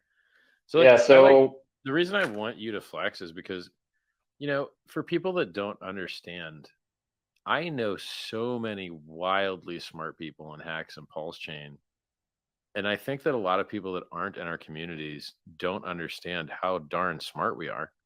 And then if you like listen to the conversations that we have amongst ourselves, or watch our live streams and see what we talk about, and then you go into other communities and listen to what's going on there, we're way smarter. Like, there's no question. So like, I just, you know, I think that when you have these people that have, you know, are either billionaires or geniuses or have great track records that say, I love Hex, or I love PulseChain, or Richard's great, or any of that stuff, it helps these guys that don't know any better understand that we are good. You know, like they love their proof by popularity or proof by authority. And so if that's how they operate their feels, let's have some of that, you know? Like, look, I went on Tony Robbins' website, and he's like got testimonials from like actor, politician, and then like it says actor underneath. Like, you know, like you got to name drop or people aren't influenced properly, you know? Yeah, well, I think the Pareto distribution or Pareto rule kind of applies. You know, except in crypto space, it's not 20/80 rule; it's more like 5/95. Right. So where the 5% of the causes end up with 95% of results. Right. So that's the thing, and blockchain is so complicated, right? People really don't understand what they're getting into, and a lot of people are getting sucked in by centralized exchanges. Everything's gamified. Everything is a casino. And anytime there's someone out there that's actually, the way that you would say, flexing the intellect and the truth behind the blockchain and what it represents, a lot of people feel threatened because they're obviously there for the money, but they don't want to admit that they're there for the money. And when somebody else is out there basically saying, look, this thing could be better, now they're almost forced to attack it to not feel that their importance is taken away from them. So I mean, why did you choose? I mean, I think you like Hex. Is that accurate? I think you might be right. Okay. So why do you like Hex? I mean, when I know that you've had this question from other people, like, oh, Hex, the scam, you like the scam? You're like, what do you answer? Well, there's two answers, right? So, Richard, you kind of look like a scammer, but I've transcended that. I don't think there's any scammer that looks like me. I'm sorry, really. Here's the thing. Here's the thing. There's this concept called hiding in the light, right? When you hide in the light, you're very visible for what you want people to think, except that you're not. So this is the opposite, right? So what I feel is maybe, but here's the thing: the real scammers don't look like scammers. Right? Well, this is like Sun Tzu, whatever. He used to have less followers than me. He ended up with more followers than me. Got everyone destroyed. In comes the next guy, who's another guy that no one had ever heard of, Raoul Pal. Who's that? I never heard of him in 2017. I never heard of him in 2018. Here he is. Gets irresponsibly long Ethereum at the top. I said, that's very irresponsible. His quote, irresponsibly long, largest position he's ever had in his life. Hey man, just checking in. I'm the guy that tried to save you. I called the top. You bought the top. How'd those options work out? They expired worthless. You lost the largest trade of your life. You should have listened to me, dude. But you thought you were smart. And then we just see this over and over and over again. Like, at what point? It just makes me so for instance, the Plan B guy, he's got 1.2 million followers, or the 100 trillion USD guy, whatever. He has got 1.2 million followers. Got them all wrecked. Now he shills referral links and trading signals to get them wrecked more. Yeah. Why am I not worshipped in this industry, basically? Like, people should kneel and be like, oh my God, this Richard keeps handing out free coins, free books, free everything. Tells everyone, like, Richard, how can I win harder? Dude, like, how can I win harder? It's too early. It's too early for that. We're not quite at the bottom yet. So that'll be the ticket, the bottom. When we hit 11K, then people will be like, that Richard. Yeah. What is it? 11 and pray? Is that the same? 11K and pray. You need the K to make Yeah. a rhyme. 11K and pray. Yeah. So to answer your original question, the second thing, I mean, I love the scam look. I think it's really cool. But this, but Hey, if it works, man. the second thing is Hacks is about education, right? And as I mentioned on my other streams with your community, is that I have never seen more education in the longest form possible. I have watched maybe a 6-hour video with you, and I was like driving to Tahoe or something like that. And I had it in the background, and you were talking and talking and talking. I'm like, this guy, he needs to get some sleep, right? But 6 hours, they were good. They were hours well spent. So Nice. education is part of the Hacks ethos. It totally vibes with me. I think it's not just about saving people, but it's also educational in a sense what blockchain really is, right? And we talk about things like self-custody. So self-custody is seems like 2 words, but it's a huge, huge area. Like what the hell does it mean, self-custody, right? Not your It's keys, the only not your reason why we're coins. here. Yeah, that's one of them. Moving between countries and carrying your wallet in your head or wherever your passkeys in your head or somewhere safe and not needing to declare your assets is totally freedom giving, right? So that's Well, I mean, self-custody to tell right you the there. truth, not having your currency go to zero is pretty freeing as well. I mean, like, imagine you're an European, okay? Over the last 15 years, the euro has dropped 35, 36%. So now Americans get a 50% bonus buying up your land. So if you held dollars instead of euros over the last 15 years, you got a 50% extra free money to buy up their stuff. So if you're in Europe as an American, you're like, yeah, boy, everything here is on sale for me, not for you guys. Yeah, I think I tweeted the meme with Americans thinking about euro dropping. I'm gonna buy an Eiffel Tower. That was a It's cool one.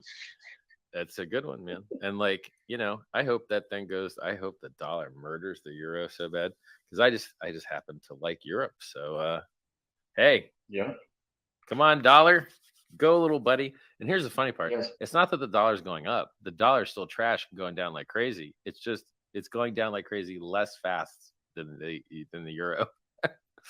yeah, than the rest of the things. So Richard, how we're gonna help the world to be better? Well, I mean, I'm still. My biggest problem is capital deployment, probably, and just getting people to do what they can do, or even say they can do.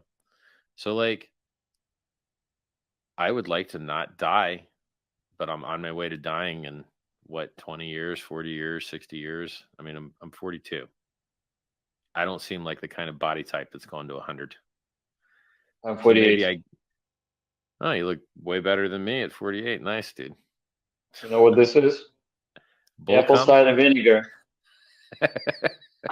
It happens to be the best natural AMPK activator. I DM'd you the link. You can read about Okay. it. right. What it does, it changes your cellular energy balance and activates cellular repair as well as Okay. the basically extraction of amino acids from your cells. And it destroys the cells that are malfunctioning by implementing this process called autophagy. Okay. Nice. So I'll check it out. Good stuff. So apple cider vinegar. Yep. I use that Yep. to bait fruit flies. If you pour apple cider vinegar in a cup and you put a piece of saran wrap over it and you poke a hole in it, and then you pour some soap, you mix it. When the fruit flies go in, they land on the water, and then because the soap ruins the water tension, they can't stand on it. They fall in and drown. And then if some of them are watching their buddies drown and they're not cool with it and they want to fly back out, they're just too dumb to get back out the hole. So Right. this So you have is like a problem with the flies, right? well, just occasionally, just depends on how much like food you're eating, and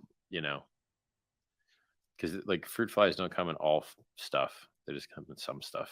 So it depends on what you're eating and how often you're taking out your garbage. But I think having a fruit fly solution is awesome, because if you try and put up like mosquito strips or fly strips, they don't do anything against fruit flies. They don't do anything against mosquitoes.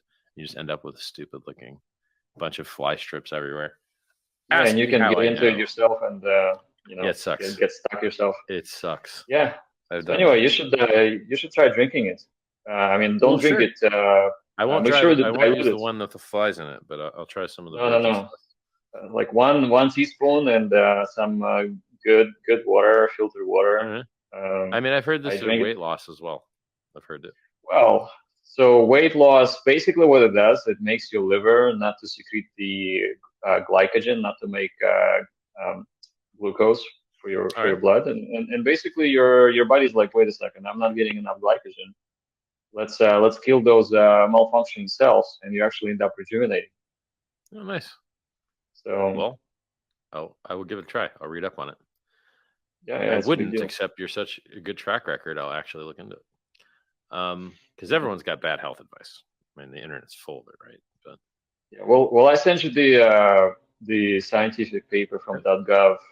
Feel free to Okay. check it out.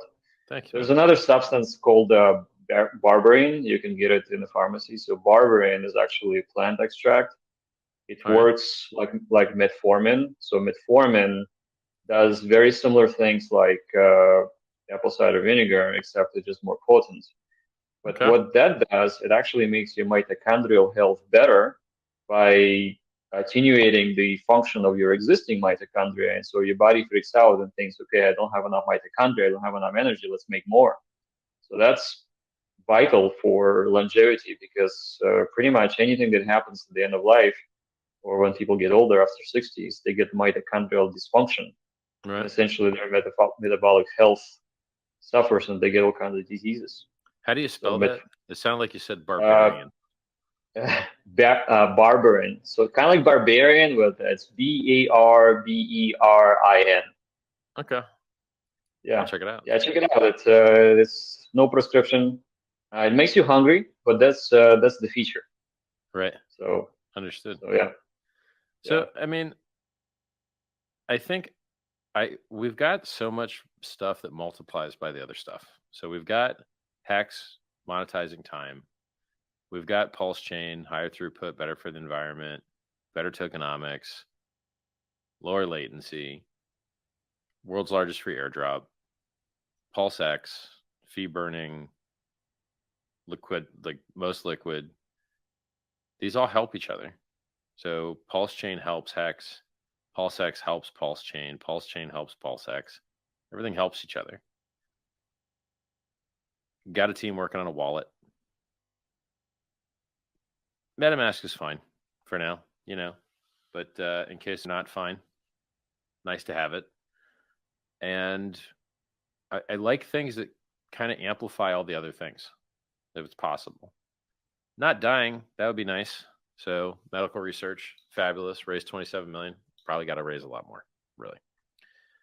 I probably should actually go on a book tour and promote SciVive, because of the hundreds of thousands of users of the products that I've invented, I don't know that many people have read the books, and they're good books. So, Well, I think the keys to success is user adoption through marketing. That's one of the things that people from the tech world tend to ignore. Because they're people who are smart on a technical level, they're not necessarily social, because that's how they got smart. Usually the opposite. Yeah, that's how they got smart. Yeah. So it seems almost like you can only have one or the other, but not both. Yeah. So the funny thing about me is that when I came to America in 1990, I didn't speak English. So English is my second language. And I was the kind of like the nerd by enforcement of inability to speak. So I read a lot. And got lucky. Yeah, I mean, generally a nerd would be like somebody who just don't want to be talking to people, and so they spend all their time dealing, playing with code or whatnot. So in my case, I just end up being on Usenet a lot. And one of my early days is I discovered Linux and I discovered open source. So I installed Linux version 0.83b from floppies on my PC, and it worked so much better than Windows 2.0. I didn't even so know much that it was better. that old. I didn't know that there was floppies when Linux was around. I thought Linux was far newer. No. We had floppies. We had 3.5 inch floppies. There was 11 of them. Would this be early 90s? I think.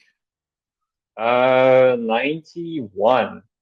Right. And for you to install X11, which is the graphical interface, you had to install all of the 11 floppies. It took you an hour, and eventually you would get there, and you would get this beautiful an hour graphical for a GUI. Oh my god! Yeah, it was amazing, and it actually worked better than Windows. And I'm like, hey, this is great. I'm totally into it. And so I got into open source from my early age. I was, I think, about 18. I read all of the Linus's stuff on Usenet, how he developed the kernel, and kind of my early venture into cryptography was essentially understanding OpenSSL and understanding that security matters. It's too bad you didn't get that heartbleed bug knocked out earlier. I think they've had other. I think there's other like. I don't think that was the last critical vulnerability in OpenSSL. I think there's been other ones too. Well, I remember it happening actually. And so my thing before Google was I was a security consultant.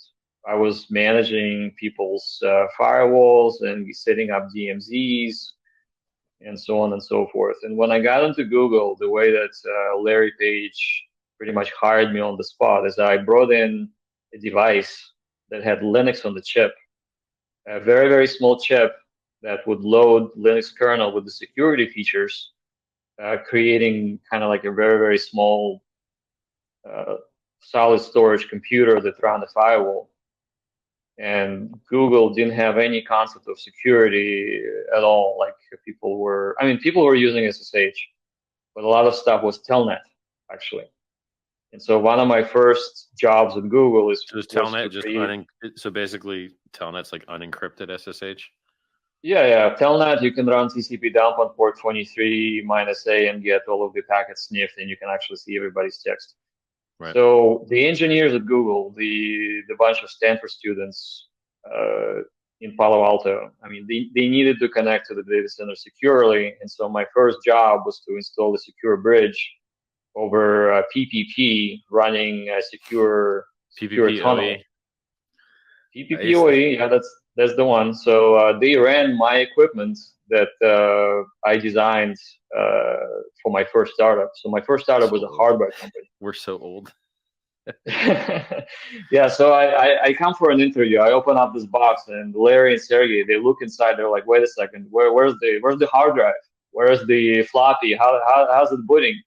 And like, oh, it's booting from the chip. So it was kind of like like the early Cisco type of thing, except it was a security device that was open source and it ran Linux. I have never booted a computer from. Apparently, you can boot computers from Ethernet now. Never. Yeah, you can. Yeah, you can. I've also never used power over Ethernet. There's all. Man, I needed to like. Yeah, I don't have. I use power. KVM. Yeah, I need KVM so bad. I'm like manually switching wires constantly. I mean, I guess it's less attack surface, but it's just a switch, you know. Like. So my first. Good. So my first month at Google, I was installing firewalls, and so I log into a firewall and I push the wrong firewall rule. And as people know, or people from the firewall world, the default rule is deny all, right? So if you screw up, you kill everything. So I killed everything. I killed Google, and I'm like, hey guys, I accidentally did the wrong thing. Everything's down. Can I borrow a car? Because I didn't have a car. I was broke. And I was taking a train to Google, and it would take too long to take a train and then a bus to the data center. So basically, like once you brought everything down, you couldn't access your own box anymore? Absolutely not. Right. Yeah, I mean, there was no concept. You're like, I need remote hands now. I need my hands to power down the firewall that I accidentally broke. Yep. So I jump into Urs Holzler, the senior VP of Google. I jump into his car. I drive to the data center, praying that I'm not going to get a speeding ticket. Throw my driver license at the security guy, saying everything's down. I need to get into the cage. Run to the cage. Stick my fingers through the cage, wall, and grab the power cables and just pull off the power circuits from the thing, and then plug them back in, and it reboots back to the previous state. Nice. And then I come back, and so Larry asked me. He says, "So, what is the lesson we're learning here?" And I'm like, "Listen, the lesson we're learning is that we don't know shit, and especially me, because I'm like 23-year-old dude. But what we should do, we should get out of band dial-up so that if I screw up again, we can dial in, not through the internet link, but connect to the firewall over the modem and undo whatever we do." Well, I would use a remote. There's a product from APC that would allow you to like log into it to just power cycle actual power cords. Yes, you can do that, assuming you actually have. You need Yes, you you need a do. side channel. Yeah. But Yeah, if you have a it's side called channel, it's pretty awesome. It's called out of band, and eventually I bought like 500 APC power strips, and they became the standard Google Data Center issue remote reboot things.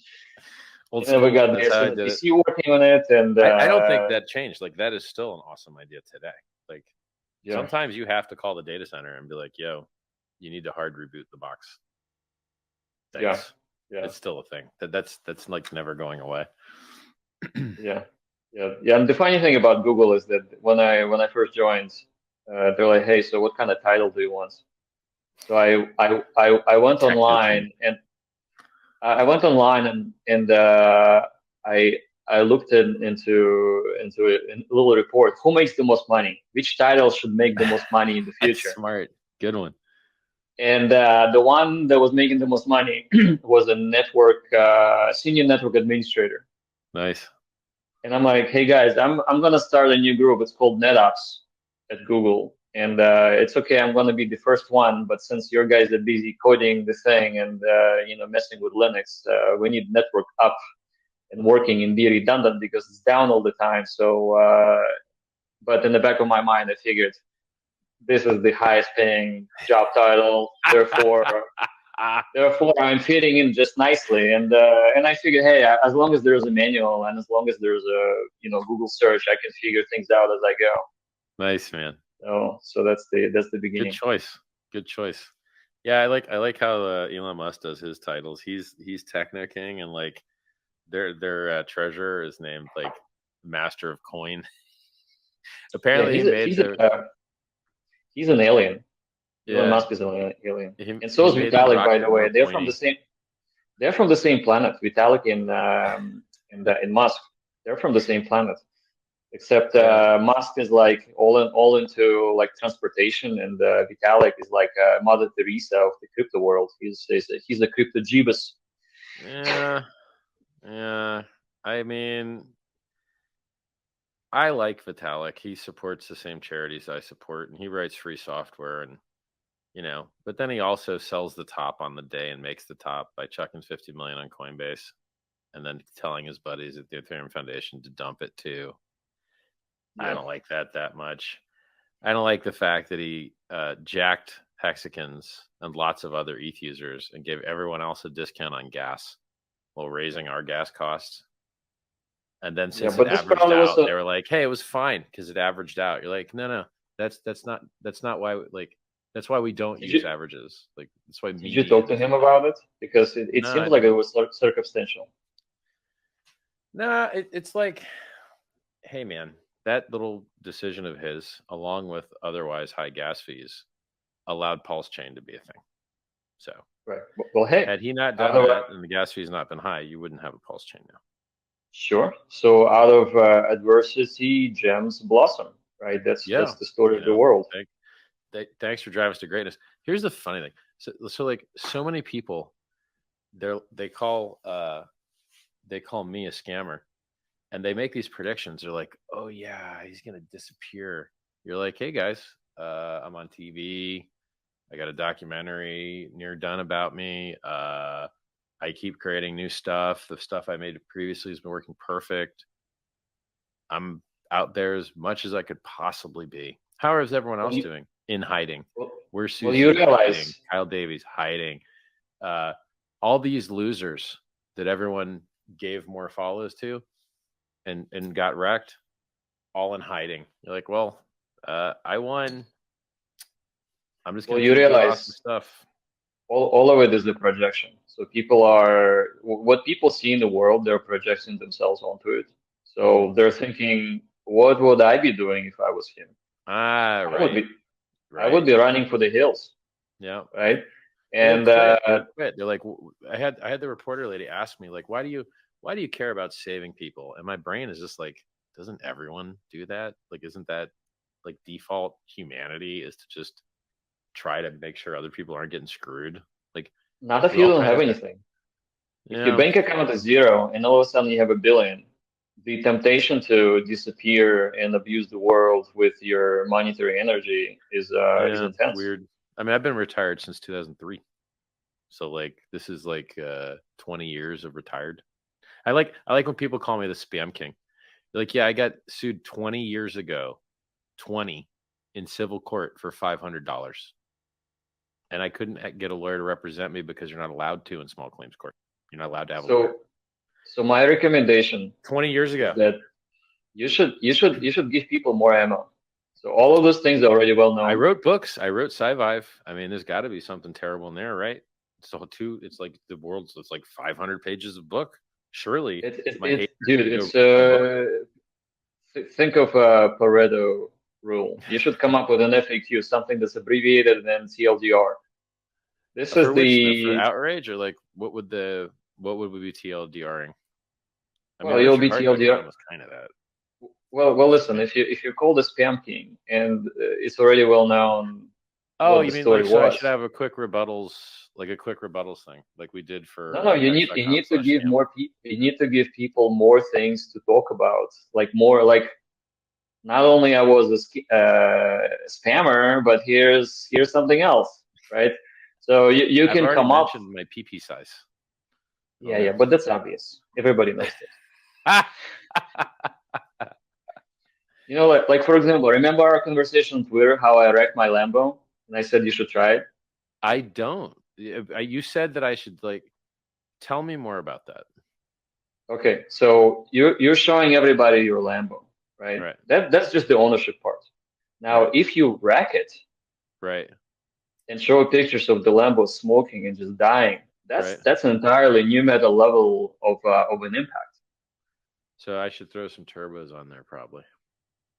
That's a nice way to blow your car up. I mean, if you're thinking about being outrageous, this is the way to do it. So not only did you own things and you're showing things that you own, but let's actually dispose of them in the most incredible type of way. Actually, put them to use. So when I had an orange Lambo,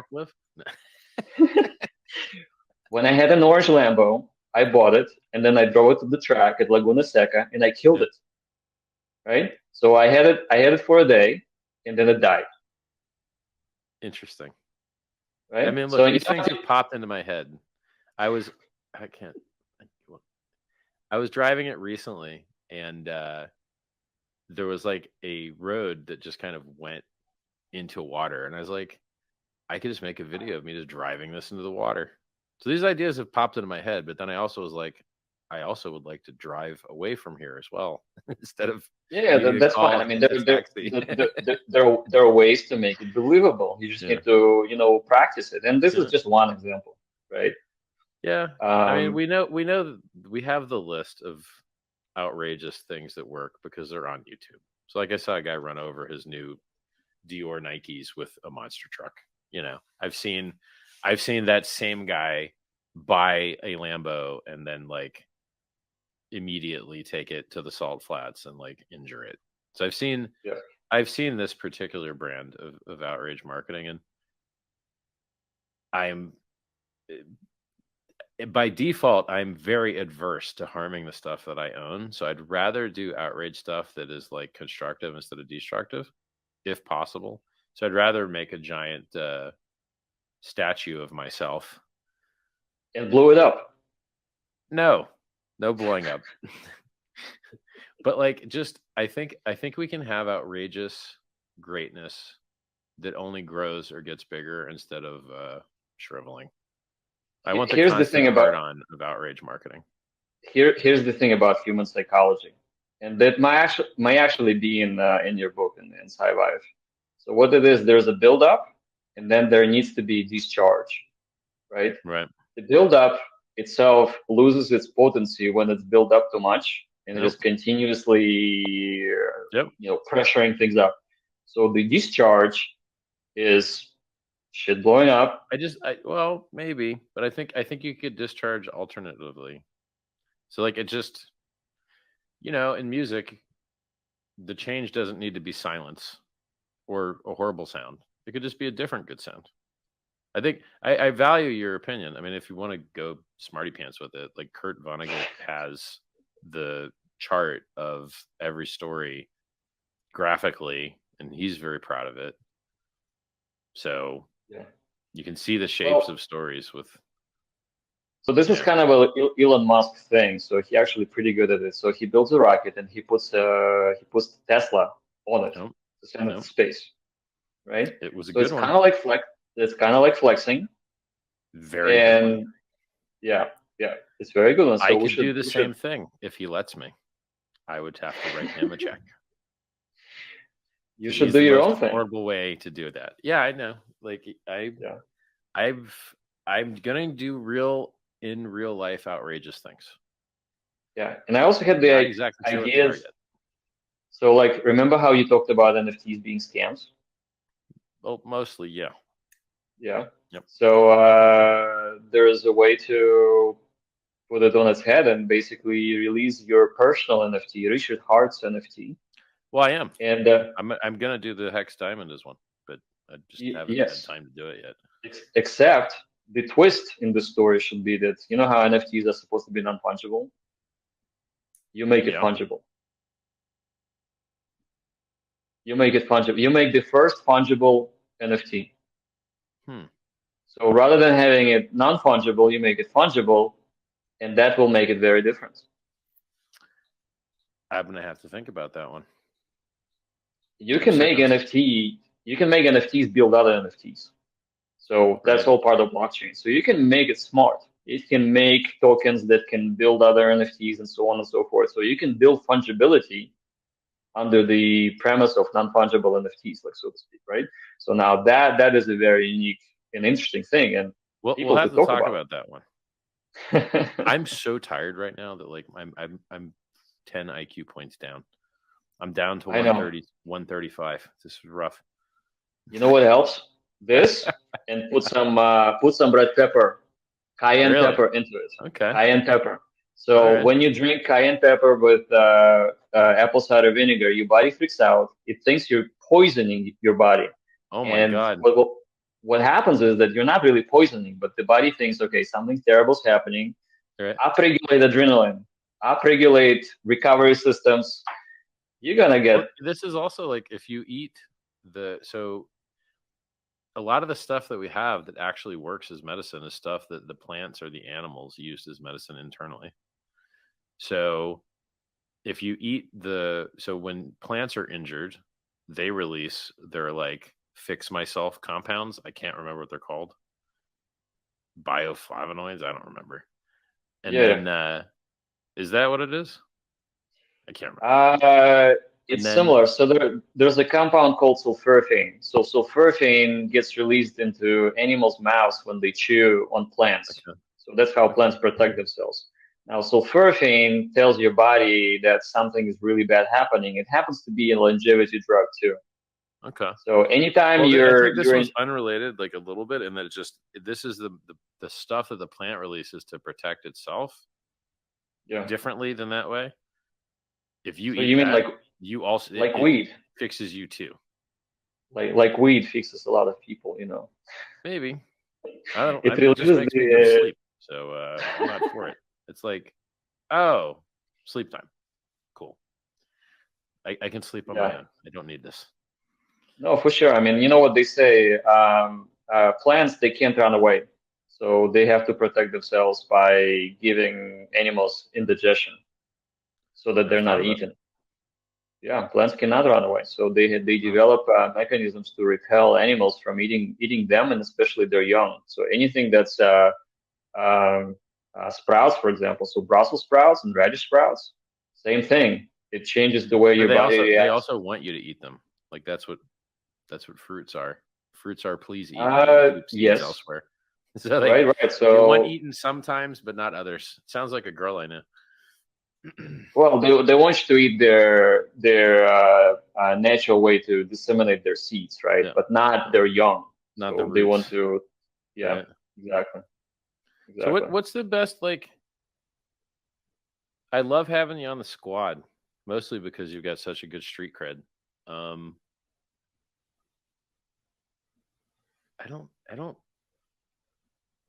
don't know what we could be doing better. Like the devs are working super duper hard. The like Hex is doing what it's always done. It dips. It's in the game. I like people that like talk about the blue chips in crypto. You're like, okay, Bitcoin went up not even a 4x from its last all-time high to its most recent all-time high. It couldn't even do a 4x. It couldn't get from 20K to 80K. It could only get to 69. And it took 5 years. Limp, lame, top of the S-curve crap. And then, you know, Hex is up 250 times versus Bitcoin since January 5th of 2020. It's still up 250x. It's like a giant bull flag. The second giant bull flag on the weekly chart. And then, you know, let's talk about dips. And so if you look from bottom up, Hex is up 250 times higher than Bitcoin over that time frame. And then if you look from bottom down, Bitcoin dropped 73, Ethereum dropped like 83, and then Hex dropped like 93. And then when they go to get up again, which one do you think is going to get up the hardest? Like, it's just, I don't understand how people could look at such obvious data and not see, like, it's limp, it barely pumps, but the dumps are almost the same size. But this thing pumps hard as hell, and the dumps are about the same size. Like, it just seems so obvious to me. Well, I think the story should be is that you guys are merging the true blockchain innovation in a token that has value, where everything else out there is leveraged to the, you know. Yeah, we don't have any leverage on our chart. There's no way to long it. There's no way to short it. There's the least pain of liquidation because it's well, that's exactly is the point. So I think there needs to be a stronger message that you are the most natural blockchain enabled token that has e-commerce built into it. And when I say e-commerce, I like the security angle, because if you don't have security, you don't have anything. And I'm telling Exactly. you, Hex is more secure than Bitcoin. It's a safe inside a safe. Bitcoin's just one safe. Hex is a safe in a safe. If people really understood that, I think people are like, what's Hex's use case? Well, other than being up 250x versus Bitcoin in like a couple of years, other than that, it's more secure literally. You're more likely to have an inflation bug again in Bitcoin than you are in Hex. Extremely more likely. Well, I think if we want to help the world, there needs to be literally outreaches to teach people what blockchain is and what self-custody is. And Hex will naturally fall into it. So it doesn't need to be Hex first and then the features after. It could be, here are the features of the blockchain. On-ramp a ton of people, dude. I think PulseChain, the world's largest airdrop, is going to on-ramp a ton of people. I mean, it could. Blockchains are sexy. Especially the new blockchains. It only airdropped the most toxic community, unfortunately.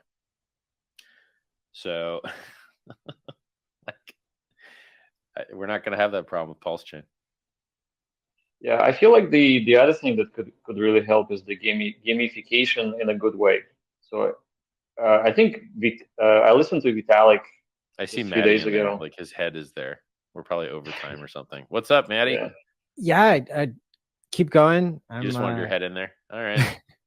So quick thing about Vitalik. So somebody asked him, what is money? And he said, money is kind of a game. So people are playing with the economic I like my energy. definition better. My definition is way better than that.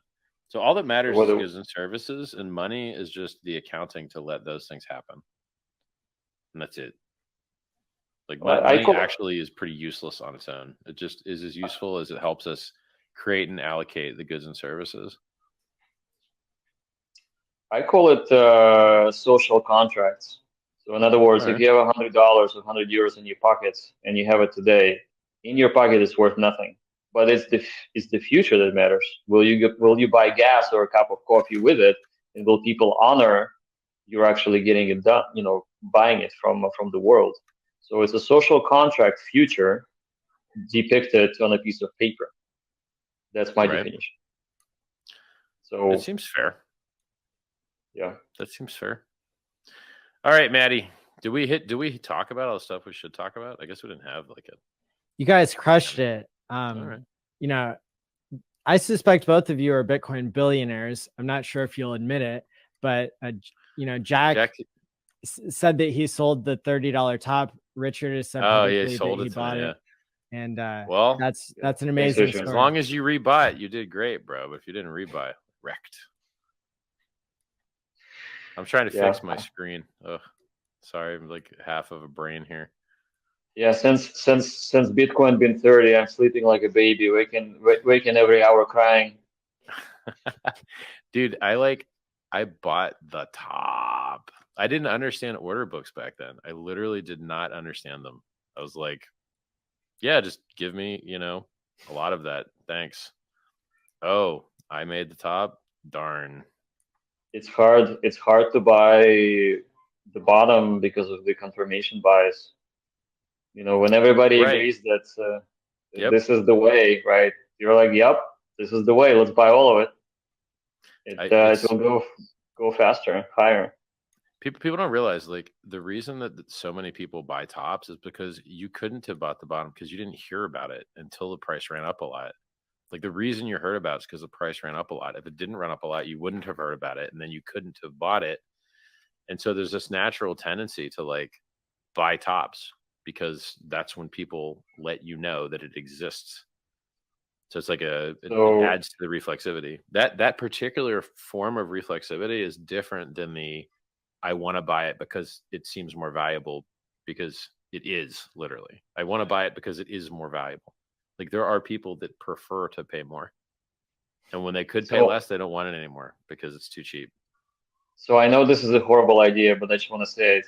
Coinbase should release a shitcoin ETF, where instead of the good coins, did that already. FTX has that already. You buy the worst ones, the ones that just came out. Nobody knows about them. The worst ones. I'm not sure. The worst ones. It's an ETF that if you buy it and one of them goes to the moon, you're not gonna be completely right. So the worst ones. I think it's a terrible idea. I think it's like. I know it's terrible, but that's why it's so good. That's destructive right there. So, Manny, what's up, bro? What are we doing? Well, I want to thank Jack for agreeing to come on Game Theory Gang this Tuesday night with David Feeder, and I will try to convince him to switch from getting yield from providing liquidity in Hex to getting yield from time locking. And I'm sure we can also discuss tons of other interesting things when it comes to Hex and longevity. So thank you, Jack, for making yourself available tonight and in the future. Thanks, Richard. Can I go save the world? I'm like, yeah, let's do it. Let's actually save the world, man. Thanks for being on the journey. Save yourself first. I'm trying, dude. Look my shirt. From being tired. Yeah, I'm wearing. I don't have any Hex swag, but I came up with the color scheme that kind of matches Pulse a little bit. All right, I'll be right back, man. I'll be back in like 2 minutes. All right. Okay. Is it okay? Can I go? Yeah, boss of course. Man. Yeah. All right, I'll be back.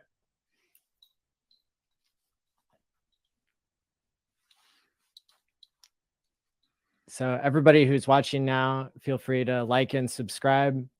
We've had an epic conference so far today, and I'm really excited that we've been able to put this together. Jack, what did you think of the 5 levels? I think it was awesome. Lots of interesting conversations. Those little boys were adorable. I'm like, oh, those guys. Absolutely. Yeah, they're getting schooled in cool stuff. You know, and speaking of education, it's just amazing how quickly you can get up to speed on pretty much anything nowadays.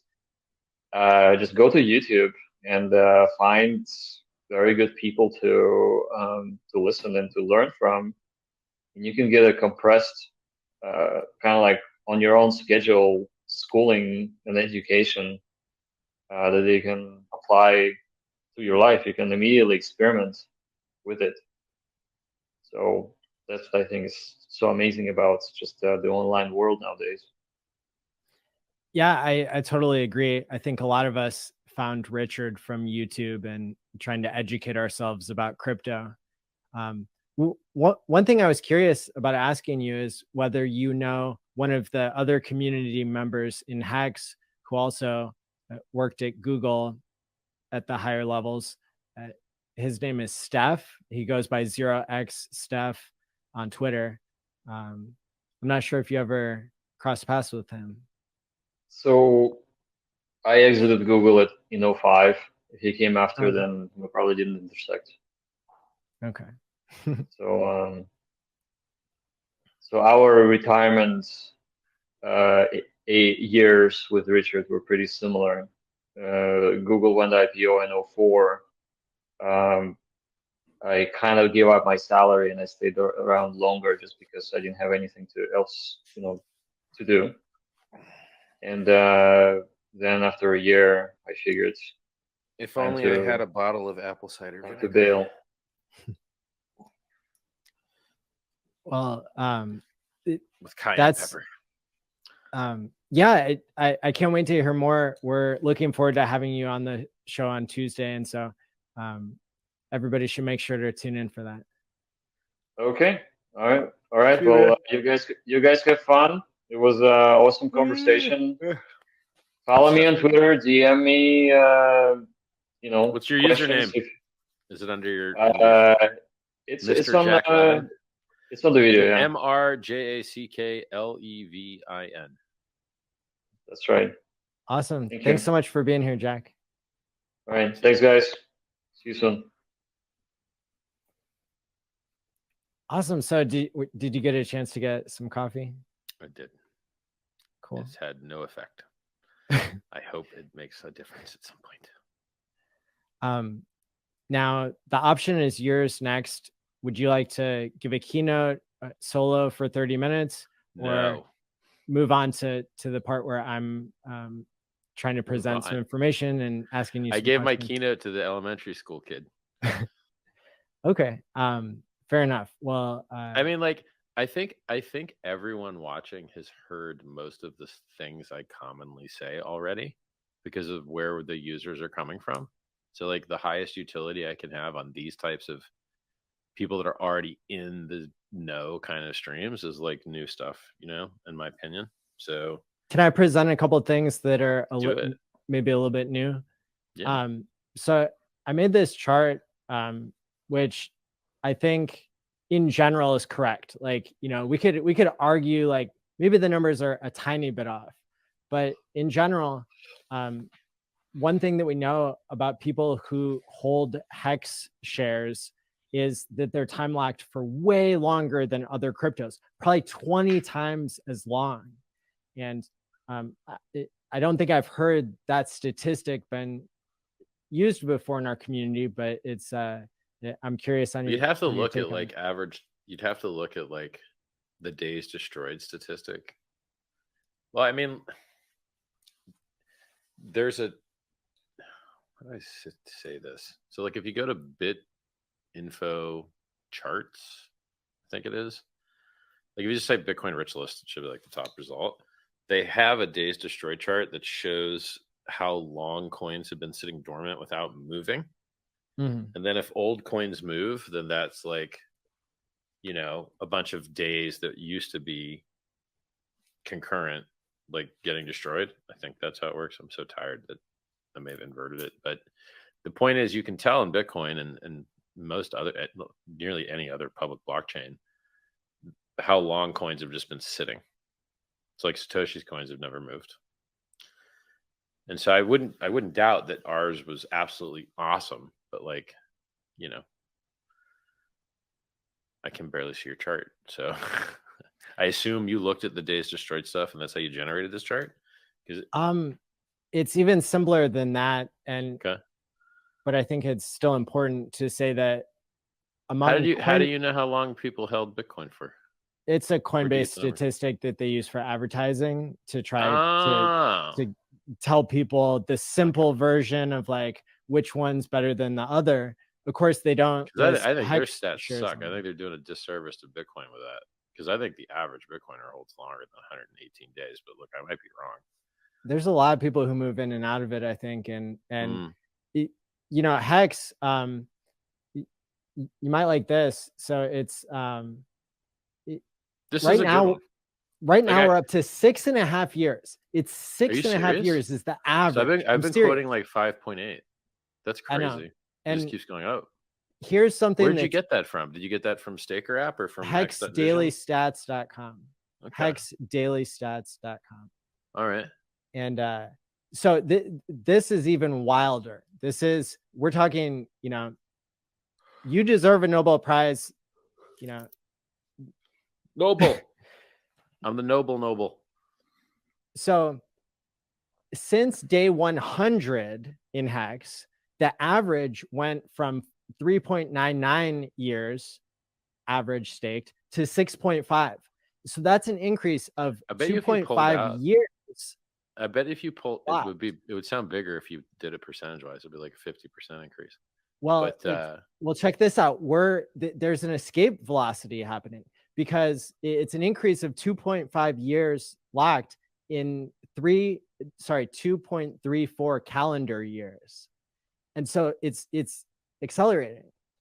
Interesting. And it might not do that forever. I bet it would be even longer. I bet you these numbers would be even longer if you removed the OA daughters. I think their average is like 5 years. So the OA daughters like actually bring the average down. But they're different, right? Like, so if it is the case that an OA daughter just never sells, no crystal ball, but if that is the case, then there's no reason for that like thing that ain't selling anyway to like draw down the average. I bet if you remove the OA daughters from the like staking totals, that like, because I think they were at 1.20% of shares, but so much time has passed, maybe it's less. I've got the numbers updated today. No, but I'm just saying, like, if you pulled out OA daughters, then like I bet your average would be even higher than whatever it is now. What did you say it was now? So I've been quoting 6 and you're saying 6.5. So we gained half a year. Nice. Yeah. So like it's interesting, right? There's a lot of, it's very cool. Another thing that's shocking, and you know, mainstream economists, if they're not biased, would I think really be impressed. The percentage of stake tax, if you don't include the OA daughters, 75% of user-controlled Hex is thought to be time locked. Cool. That's great. It's really incredible that much Hex got locked, and I think the sacrifices really helped with that as well. Well, that's another thing, is that like so much Hex got pulled off the open market. It's rare to find it now. Like on the Hex is much more rare on the you'd have to look at this, but I my gut feeling is that the amount of Hex that's available on the automated market makers now is probably a lot less than it was on the run up. Mm-hmm. And so that may mean it's like a lot easier to go up higher this time than it was the first time, but you'd have to like check it. But I mean, that's what my gut feels like. But it would be interesting to look at. I'm offering a course for free that goes through Chain Analysis 101 I saw right. on Fox Business, you mentioned a couple times that things can be verified on chain. Yep, that's And right. I think that Hex having not only the majority of its volume trading on chain, but also having the chart of future market supply, it's really revolutionary. I agree 100%. 100%. Another interesting thing from me having the luxury of being able to travel to other countries here recently, because the Hex allowed me to retire and do whatever I want. I thought it was really interesting to get into the shoes of people who live outside of the United States and to realize how irrational saving money is in an inflationary environment. Yep. True. It's true.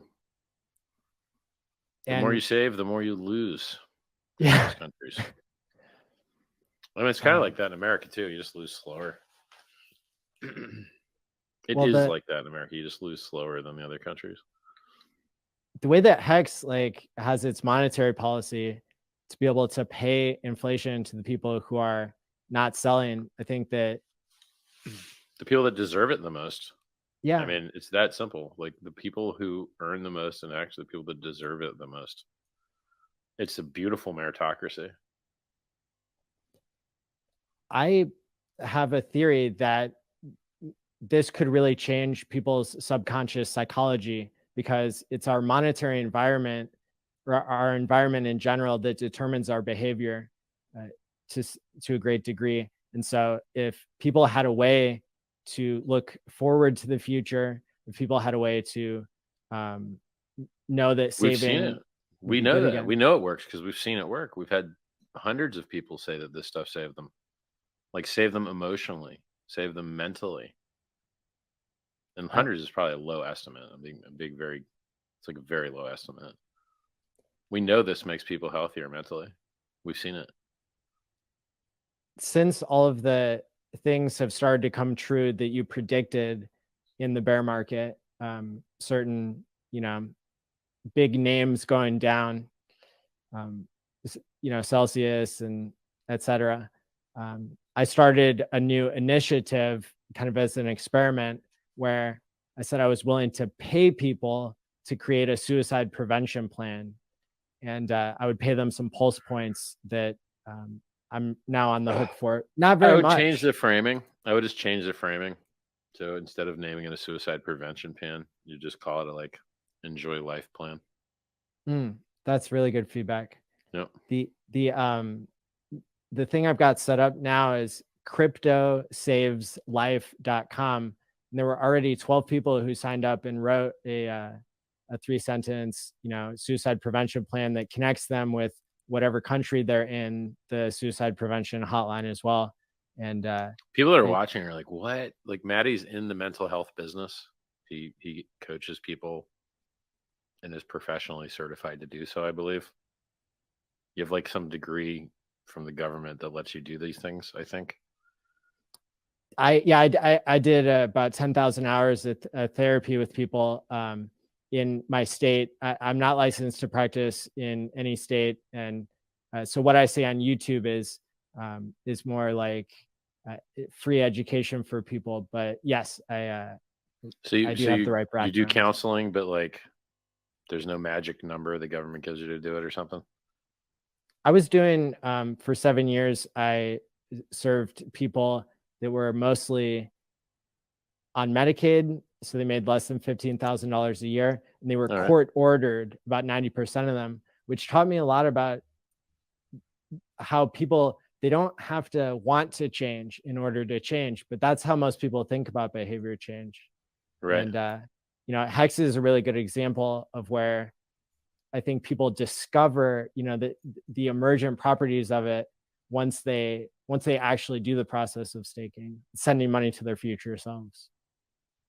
Tell me more of your stuff. Sure. Well, I think someday Hex could be used to unlock a new function of money, because people don't think of money as being able to use it to pay yourself. it's always, if it's an external source, that's what motivates you. You know, working for somebody else, a job that you hate, you're willing to do it. But once you have dollars in your bank account, it doesn't give you the same motivation that somebody else's bank account does. But with programmable money, and Hex is the first example of where people, they've decided to change their own behavior using the truth engine by creating a savings plan that now they're forced to stick with, whatever that would be. And the extreme price appreciation is part of the mechanism that incentivizes people to pay their future self. Yeah, it's a very interesting angle. I think it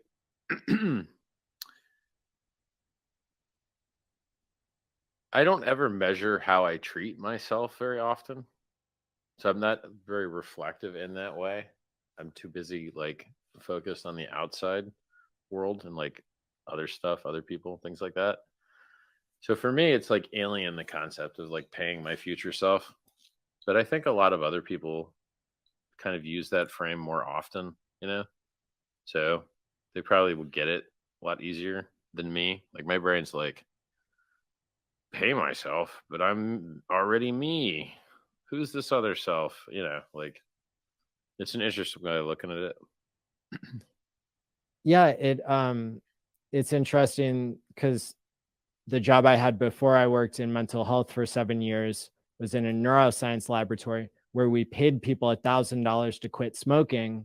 We also gave them all the tools that they needed and accountability.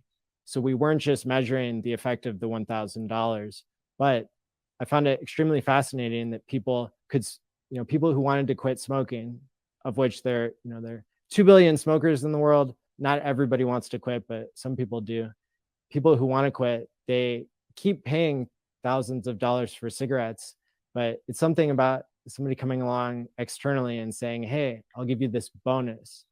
Right. And so with programmable money, you know, if we can pay ourselves to delay gratification with Hex, I think that there's a whole new economy that could emerge around this idea of, you know, now sure, you're going to say you have an Oracle problem if you're really trying to, you know. Nah, but like it's like, but it's not a lot of times the Oracle just doesn't lie.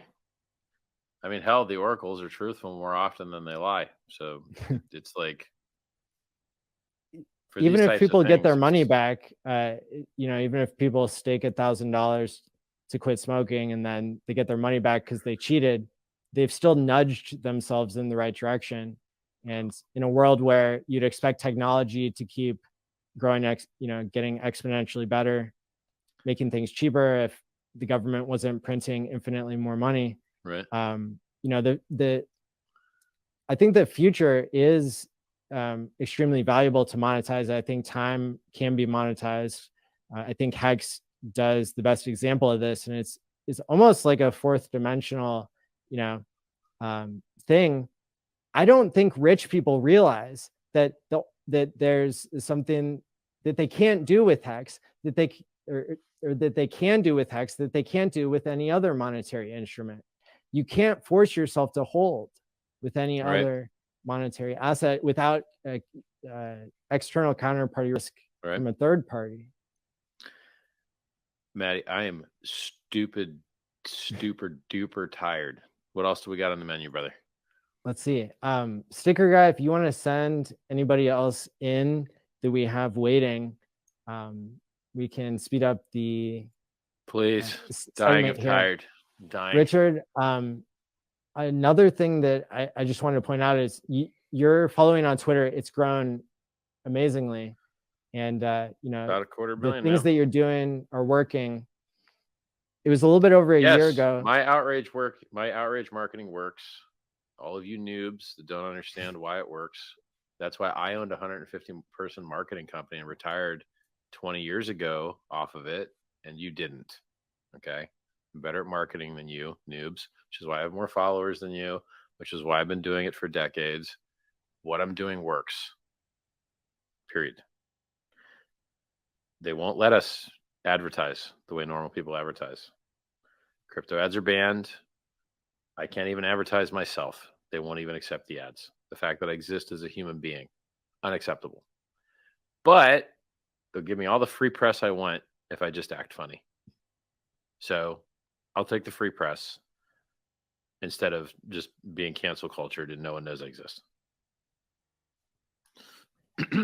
One of the things that you mentioned on your YouTube channel, like in passing, was that, you know, Periscope was scheduled to go offline. And one thing I wanted to let you know is that it still works to be able to duplicate your stream automatically onto Twitter. You have a huge following there. And so I think that you could reach thousands and thousands of more people if you turn that back on. Good idea. That is a good idea. Basically, in order to do it, I have to like grab an extra capture card, stream an extra copy at low res just to their duplicating platform because they only support 1080p, but I stream at 4K. So I have to stream at 4K and then bust out an extra copy on another capture card or something similar. I think OBS actually has a virtual camera built into it that may act as a proxy or something. It's a good idea. You're going to have to remind me when I'm conscious again. Sure. Absolutely. Now, there's no reason not to use this good content that we generate across as many places as we can. We're speeding up the program here. So if we want to go around the room quickly and each person can ask Richard one question before he dies of tired. Get some rest. Sticker guy, do you want to go first? Who's ready? Sticker guy is going to have the longest shit. Go last, sticker guy. Oh, true. Everyone else is going to have Okay. Who wants to go first? Give me the guy in the colorful shirt. I'll go. Okay. So Richard, I've heard some devs talk about that. So I understand that, you know, V2 for Uniswap you have to have equal order size on either side. Yep. I've heard a dev potentially say I saw it on Telegram that they were looking to add limit orders. Is that something that's potentially going to happen to PulseX? Yes. Like maybe. It depends. Like it's already built. It's already there. It's already being tested. I don't know if it makes production or not because I haven't tried it myself yet. I look at that and I'm like, okay, we care about PulseX doing well. Does this feature make PulseX do better? If so, then you probably see it. If not, you probably don't. That's fair. I like that. So like, does it still give PulseX fees? If not, well, maybe that doesn't get added. You know, I don't know. Like I gotta look at the details. But one other question. I'm looking at it from a perspective of what's best for PulseX. I've been messing around on the testnet and everything. On Uniswap, it adds the commas, and sometimes like the numbers are so big that it's like hard submit a bug report on GitLab. Gotcha. That's an easy one. Yeah. Front end bug, easy bug. Next. Who's next? Give me the guy. He showed up late.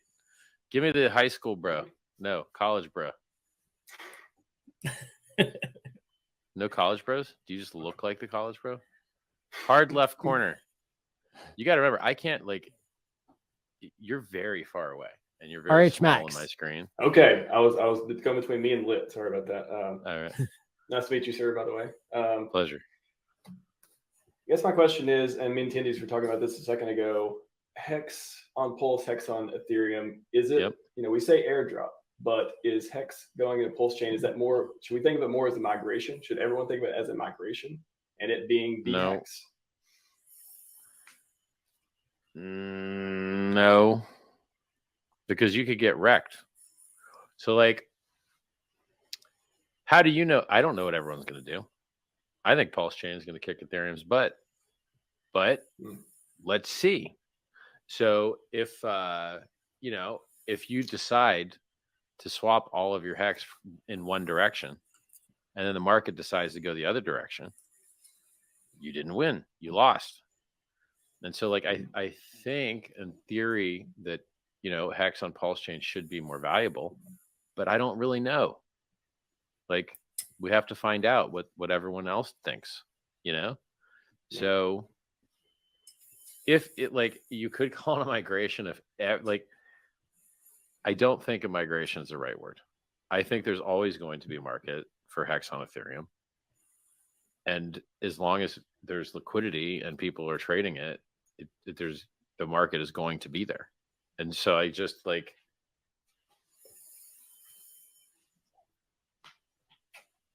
I think that they will start at similar prices, but I don't have a surety about it. No one's ever seen this before. No one's ever seen this before. It's going to be extremely interesting. So I like, basically what I would feel comfortable saying is, you don't know what everyone else is going to decide, and what everyone else decides greatly affects the price. Hex on the Pulse chain could be worth twice as much as Hex on the Ethereum chain, or it could be worth half.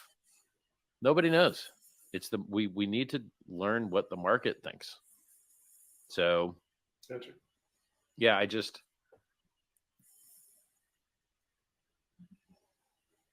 I wish I could predict with perfect certainty what the future holds for things that have never been done before. But like, let's all learn it together. I'm just telling you guys, be very careful when you pick your side, because if you care about the price and not just the technology, what other people decide also matters. You know? Very good. So like some people think that like the Ethereum hex is going to like drop and the Pulse hex is going to go up a lot. Yeah, maybe, or maybe not. I don't know. Let's see, you know? Cool. Appreciate it. My pleasure. All right. Let's take Sticker Guy. Let's do it. And Zurich, you said I should become a YouTuber, and you said that you're going to subscribe. It's YouTube/StickerGuyWin. Please subscribe to my YouTube. Also, that was not a question. Also, I took my time. I wrote down a lot of questions, and I have still many, many more. So my question is, would you like to come on my YouTube channel so I can ask you more questions? I'm trying to punch upwards, and I'm sure you don't have many followers yet, but you're about to gain. You're about to gain one more. Nice. I really try to focus on people we haven't on-ramped yet. Like anyone that's going to be watching you is already in, you know? I know. It's hard. Sticker Guy. Can you tell me it again? Sticker Guy Win? Win, yes. I'm going to subscribe to you. There you go, man. Okay, so I'll just make all the videos with questions to you, and you just watch it when you have time, and then you make like a response video or something. That's like a genie question. That's like asking for more wishes. I don't Just think you remember, Well, I'm very tired, and you'll be lucky if I remember this conversation tomorrow. But I did subscribe. Hey, you never know if you never try. Oh, true. Okay, Give me thank one you or very two much. more. Oh, One or nice. two more. Okay. You showed me. How about why are you Go. not buying Twitter? Why not buying Twitter? Like the Elon Musk hype. I think I could build my own for far cheaper. Yeah, and but I you know also you have the said problem that- of on-ramping users, but like, Yes. let me Somebody see. else asked How you, did? Hold on. Let me finish answering that question. How did Elon's purchase of Twitter go? Doesn't Just how you matter. predicted. It's You not got about right. buying Twitter. It's Sideways. about getting publicity. Crypto Oh. billionaire founder steps Yeah. in to buy Twitter. Oh yeah, okay, you got right. Whatever. Well- there's no such thing as bad publicity. I mean, I'd rather buy. I don't know, dude. I don't want to buy Twitter. I just don't think it's a good business. It's like they don't make enough money, in my opinion. So Well, like, I don't care. Okay, yeah, but You know? do you need more money? That's a good point. Yeah. I'm just so used to running that program, man. Like I'm still cheap. I still like, I don't understand all the resources I have. So I'm still like trying to get bargains on things. Like I really care about not buying the real estate top.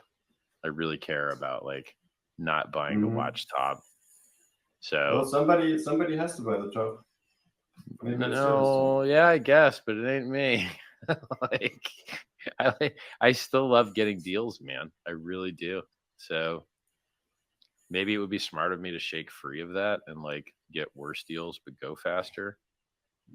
Time is valuable. Yeah, probably would. It's gonna take me time to learn that, man. Like I hate getting bad deals. But you have to understand it's a good deal if you're in a position like, yeah, I don't know. I bought a few million cars, whatever. All right, next. Good questions, man.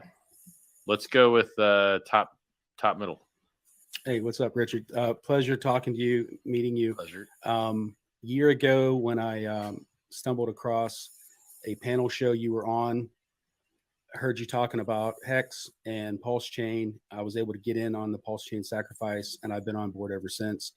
I just wanted to say I appreciate you, the Hex community. We believe in you. We trust you, and regardless of all the crap that's thrown your direction, we got your back. You know. Thanks, man. I appreciate that. If I know you're tired, if I were to ask just one question, it would be, as far as like YouTubers like myself and these other guys, I know we're pre-viral. I know there's a lot of different things going on with people trying to get the word out. Any other thing you could, just off the top of your head, that we could? I clout chase other communities. So I'll go and do. So I don't publicly follow anybody except Richard Hart Maxis on Twitter, and then occasionally you see, you know, a Richard Hart Maxi start talking about some stupid coin. I'm like, unfollow, because I'm not a viral vector for you to pump sucky bags, you know. But I do, using the lists feature, still see other people's tweets outside of the RH Maxis, and then I clout chase, and I'm hitting those Bitcoin tags constantly. I'm hitting the Ethereum tags constantly, because that's where the users are. And so, you know, I get my face and my name and the things I care about out there by going to places where people don't already know about them. So like this live stream right here, everybody watching already knows. Maybe 1% of the viewers, or 5%, or maybe 10% are people that are new, because of the way it was marketed. It's marketed primarily to people that already know, you know? And so getting this into the eyeballs and attention spheres of people that aren't already in the know requires you to be places that you've not been before, you know? So I'll give you an example. This guy founded a coin that sucked. It basically failed on launch. But for some reason, he has a following. It's weird. You know, he talked crap about how crappy Hex is. That's perfect, because I couldn't have reached his audience otherwise, but he reached them for me. Now his audience, some part of them, will go look at Hex and decide, oh, you know, he's wrong about this one. The founders, I guess co-founder of Tezos, the Brightman girl, she talked smack about Hex on a news report on TV, I think. Great. That's awesome. I couldn't have bought that, right? And so those are examples of other people doing my job better than me and getting my message out in front of, not perfectly my message, but at least something that's a breadcrumb that'll lead to it, to audiences that could therefore be saved. You know, I looked at Tezos's chart. It's absolutely trash. Absolutely trash. That other dude's chart, his coin failed at launch. Now they like went and used their admin keys to go make a bunch of changes, but like it still sucks. So, you know, you have to get in front of other people, and that requires them to know you exist. And that means that you need to do outbound messaging. You need to be in their threads. You need to be hitting their tags. And advertising outside crypto is great, particularly when everyone in crypto is recently wrecked. So, you know, since Ethereum's down 80% or whatever, it's nice to on-ramp people that are pre-wrecked. Like, you know, because they might on-ramp with more energy. Yeah, so you're going to have to do all the same crap that I did, man. You know, be interesting and get your name and your messages out in front of people that haven't already seen them. We were trying and to. I'm still doing this. Like I'm hitting Louis Vuitton hashtags, Prada hashtags, Bitcoin hashtags.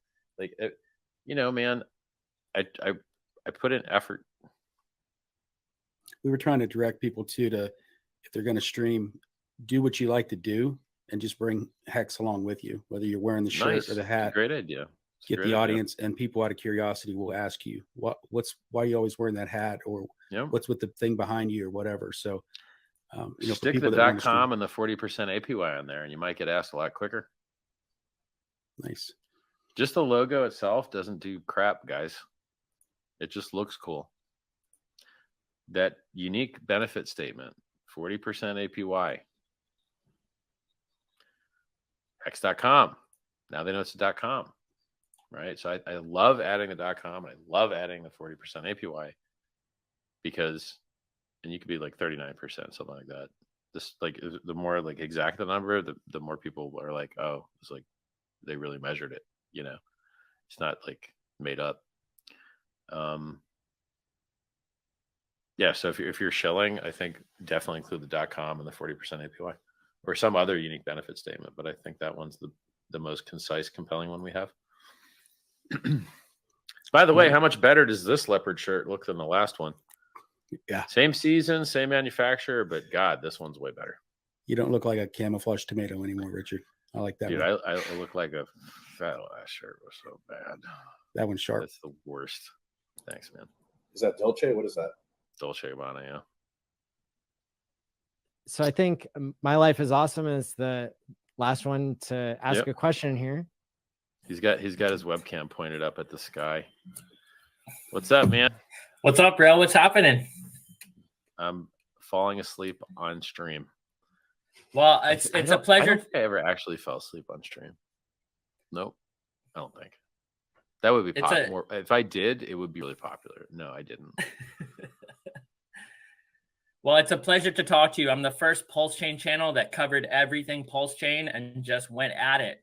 50, 70 videos, just pumping this community. Epic. And honestly, it was kind of easy to do because the leader that we have, and people attract what's around them, and you've attracted some of the smartest minds, some of the best hearts. I love that. And I've heard you It's say really your great. favorite thing is the community.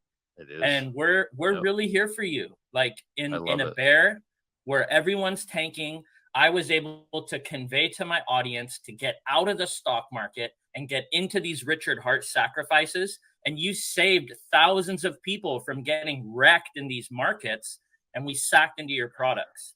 I like free speech, and I like freedom of movement, and I'm glad everyone else loves them. Yeah, and I also like the blockchain. So free coins, I love free coins. I got Bitcoin for free.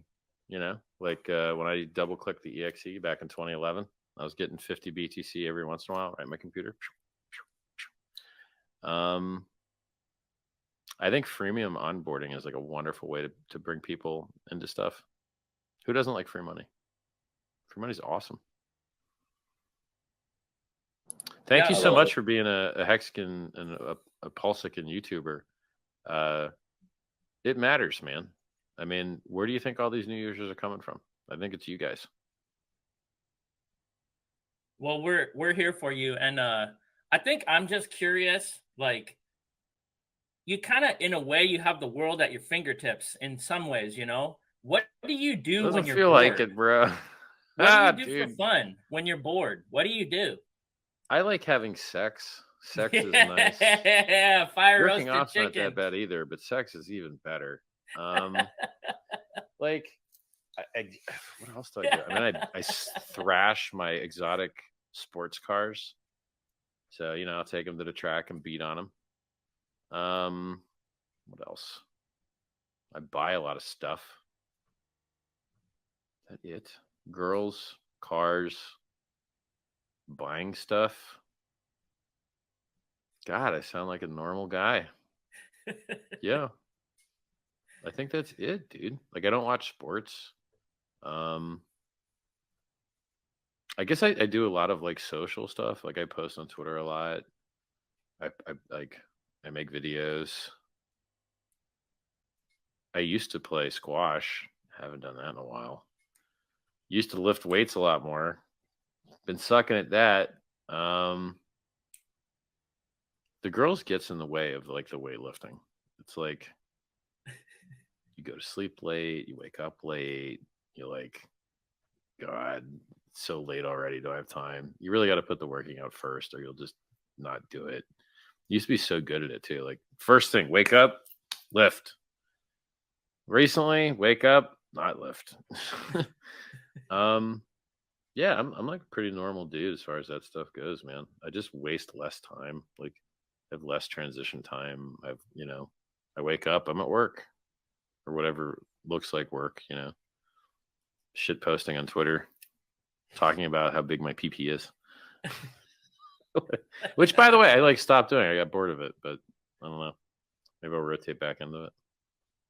I did post a giant mecha me JPEG that I found with like, it had a giant mecha me penis on it, which was pretty funny looking.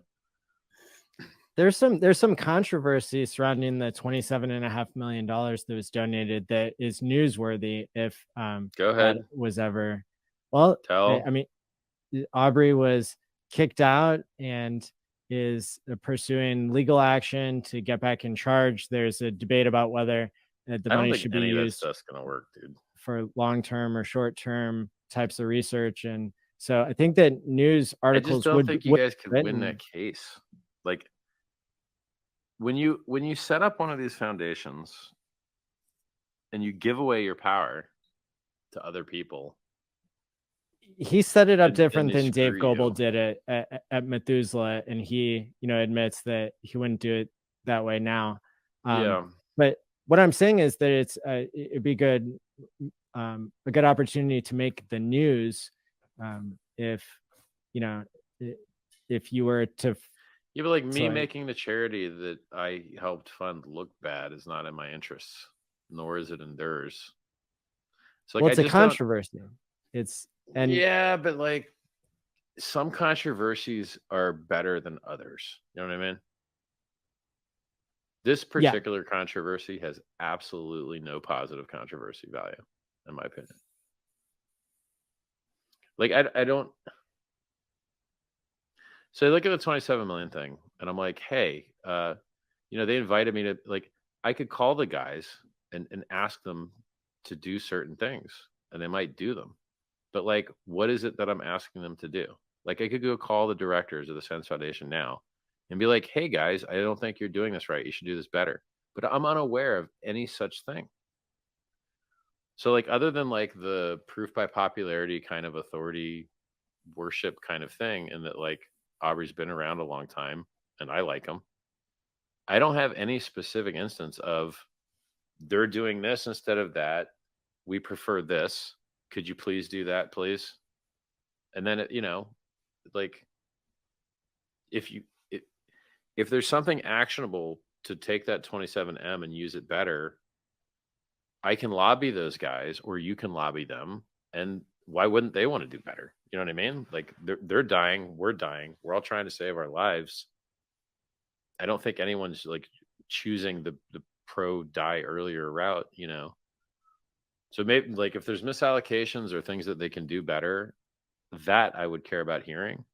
But like general kind of like this guy's in charge, that guy's in charge, you're like, I don't really care which one of you guys is in charge. I care about where the money actually goes to the person actually doing the research, because he ain't doing the research, like, so there's some really juicy stuff that's going on. It's super newsworthy. The news isn't always like only about what the material points are or how things could be improved. But Aubrey's rep is like burnt because like they didn't, like, the press sucked. That's the thing, is like when you get set, like there's some bad press that you can recover from and do great, and there's some bad press that just like continues to suck. So any kind of like Me Too movement crap, that just sucks forever. It just I went down the rabbit hole on that, and it's not like most allegations. It's extremely fabricated. There's lots of evidence that it's fabricated. Bro, I feel you on that. I don't think the wizard guy with the 80-foot long beard was like running expert level game on some folks. Like, I don't think that's what was happening. Like, I think that you want the research to go well, and that Aubrey could probably do a great job at it. I'm just saying, like,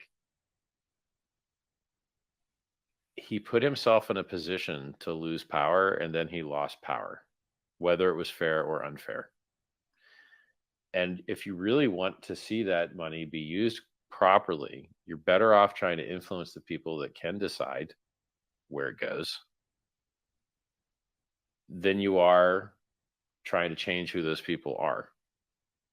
Because, like, the people in power, no matter what the power structure is, tend to want to stay in power.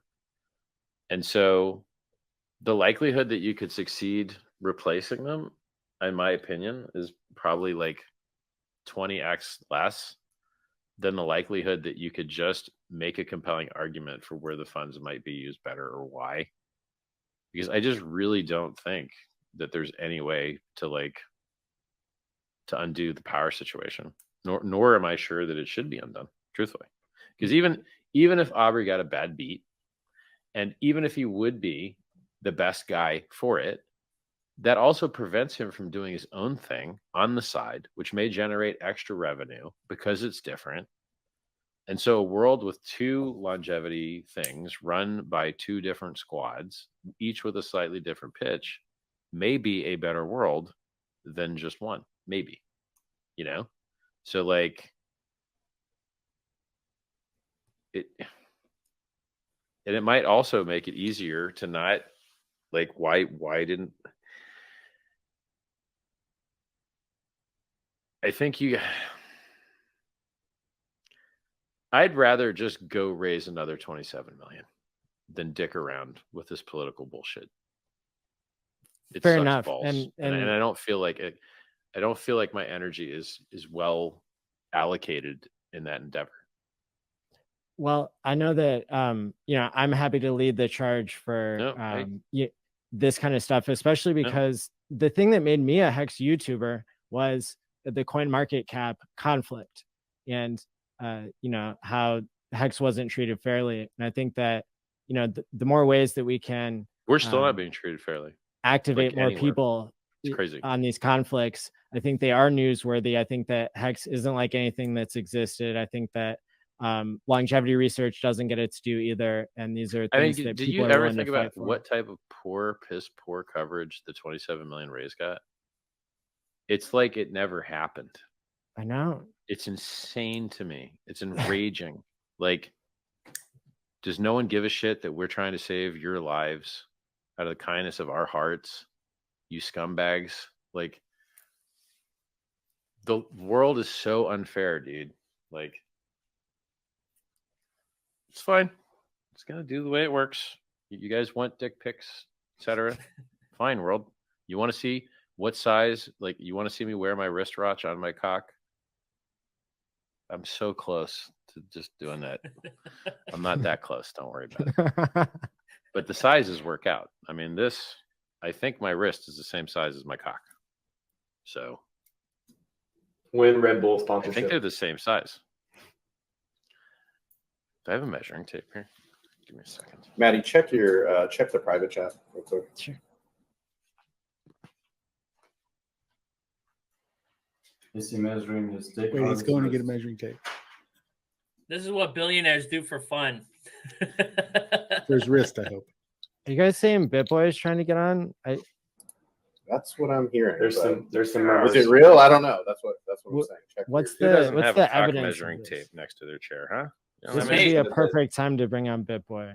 Hey, Richard. Richard, I'm Trivia?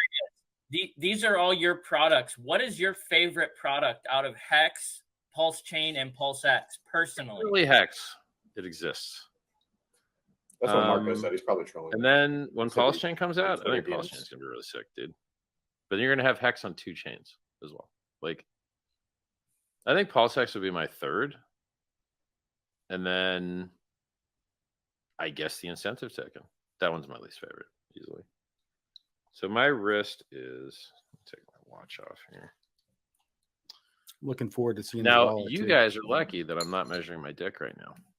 So, but I've got this. I've measured it so many times.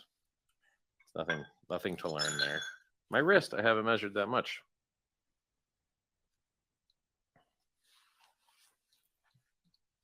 All right, so my wrist is ever so slightly thicker than my dick, I think. This is for the fire roasted chickens out there. So this wrist is coming in at 170. These are about the same size, guys. Depends on how tight I pull it. Here you go, everybody. All right, for all you guys at home there. How do I get it to focus on that? There we go. Do the trick. So, I mean, it's kind of 180. I think the wrist is winning this one. I think it's 18. Yeah. Oh well. Oh well.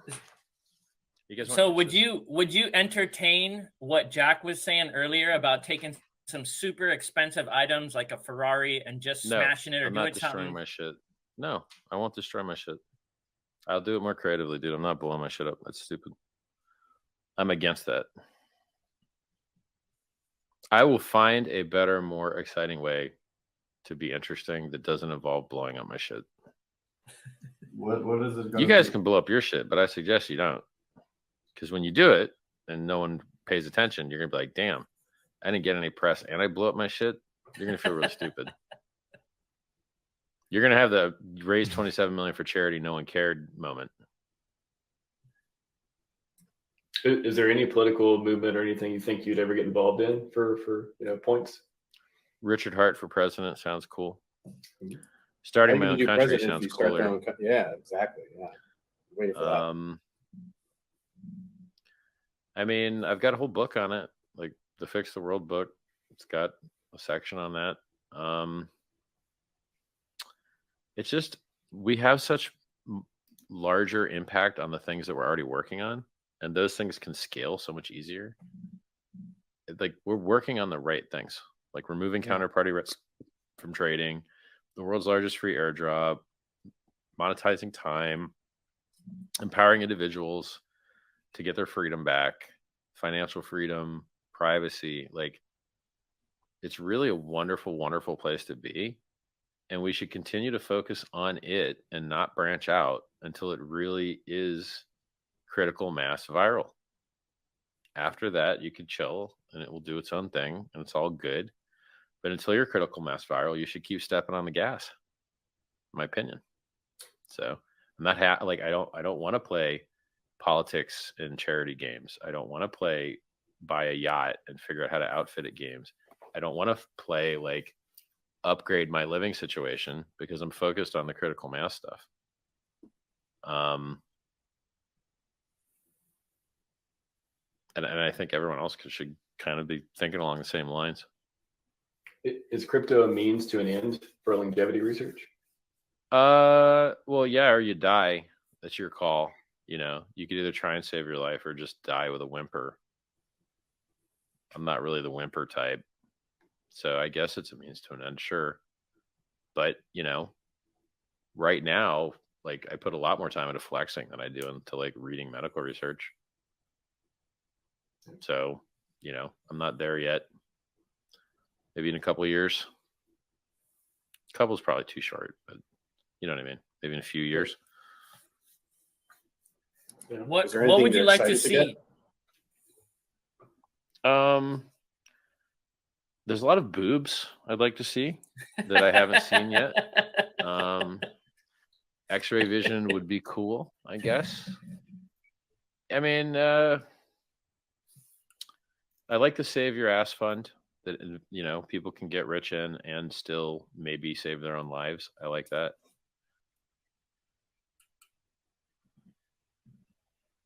I mean, my roadmap's never changed, right? Like, I should publish the book for more flex value. Like, it's like work on the book and get it published or get laid.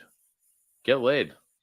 Like, my brain is like so obviously like, screw that book, you know? So real. So like, Wait, what keeps you from having both? just let somebody Getting else laid takes just too long. typically. like it just takes so long. You're like, you have to put hours in, man. So because I'm not willing to take the easy way. I'm not willing to just write checks. I like the hard way. Yeah. So but like you can don't write the check for the girls. That's nice, that's honorable, but write the check for the guy who's doing the book stuff. Well, yeah, actually. Just okay. make That's a list, great advice. Make a list That's and great let somebody advice. do the list. That's great advice. If I should deploy my capital. If you need an employee, I'm currently unemployed. If I can get, just let me know. So okay. Yeah. I like the sound of it. Like just hire more people to do the things that I wish were done and then hope that they do them. I've just had so many people say they were going to do things and not do them. And I've had the same conversation on one of these types of streams before, and the story hasn't changed. I hate getting ripped off so much that I don't feel like hiring 4 guys to do the same job and then one of them works. But that is kind of what I'm doing with Pulse already anyway. Like I have parallel teams. So it's like, yeah. So much work. Oh, I've got so much work I have to do. God. I have so much work I have to do. If you just don't do it, then it will be easier to do it once you're relaxed. I feel like if anybody needed a personal assistant, it would be you. You got a lot of maybe I could use a publicist as well. Maybe I could also use I could use so many things. It's so but I'm just cheap. Like I don't want to waste money on things I need. Sometimes you got to spend money to make money, though. You know that. So I know. Might be a hidden return. Because if you have a good publicist, they might be worth their weight in gold. Might get you more eyes. Particularly when you're multiplying their marketing with I do great interviews with everybody, and it doesn't matter who they are. So it would be a wonderful match. You're easily marketable. So we're getting there, boys. We're getting there. You know what? The worst thing that could happen is that it fails, but then you're still at the same point that you started. Yeah. You've compelled me to consider increasing my human resources. I'm not saying you should build a pyramid scheme, but I don't even know what a pyramid scheme looks like. How does that even work? You hire a guy that hires a guy that hires a guy to do the stuff that the guy you hire does. Is that like Fiverr? Organization. Is that how Fiverr works? I don't know. Maybe there's a website called Tenor, and then they hire the Fiverr guys. That'd be funny. 30 Fiverr, then it just goes down from there. Hey, Richard. Yeah. I'm about to head off, but yes. Yeah. So you first started with self-help books and really awesome motivation to help people. And I remember hearing you say I wrote this and no one listened. So I decided I would make everyone rich and they'd be hanging on your every word. And that's exactly what happened. You created the most Mensa solution, because I do a lot of coaching for 20 years and it's so smart how you did it. But now my question is, now that you're here, you literally have thousands of people all over the world hanging on your every word. And we've all formed like Voltron as hexagons. What would you like to see for all your hexagon community? What would you like to see happen? I want to see you guys do more outbound messaging. I want to see more stickers all over the world with hex.com, and we also have the world's largest free airdrop. It solves the blowing up the environment problem that Bitcoin and Ethereum are currently doing. We've got so much good stuff, but the easy one that exists that people can on-ramp to the easiest because it exists, hex.com, 39% APY or 38 or whatever. You have to look it up. I mean, if you're rounding, you can put 40, but I think 38 is just dandy. Hex.com, 38% APY. And you could put the logo if you want. Logo looks awesome, but you don't have to. The unique benefit statement and the .com, vital, important. Actual awesome hexagon logo, optional. And you know, I also think that there's a whole industry of guys out there that charge to teach people how to do stuff and get lots of users, and then they get users that they wouldn't have got had they gave away the info for free. So I think there's a space for penetrating these. People will only care if they pay for the info, people, you know. So I think there's a lot of opportunity in the educational space as well. It's really all about outbound messaging, man. We have the best, like, okay, I'm going to say this, but it might not be totally accurate, but I'm going to say it anyway because I feel like saying it. I think Hex is the best product in the world. I absolutely love it. It's fucking fantastic, amazing, wonderful, works flawlessly. I absolutely love Hex. I love it. And I think so many other people would feel the same way if they got to experience it. But it's being hidden from them by scumbags that are jacking them for their money and ruining their lives. The exchanges that people lose all their life savings on, either due to rug pulls or margin trading, hiding it. The market cap ranking sites where everyone learns about the next thing to get rug pulled on and go to zero, hiding it. Influencers, hiding it, etc. Like everybody's hiding the thing that could save so many people's lives.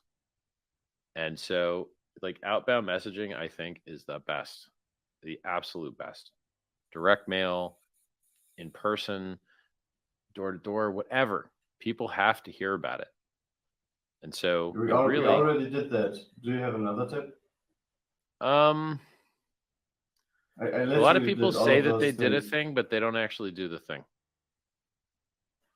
You know, I put even stickers on your car. I went door to door in America. I made conferences, but they didn't have the .com on them, did they? They might have. I think they did. They didn't have the APY on them. Well, it was the first hex sticker I ever made. So they evolve, yes, and they get better. And I ask questions. But I liked it.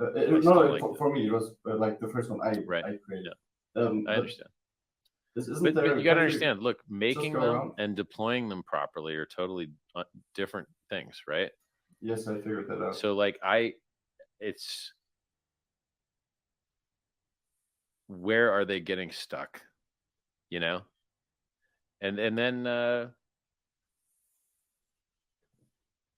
think interviews are a great spot. I mean, a lot of people that have spoken here to me say that they heard about me on an interview. And so I think other hexagons could interview well elsewhere. And the great part about doing interviews is a whole new audience that's not yours. John McAfee used to do this really well. He would do interviews with like everybody, and he had a lot of followers, you know.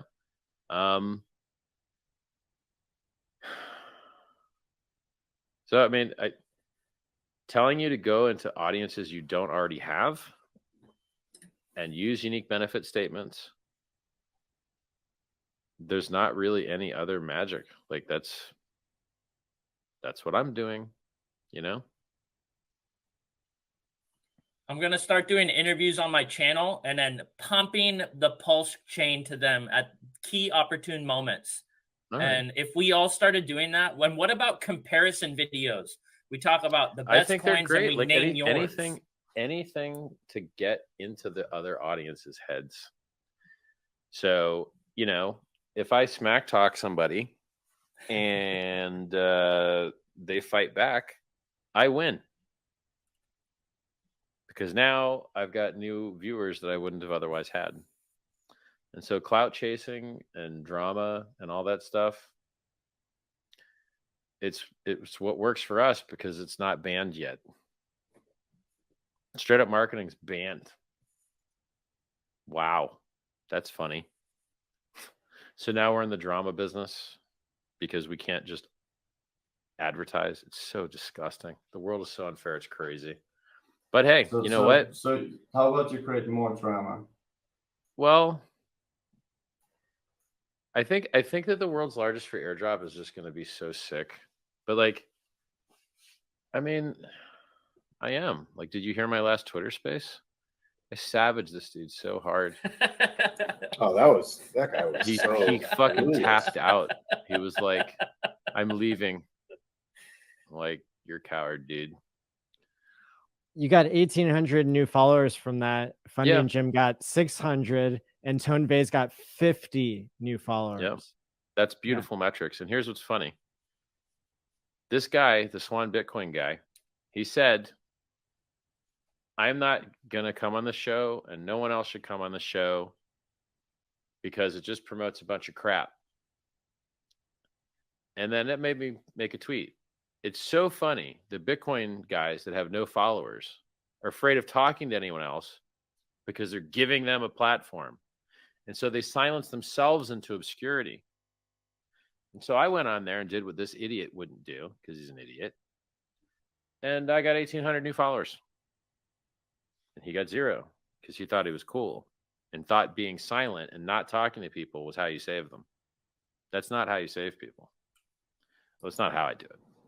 Tone Vase should be silent more, honestly. I agree with that. That would be a better world. We would be in a better world then. So like, yeah, I got 18. And so people were like, I went to a community outside my normal one, and it gave me 1,800 new users, and I'm only sitting on 250,000. So like 1,800 out of 250,000, it's like basically a 1% bump. So I got a 1% bump in my users by going on a show that other people were too stupid to go on, you know? And like, and then basically other people ended up on there because they saw that I was killing it and they wanted to clout chase me, basically, you know? I like when I'm beating people in debates so badly, but then I don't even realize the savaging they're getting. Like this dude was like, tell me about the Howey test. And then I like expand past Howey into like administrative rulings and like family likeness tests. And I'm just like way beyond Howey, but his brain doesn't understand that. Like he doesn't understand that there's extra non-Howey things. His little mini brain thinks, and he's a smart dude, but just like not smart enough. Like he's like, I know so much more about this stuff than these guys that they don't understand how little they know. And you're just like, but they keep saying like, you keep comparing it to Bitcoin. And you're like, yes, because it is like the same thing with a proof of work change. I've heard so many of them argue with you. And I feel like the thing that they can't get is the inflation. They don't understand how it's paid out. And they don't understand that it, you know, here's but what I want to see is what they do with PulseChain and PulseX because they're deflationary. Exactly. Because the argument just died. Exactly. I mean, I want to see what they say then. Yeah, it's going to be hilarious. It's like, oh, you don't like inflation? Well, these deflate. So now what? What utility they have? Oh, the same utility of all the other bags that you hold and love. So, you know, and I think there's a reason that there's like 50% more people in the PulseChain room than the Hex room. I just think it's so much easier to understand, you know? Inflation's the bad word right now. So, well, yeah, but if you say deflation, it's also a bad word. Like they don't like that one either. So any of the lations is no good. Deflation, inflation, nobody likes them. You know, I'll try and find a better like marketing language for the deflationary becomes more rare. I think that's a good way to say it. It becomes more rare over time. The supply only goes down. You know, it becomes more rare automatically.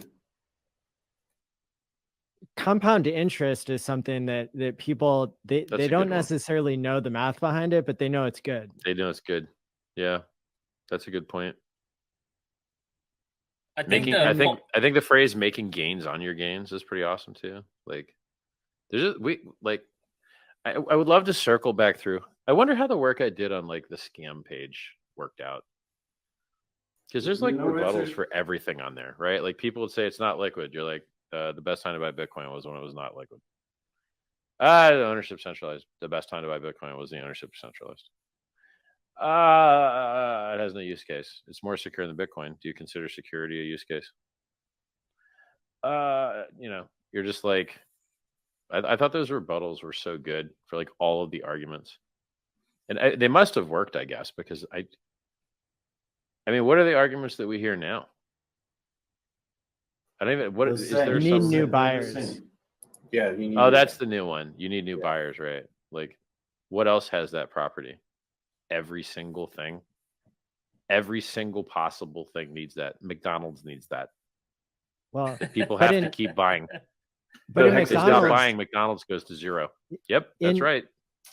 With anything else, you're not competing with the people who want to maintain their T-share position. You're not competing with the people who want their share of the future compound interest. That T-share rate going up, and some Hexicans choosing to rebuy their T-shares, even though they get more expensive almost every day. That is part of the magic. I think that like rotating into T-shares is something I always wanted to do, but I never actually successfully did. Like T-shares is the whole thing, man. Like it's so good. It's so good. At one point I'd like to kind of try and rotate into it. I think you guys are doing a way better job with the T-share angle than I am, because they're wonderful. Like they're such a fabulous thing. Hey guys, we have a price chart that only goes up and to the right forever in Hex terms. T-shares only go up, period. Never down, up only. So like T-shares in Hex price, lovely. The thought behind inviting you on my channel was, if you do interviews, you get more new audiences. That's great. You get 1,800 followers, but that's only 1%. But like, I really enjoy only 1% for less than a day's work, bro. That's a lot. Awesome. Hear me out. My suggestion, like the old live stream is you sitting where you sit and reading chat and just interacting. And if you do a interview, it's more like you explaining the people. But you are very, very good at explaining. So, and you already did like a lot of explaining, like Hexicans, like you say yourself, they know a lot. So if we take more time to stay inbound, but we kind of need to do it with you because you know it best. So are you saying for me to educate the educators? I'm missing the point. No, I say spend the time brainstorming like we do now. We're thinking together, right. how can we get more, how can we find new words, how can we get around, like we do all this I would stuff. rather fix the text on the site. Like there's certain things that could be better, like how there's no time. Just like we do postcards, we do road tours, we do everything that you suggest we should do, because we have such a powerful community that you managed to make millionaires. I like it. So it's more like we have the strongest community ever. I've been in a lot of communities through gaming and stuff. So but and we have a lot of ideas. So maybe take 2 months and circle around all the Hex streamers. Visit your community and try to find new ideas. And you can't find new ideas by yourself. I'm sorry. I don't think we need new ideas. I think we have the right ideas already. I think our ideas are awesome. But no, the new technology is always better. But there's no new technology. You've got the internet where you look at a screen.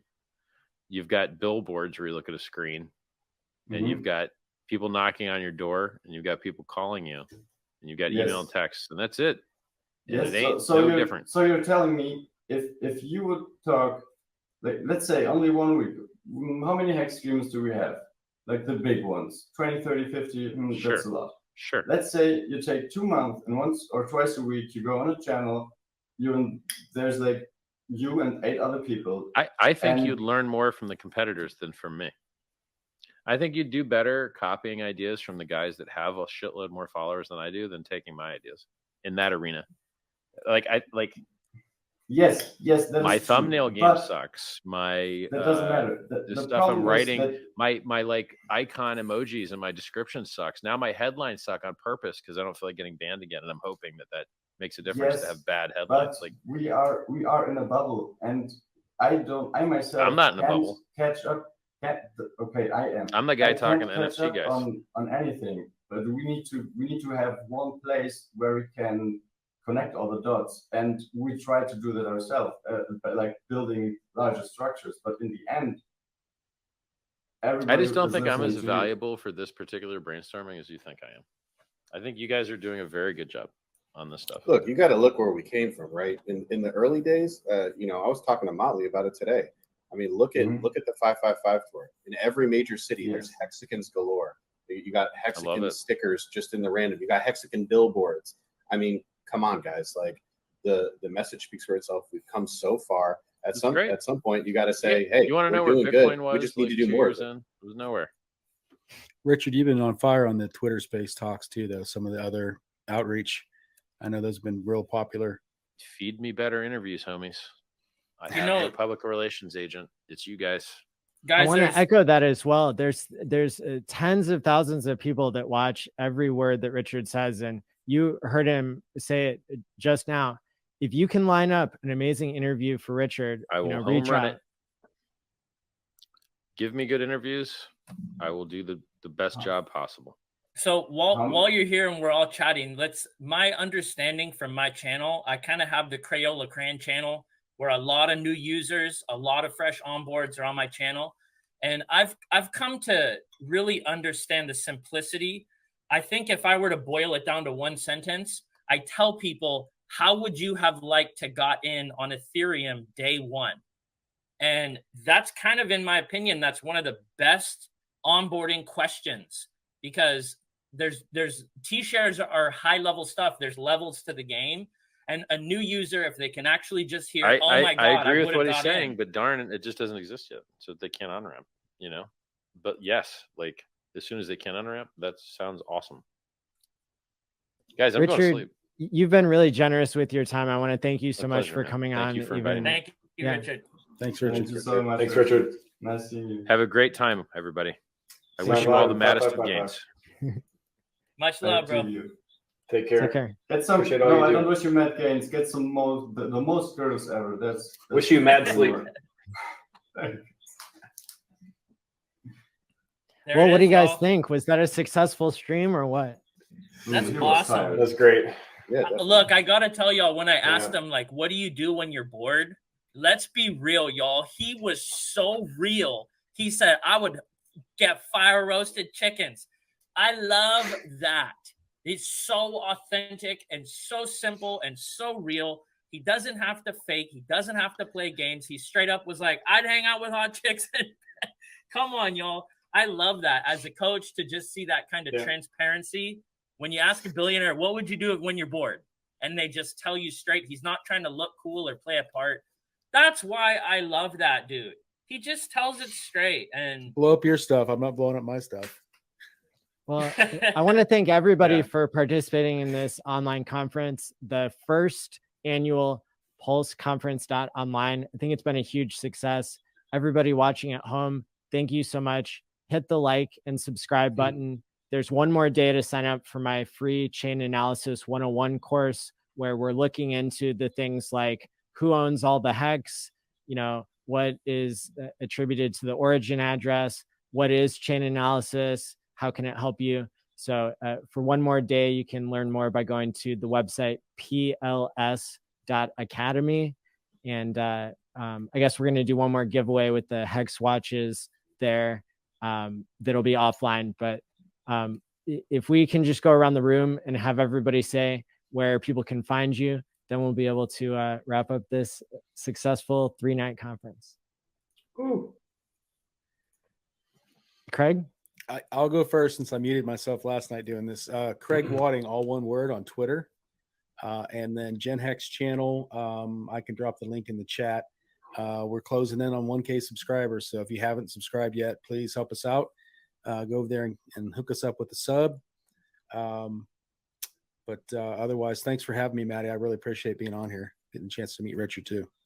Absolutely. Thanks for everything you're doing for the community. And I liked your comment about people streaming about things other than Hex and then tying Hex back in. I think that's a way that our community can expand and something that's really powerful. Now, like Sticker Guy. Like you said, you want to do your part. People that want to do their part, but they don't know TA or other things. Stream a channel about whatever you're passionate about, and just like I said, bring the Hex with you. Maybe put behind you on your green screen, like Richard said, the APY, and maybe just hex.com, and at least you're doing what you enjoy, and you're putting more eyeballs on it, right? Absolutely. Now, Sticker Guy, we heard that Richard, he's not willing to always stream with people who haven't built up a sizable audience yet. But hey, here's an idea. There's this new tool called hexsearch.io, and I bet you could be the first person to do an interview with all the videos that Richard has ever made in the past. You could ask a question like, "What's good marketing?" Type it into Hex Search, play the video of RH telling you what good marketing is, and then be like, "Oh yeah, thanks for explaining that." Interesting idea. But keep it in mind. I want to shout you out because you've been running this backstage here, and this conference wouldn't have been possible without you. So thank you so much. Thank you, Sticker Guy. It's my honor. It's my honor. I want to pump my bags, boys. So let's go. Awesome. Pamp it, Sticker Guy. Pamp it. And people can follow you at Sticker Guy Win on Twitter and YouTube and Telegram. Yes, it is the same. And if you're a YouTuber and if Richard don't want to come, I can make him come. I don't know how many followers I need. Maybe somebody knows a dev who can program something that creates new Google accounts that they can follow me. Like anybody wants to come, please message me on Twitter. I would love to make more content, but for me it's very hard to do it on my own. I work better if I have good company, and I feel like yes, please, if you're a streamer, if you're a Hexagon, if you are not a streamer, please, I'd like to do more content. I'd like to do more brain stuff with or without Richard. I mean, now he's subscribed to my channel, so if you come on my channel, it's more likely that you will see what we say. Anyways, thanks for everything. And I've never seen anything live like that where somebody was convincing a billionaire to finally start deploying their capital quite like you just did. So that's one for the history books. Let's go to you next. Yeah, it is amazing that he doesn't have a whole team helping him with that stuff. He's just flexing out it alone. So it would be cool to see that. And if you want to find me, I have some fire content up on the backlogs, and I'm about to have a lot more. And after this conversation, I've decided I'm definitely going to start doing some interviews. And I have a lot of skill sets to do some predominant interviews. And I'm going to point everyone back to Pulse and to Hex. So I recommend all channels do that. And I also want to just throw it out. Let's get stickers and take pictures of them, because we're in I have fans in 60 countries, just my channel, 60 countries.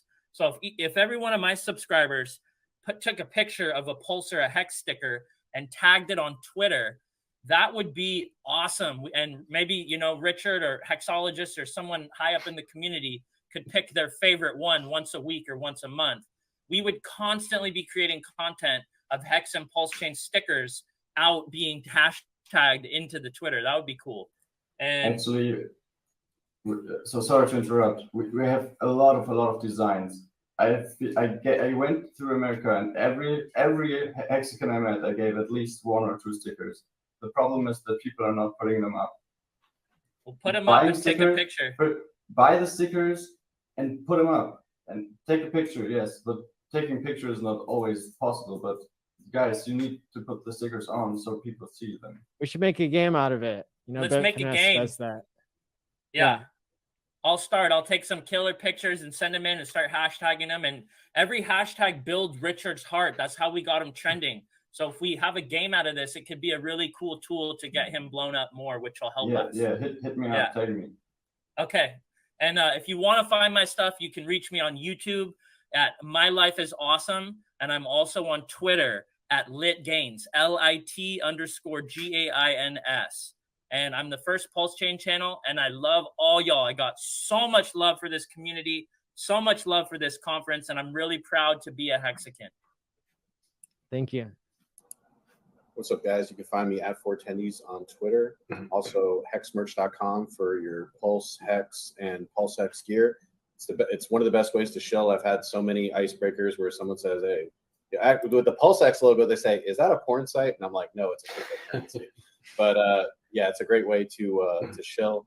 And then if you want to support, also on Twitter at PulseXBot. It's also a really, really great tool for onboarding people, getting people interested in the PulseX and Pulse Chain ecosystem. Every day at 000 UTC, it tweets out the buy and burn. We're up to 55 billion coins, which is at the base sacrifice rate. That's over $5 million of automatically bought and burned coins, guys. We get a 10x, that's $50 million. Nothing ever has been done like this in cryptocurrency. So go follow that, support it, retweet the tweets every day. Awesome. Yeah, thanks, Maddie, for putting on the conference. You rock, man. It's been a great one. I've been loving the last couple of days to and I really appreciate it. Hope you get all the thanks and appreciation, gratitude from everyone for that. For sure. Yeah, I'm Max, RH Maximalist, just the way it sounds on Twitter. I have a channel, RH Max, on YouTube. Please subscribe if you want to get some content from me. I've been doing a lot of streams. Sticker guy, DM me if you want to do a stream, by the way. If you're looking for a streamer to do, happy to stream with you, man. You put in a lot of work for the community, and we can talk stickers, we can talk everything else. Yeah, appreciate the whole panel. You all rock. We're really doing some good stuff for the community, and let's keep at it. This is gonna be an exciting year, and then for years to come. We're in this for a while. 5555. Let's go. You know, the community is the most inspiring thing of all, even if it is the tech that impresses us the most as well. And so I just want to say, everybody who's out there, whether I was able to include you in the conference or not, just because, you know, I have limited time and everything, there are so many people who deserved, you know, to be on stage and everything. I'm very grateful to all who make Hex and Pulse Chain content. Our community is, you know, second to none. And so thank you all for being here. We'll do this again and try to make it bigger next time. But go to hexstreamers.com is one way you can discover new people who, you know, are making content. And I think there's something like 200 YouTubers that are in the Hex and Pulse Chain and PulseX ecosystem now. So I think we're really lucky. Also the PulseTube.com is another new one that's coming out. That's been indexing, the PulseTube.com. Awesome. Great folks. So everybody get out there, put stickers on everything, onboard new people, outbound messaging.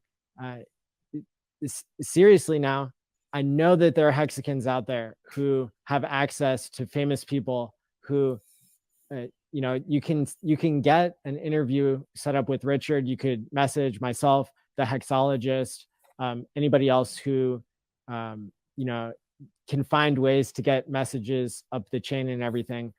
I would strongly encourage that. I've already seen some evidence that Hexicans are super well connected, and that's a resource that we're not fully utilizing. Once we're all, you know, using all of our resources in this decentralized organization that we have here, I think it'll be even better. So the Pulse Chain, it's legendary because it's fee burning, it's deflationary, it's saving the environment, and it's the largest airdrop in history.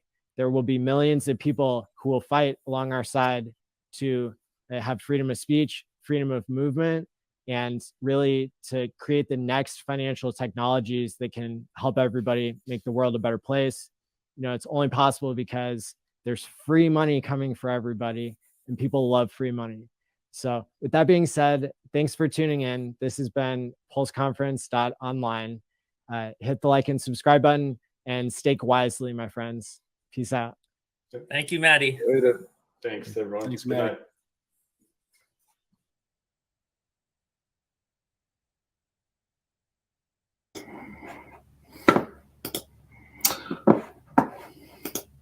All right, what a day. 3 days. Woohoo! Day 1, day 2, day 3. You can find them all on this channel.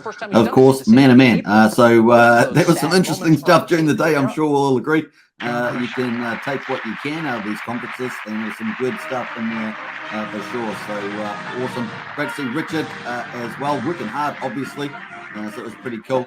Let's get in. We're going to get out of here and remove that and get in our charts. As we do, we're going to give a little update here in terms of the market. So let's pull this up. Boom, boom, boom. And a big shout out to Gen Hex Craig, man. Woohoo! Craig got into it. Isn't that pretty cool? Got into the mix there with the old Richard Hart. I know that he'd be pretty happy with that. If you haven't subscribed to Gen Hex's channel, of course, go subscribe to that. Check the channels tab here on Hex Token, and you'll find Gen Hex's channel. He's about 70 or so subscribers away from 1,000. Help him get there over 1,000. It's key for monetization and help him a little bit probably in the algorithm as well. The other thing, of course, is Brazolji's on there. Does obviously huge community member. His channel is also there, so go subscribe to him as well. So big shout out to both of them. Pretty cool. All right, let's get into a couple of comments in the house there. Man, that was pretty epic. 3 days. What's that? About 22 hours. We've been live streaming the last 3 days. How epic is that? That's a pretty awesome. Big shout out to Maddie Allen, Sticker Guy, and everybody else that makes that go together. Over 30 YouTubers as well, and a few other special guests. So it was pretty cool and nice to see Jack Levin in there on that last day with obviously an early Google player. That was pretty epic. So and early Bitcoin too. Selling at $30 in at $1, I think he was. So pretty awesome. So let's have a look. We've got a couple of people in the house at the moment. Brazil says, what a day. Absolutely was. In the house is J-Man. Good to see J-Man. Maddie says to everybody on the panel and in the chat, yeah, got it. Good. Says Briz. What else we got there? Gen Hex did a great job. He certainly did. Really cool. Special thanks to, we've been live streaming this through the 3 different channels. We've been living through to obviously Hex, to Axion, and of course to a Bet Fury. So a big shout out to those in the Bet Fury community. Obviously, pretty much I think the biggest crypto iGaming site in the crypto land. So big shout out to that audience as well. And of course, Pulse Chain's for everybody, right? Pulse Chain is for everybody. It's coming. It's going to be the first full system state copy of Ethereum. And of course, we've got big hearts here, as you saw, Lit. I am awesome on there. He's talking about bringing in and welcoming in all these people from all these other communities into the Pulse Chain community. Now, obviously, there's lots of things that have happened in other communities, especially around the CeFi, Celsius, Voyager, BlockFi, Binance even, and many others, Coinbase. And of course, Pulse Chain is going to have those open arms, welcoming everybody in. You own the keys to your coins. Never forget that. There's probably been a lesson learned lately, is owning the key to your coins, and it's very important. We want everybody to do well. And of course, also not just do well, but enjoy your journey in a really opening, welcoming community on the way. So I think that's pretty exciting. All right, let's get in a couple of comments there. Brennan Scott in the house. That was cool. It certainly was. What else we got going there? Hexotter says yours is another 6-hour stream, says Hexotter. No, it's not. It is another. Oh, just now, yeah. Just now, Hexotter, you're right. Yeah. I got to remember to keep the mute button on, right? So imagine if I had the mute button off, that'd be terrible. Let's just double check. Yeah, the mute's not on. So lesson learned. I was a little bit tired after yesterday's 8-hour stream we did yesterday. Was pretty crazy stuff. Now, if you haven't subscribed, hit the subscribe button, hit the like button. I think we're climbing up too. Not only is Gen Hex trying to head towards 1,000 and getting pretty close, and it's all, of course, with your help, we'll get there. And of course, Brazolji, we actually just hit 4,940 subscribers. We are 60 subscribers away from 5,000 subscribers here on Hex Token, and of course, climbing up there as well. So whatever channel you're currently watching from at the moment, hit the subscribe and like button. That'd be really cool. And leave any comments about the conference afterwards if you've got any particular views on that. All right, 60 away from 5,000 is pretty cool. All right, Lies Beneath in the house there. Woo-hoo-hoo. And Brennan says, great effort, Superman. Much appreciated. Hey, you're welcome. Gen X Hess, man, I'm mentally tired. I bet you were, Gen X. That was pretty epic, though. Well done. And Benton Barley says, after crypto, the next best thing to do is watch the Raiders play the NRL. then walk the dogs at sunset. Enjoy your day, everybody. Thank you. Hey, Matt, you enjoy your day. It sounds like a cool thing, and always great to see Matt in the house. StakeX says, am I the only one staking long time or watching Hex token? Probably, StakeX, probably. No, you're a part of a whole family of people staking, almost 100,000 there. Matt and Bali is pretty excited too. Jen Hex says, if I could have figured out a non-cringe way to shout out Hex token, I would have. Lol. Hey, that's all good, man. You just look, you show yourself, that's fine. And of course, we're wanting to get you to 1,000 subscribers. So if you haven't subscribed to Gen X. That would be very, very cool. Appreciate it, though. Nice one. I was very excited for you in there to have that opportunity. Matt and Barley says, good job, Craig. We understand. James Bond said, I shout out Superman Hex token in the comments. Hope some traffic. Nice one, James Bond. We appreciate that. Woohoo. And the Discord could have worked. Gen Hex, all good. That's all fine. Hey, welcome, everybody. It's going to be a lot of fun. Let's get into it. We've actually had pretty good prices, too, in the market. We've got Hex around 4 cents. Looks like it's going to continue to push higher.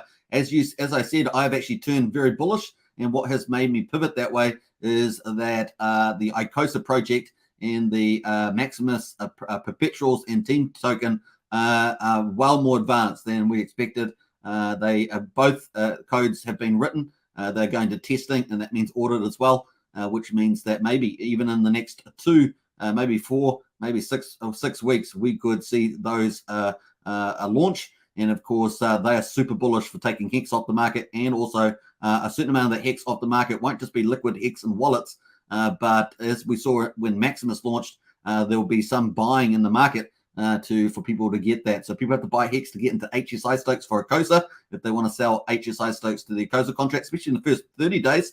That's when there's not going to be any ICOSA around. Staking is going to take 30 days, so you really selling HSI stakes is important. And number 2, the Maximus contracts with the perpetuals, the base, the trio, the lucky, and the decky there all require Hex. And of course, you put it in Hex in, and of course, you're going to get those tokens as ownership tokens. And of course, we've seen how well Maxi has done, so pretty exciting. It's looking good for Hex. And of course, Hedron there at 8:30, also looking good on the chart there with a nice upstream there on the hourly. Sorry, that's the daily chart there for Hedron. And of course, Maxi there waiting. Of course, that has gone to testnet. In fact, we've got a little update on that, so we're going to check that out quickly. A lot of people don't know if they quite realize what is going on here. Obviously, you guys do. You guys see this every day. You know that these are going to have pivotal impacts. A lot of people in the market are probably still oblivious at what's happening here. So because they just don't follow closely enough, right? So I think it's going to take them off guard a bit. And of course, we saw here earlier from Dipcatcher while the conference was on. And of course, he's got here 1 hour ago, converting old Maxi minting UI or user interface into Team UI. Looks like it took like 30 minutes, converting it to support the perpetuals, which will take 5 minutes. So you can see that he's turning this here into Team. Mint 1 team per Maxi pledge there on the testnet, and he just made that happen pretty fast. So looking good here, folks. Obviously, going to get tested on Pulse Chain, and of course, off to the audits, and then live, man. The excitement's going to be absolutely palpable for this. Very, very cool. So nice on that one. He has 4,400 followers on Twitter, and of course, the actual teams one for Maximus is actually pretty big. It's actually almost 9,000. These guys are growing like absolutely superstars and looking really good. And of course, I do think these guys are going to be, they are the leader pretty much in the pack here for second play derivatives. I think Hedron ICOSA is very in a similar spot at the moment as well. Obviously, 350 million through the HSI stakes, 294.5 million into the Maxi contract. So it kind of has Hedron in the leaderboard at the moment. But of course, both of them going to be adding and taking more Hex off the supply, plus also super bullish for the investors themselves, getting higher yield and fungibility, optionality, cheap gas fees, and all the rest of it. So it's going to be a lot of fun. The other thing, of course, imagine the liquidity pools. Everything's getting copied over the Pulse chain. That is super bullish. Not only are you getting these, but you're going to get copy on Pulse chain. And of course, liquidity is going to be insane too. Liquidity options for all these tokens. You can imagine the number of peerings in the Maximus ecosystem is ginormous. Not just on Ethereum, but on Pulse chain. This is one big project that's just climbing day after day after day. These guys are building out a huge ecosystem. And of course, coming up is they're going to have more products in the product line as well Wow. And that team token there, super bullish for the Maxi token here. Super bullish for that too. You need Maxi to get the team token, the DAO one-off issuance too. And of course, it's going to benefit from all those other perpetuals, all these ones here. It's going to, benefit from all these. And of course, all the future products coming out too from the Maximus team. So super bullish there. Very, very cool. Now we're going to get more deep dive into that in the week ahead because there's lots more details just to flesh out there and illuminate, as it were. So cool. Pulse Dodge coin, of course, we're watching that. Pretty cool. $3.68 at the moment. A nice little breakout there. Finally got through $3.40, and it's up and away. I'm going to keep the plane green, even though we've got slight red candle at the moment, because we know that that's counting down 12 days to go to the end of that launch phase, and excitement, I'm sure, is going to happen. Not investment advice, of course, but hey, that's just the way it goes. Let's get into PulseCon's coming up. So we just finished the Pulse conference online with Maddie Allen. Now we've got PulseCon coming up with T-Money's team. And of course, we're going to have a lot of fun with that. That's coming up. That's going to be a physical conference, not an online one. And of course, I've got a new keynote speaker here, Robbie Tate here. Robbie Tate, co-owner of Madame et Monsieur there, is just been posted too. So that's pretty nice. Just having a look through to see what other teams they've got coming up here. I think a couple of these are new. I think we've got Crypt Wave and Tech Alley seem to be both new there. So a big shout out to them. We've also got the recent ones there, Legacy Capital, GBA, and IX Tech there. So more projects coming in behind PulseCon. 51 days and 10 hours to go until PulseCon launches there. Up to 3,000 people in Las Vegas. And this is a premium event.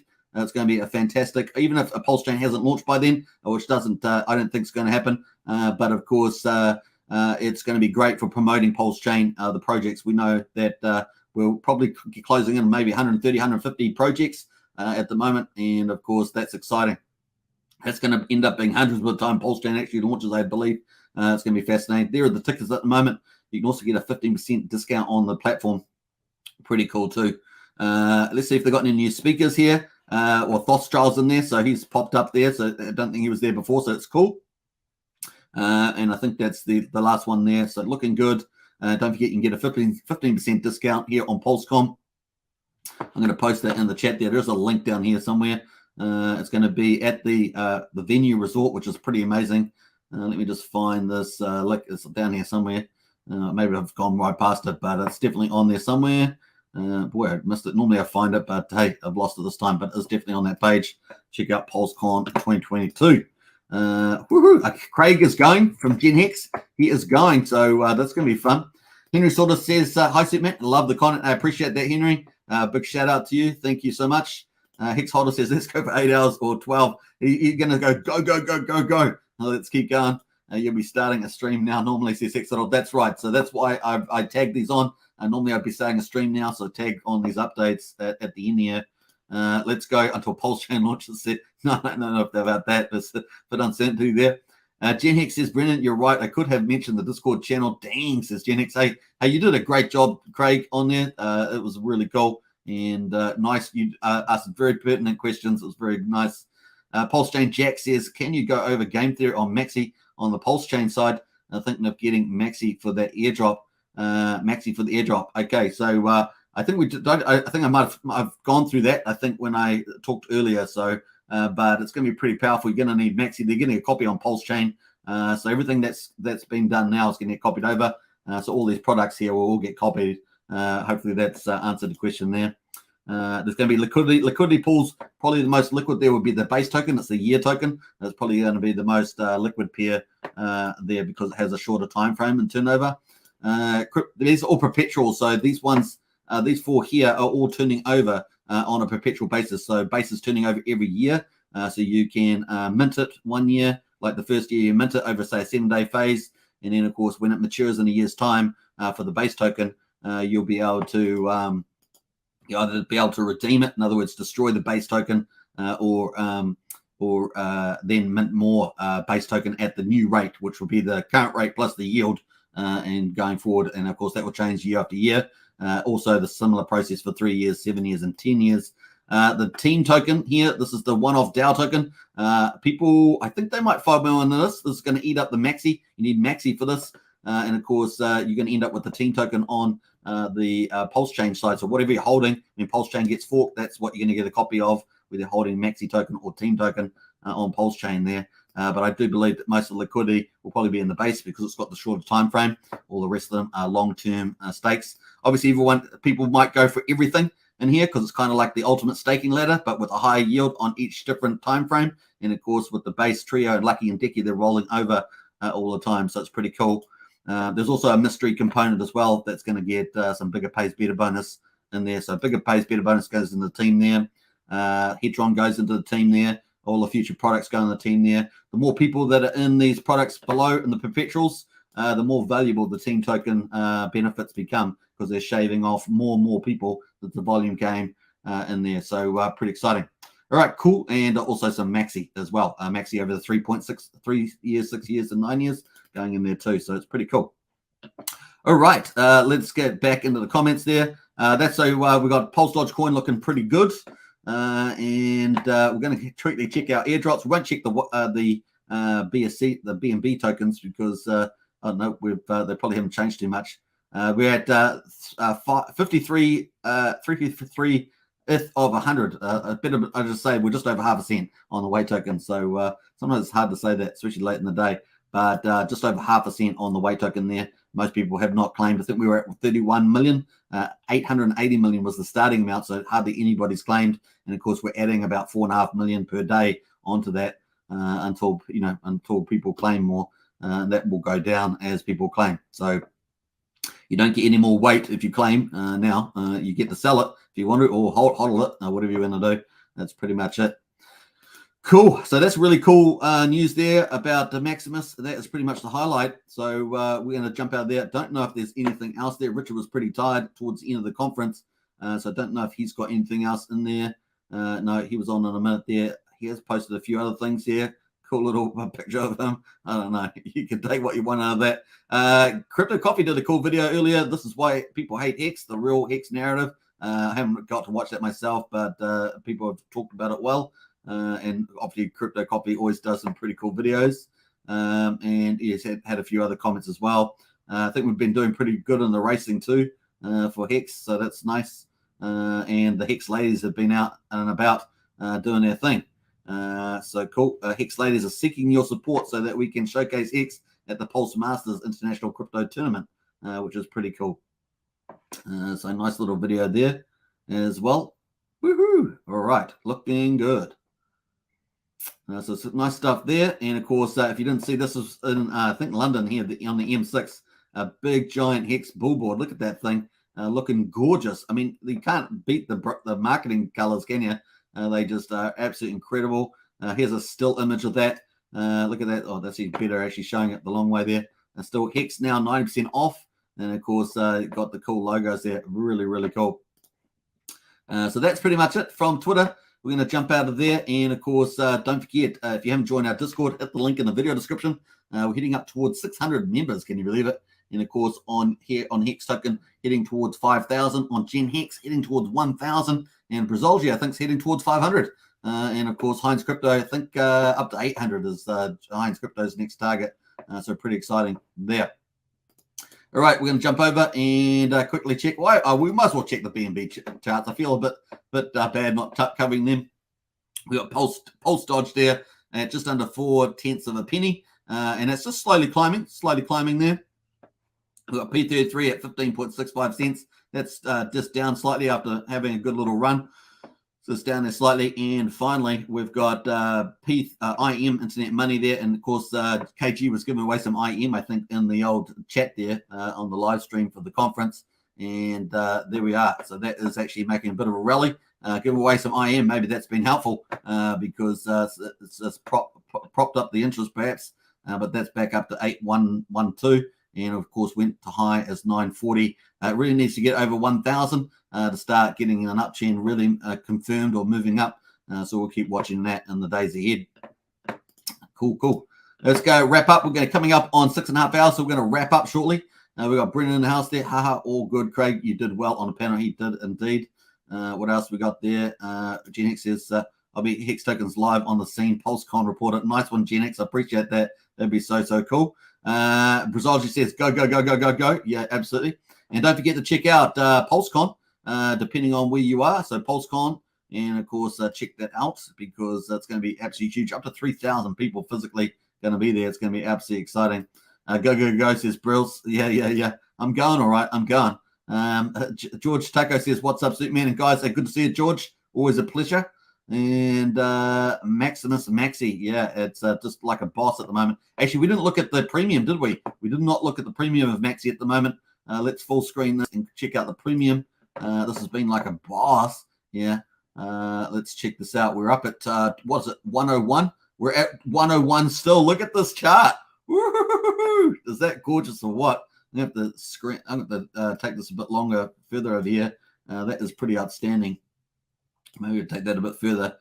This is the premium over Hex at the moment. 101% above the Hex price is a Maxi, like a boss. And of course, that's super bullish with that news coming out today. It's going to be insane in the membrane what's going to happen to this token. And we're currently at just about 8 cents is where we're at the stage. So cool on that one. Let me just scroll it up a little bit there, and you can see all the prices and the premium there. So cool. What else we got going? We got Jenny says, when I told Richard he didn't look like a camouflage tomato in his shirt for a second, I thought I was in trouble. That's funny. When PLS says, Sandeep, hey, I think we've still got code writing going on there based on what Richard's update was there with Maddie Allen. And of course, I think that was in the third hour, by the way, the third hour. And of course, Maddie asked some good questions there. We've got some extra information we didn't have before. The other thing, of course, is that we've got testing to happen as well. Interesting to see some competing teams happening there with the Pulse Chain development. So it'll all come out, but I think we've still got a little while to go yet. So my earliest time frame is October at this stage, but of course that's my speculation, so not financial advice there. Brennan says, woohoo, Billboard looks sick. It does. Looks absolutely amazing, that Billboard. PLS is coming 2 days before the day after tomorrow. Yeah, probably. Almost 500, says Briz. Woohoo! Almost 500. Actually, let's pull up the YouTube channel. Let's do it. And let's have a look at the old channels there while we're here. We're on Hex Token, so we're going to jump onto that. Hit over the channels. And of course, we've got Gen Hex at 932. 68 more subscribers for Gen Hex. So if you haven't subscribed, go and throw a subscribe to support Gen Hex. He does amazing panel shows in the weekend with up-and-coming YouTubers. So a big shout-out to Craig. And it's now. And, of course, Heinz Crypto as well. They've got a few other regulars on there too, as well as many big YouTubers and influencers in the space. Brazology's at 487, heading up towards 500. Give Brazology a smash. Obviously, a huge community personality. And, of course, we think Briz is the best. We're waiting for Briz on the beach, but I'm sure that will come in due course. And then, of course, Heinz Crypto there at 738 there as well. Throw a sub there if you can as well. So it's just on the channels tab and throw some love their way. Woohoo! All right, let us jump out of that. And, of course, don't forget to sub to this channel. If you're new to this channel, sub to this one. It makes sense. Just the way we go. All right, and, of course, there's lots of great content on here. Twice a day we're doing live streams on Hex Token of Pulse Chain, Pulse X, and Hex. And, of course, Pulse Chain is open to all the communities. So if you're in a different community, obviously I'm multi-streaming to many channels at the moment. Feel free to jump into the Pulse Chain. Check out pulsechain.com as well. So that's going to be huge, pulsechain.com. Definitely check that out. In fact, we must have pulled it up quickly. There is pulsechain.com. Check it out. It's got all the details. The testnet is currently running at the moment as well. So you can definitely check that out. It is very cool. Go down to Pulse Chain Goals and you see all the cool pumpamentals. And of course, we've got tons of videos on that on this channel that you can check out in the Pulse Chain folder. So it's pretty easy to do. All right, cool VIP, as we say, cool VIP. Hex is at 4 cents, man. Looks like it's going to do something special. What do you guys reckon? I think so. I think it's going to do something special. What else we got going? Bruce says 100% growth on your initial X investment into Maxi. I know it's a mind-blowing, Bruce, mind-blowing. And that sounded better in my head, says Gen X. Yeah.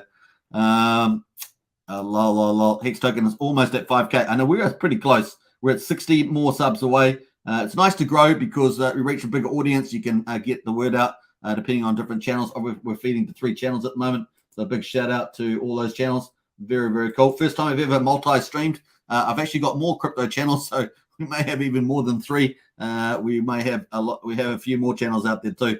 So I might try that as we go. I've had to have multiple windows open in different chats and responding to different chats on different channels. How about that? It's a bit of fun, but this is the way we go. It's an interesting strategy, isn't it? It's an interesting strategy. Very cool. Anyway, big welcome, everybody. We're going to wrap up now. 6.5 hours. That's pretty good. I will guys see you guys tomorrow, of course, for 2 live streams tomorrow. Pulse Chain, PulseX, Hex, and of course on the other channels I'll be streaming as well. So I'll catch you then. All right, good place to finish, I think. We're going to play out some funky music on the way out. And let us get it in. Power City teaser. Here we go. Have a good night, folks. I'm going to get some dinner and watch the movie. All right, take care. You're doing good. Woohoo! Bye for now.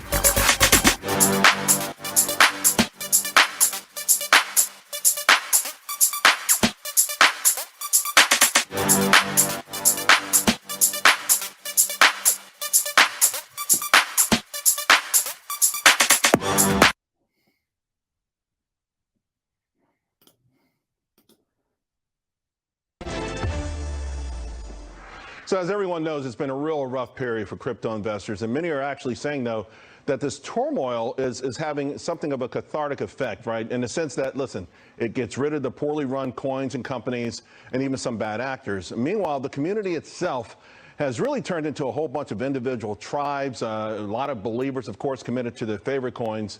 In fact, yesterday I read where a well reportedly bought 20 million Shiba Inu for 210 million. That would have been the largest purchase in history there. I do want to bring in now Hex.com founder Richard Hart.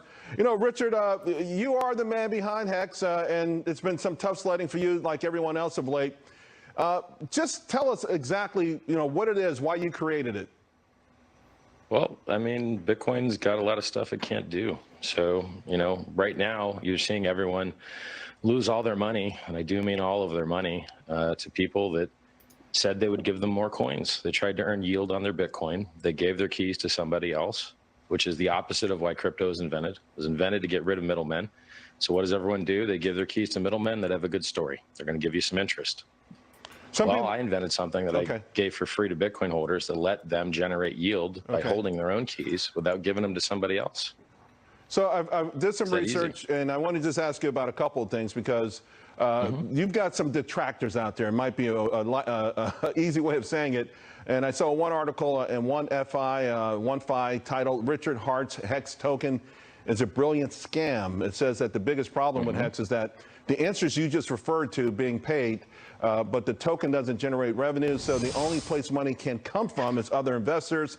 That would be a Ponzi scheme, no matter how much you spend it. And then, of course, it goes on to say you lay it on thick. What do you say to an article like that? What do you say to an article like that? Everyone misuses these words. A Ponzi scheme is a fraudulent endeavor where people are told they're going to get paid more from a business activity that doesn't really exist. It's fraudulent. And there's a middleman that pays you your rewards. The family likeness test would say that Hex is most similar to Bitcoin, where miners create money out of thin air and pay themselves their own rewards through the fruits of their own labor. And therefore, since there's no middlemen, since you mint your own coins, it cannot be a Ponzi. It can be a bubble, which is why the price drops 85% every 3 or 4 years. But then it goes on to make new all-time highs. So Bitcoin's dropped 85% 3 or 4 times now. And yet it's gone up 690 million% from a penny to $69,000. And so all Hex is Bitcoin with a proof of work change, where we pay people inflation to hold the price up through staking instead of paying them to destroy the environment through SHA-256 mining. So that's all it is. It's Bitcoin with a proof of work change. I've been bringing a lot of folks on in your space because I'm trying to learn all of this. And again, when people found out you were coming on, I got a whole bunch of articles. There's another one I want to ask you about because, listen, obviously you've got a pretty strong following, but there was one in AZ Coin. This is 2019. It says worrisome Hex founder Richard Hart was revealed to be a notorious scammer known as the Spam King. Again, listen. I got sued for $500 in civil court 20 years ago. And I couldn't pay for a lawyer to defend myself because in small claims court, you can't have a lawyer defend you. Okay. It would have cost me more than $500 to fly to Washington to go win the case. So I don't think being sued for $500 in small claims court makes you a spam king. Richard, where do we go from here with respect to the overall crypto space, Bitcoin, and Hex itself? I called the top on the day. Everyone else told you Bitcoin was going to 100,000. I told you it was going down to 10,000. Why? Because it drops 85% every once in a while.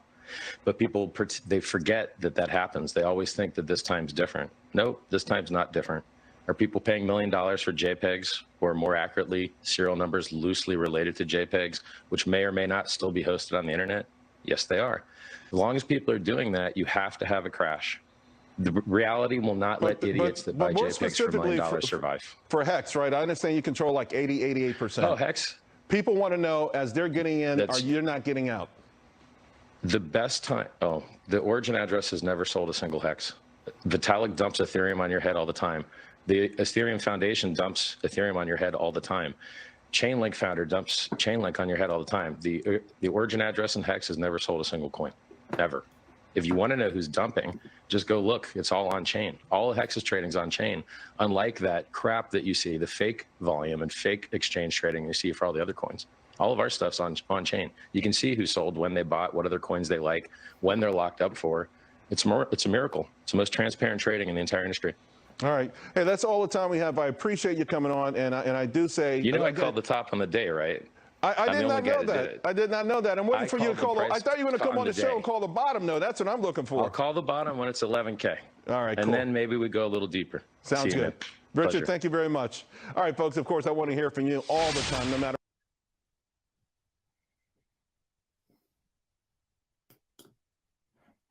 Bitcoin's amazing run.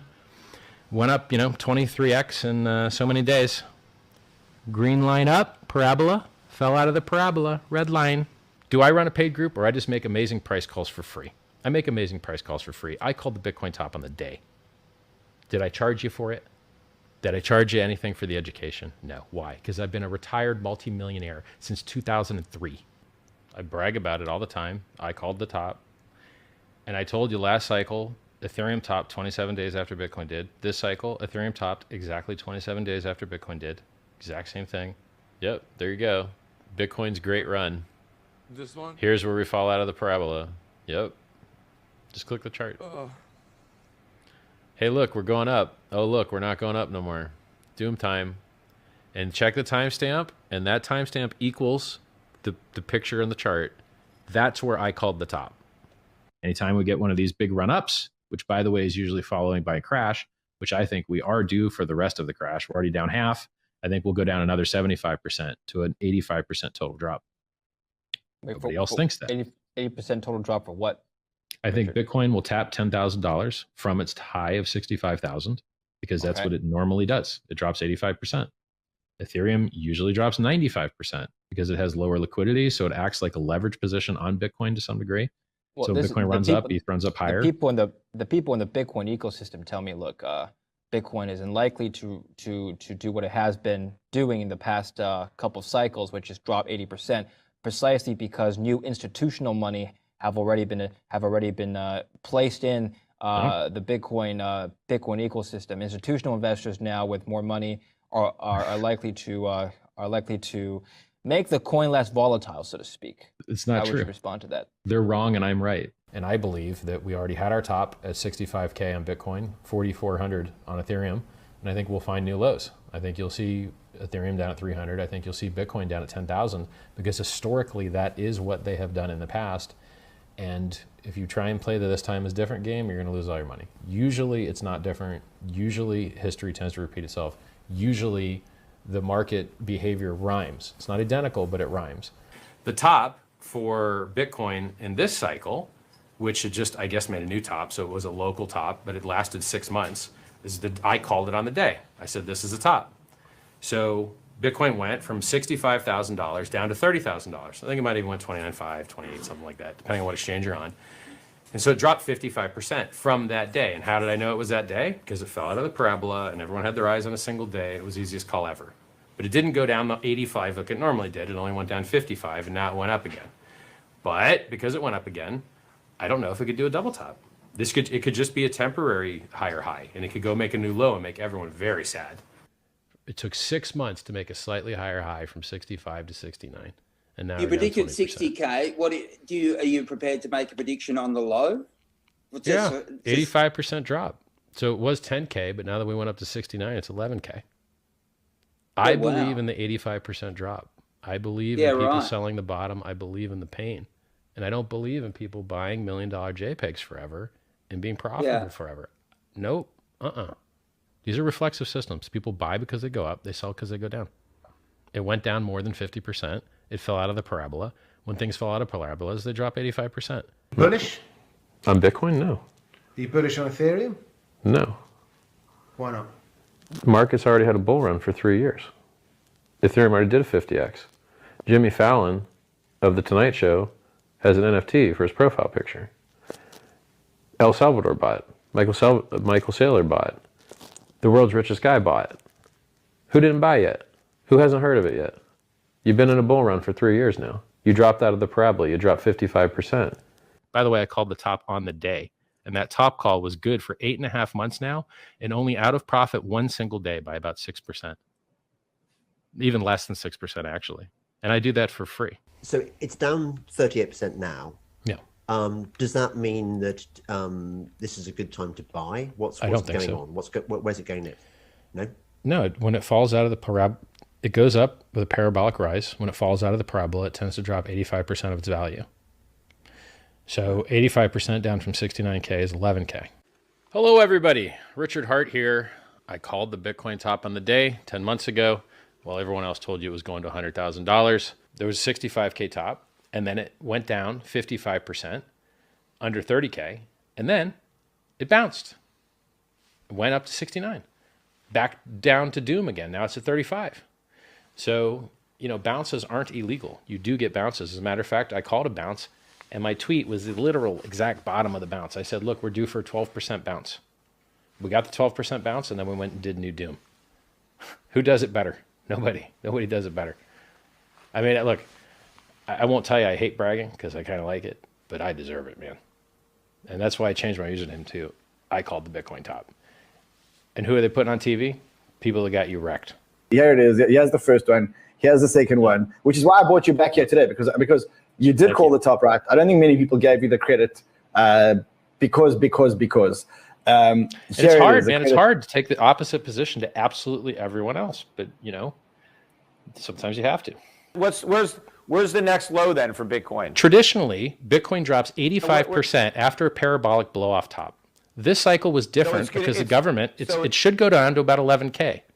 So since it was... That's a reasonable expectation. Agree. Yes, because it's what it has been doing for decades. It always drops 85%. What's going to happen to Hex? Hex continues to have giant dips like it always has, but it also makes new all-time highs. You got to understand that an 80% dip only cancels out a 5x pump. And when you have 1,000,000% pump, you would have to drop 99999999999% to cancel it out. Bitcoin had its run. It's not had its run. Bitcoin's early days, man. Bitcoin's going to have its real run. Dude that bought 13-year-old bag that just got here is like, yo, I didn't buy the top. I called the top of the day. You did not. You probably dollar cost averaged into the top on the day. I'm telling you as a person that knows more about Bitcoin than you. I called the Bitcoin top on the day 11 months ago. Who else called the top on the day? Nobody. I called the top on the day, and it's been in profit every single day except one. It's a little tiny day where it made a little Judas candle, got everybody long, a fake breakout, and then went straight down. Dropped 55% after that little fake out candle. What else? Yeah, called the tops on the day for free youtube.com/Richard Hart, you name it. We're just living the dream out here. You know, we're doing everything better, and people are starting to figure it out. They're starting to go like, oh, wow, those guys are really killing it. Big Simp 69 asks, have I ever called the Bitcoin top? Yes, I have. More than once. He took on leverage. He encumbered his Bitcoin that he has to get more Bitcoin at a higher price.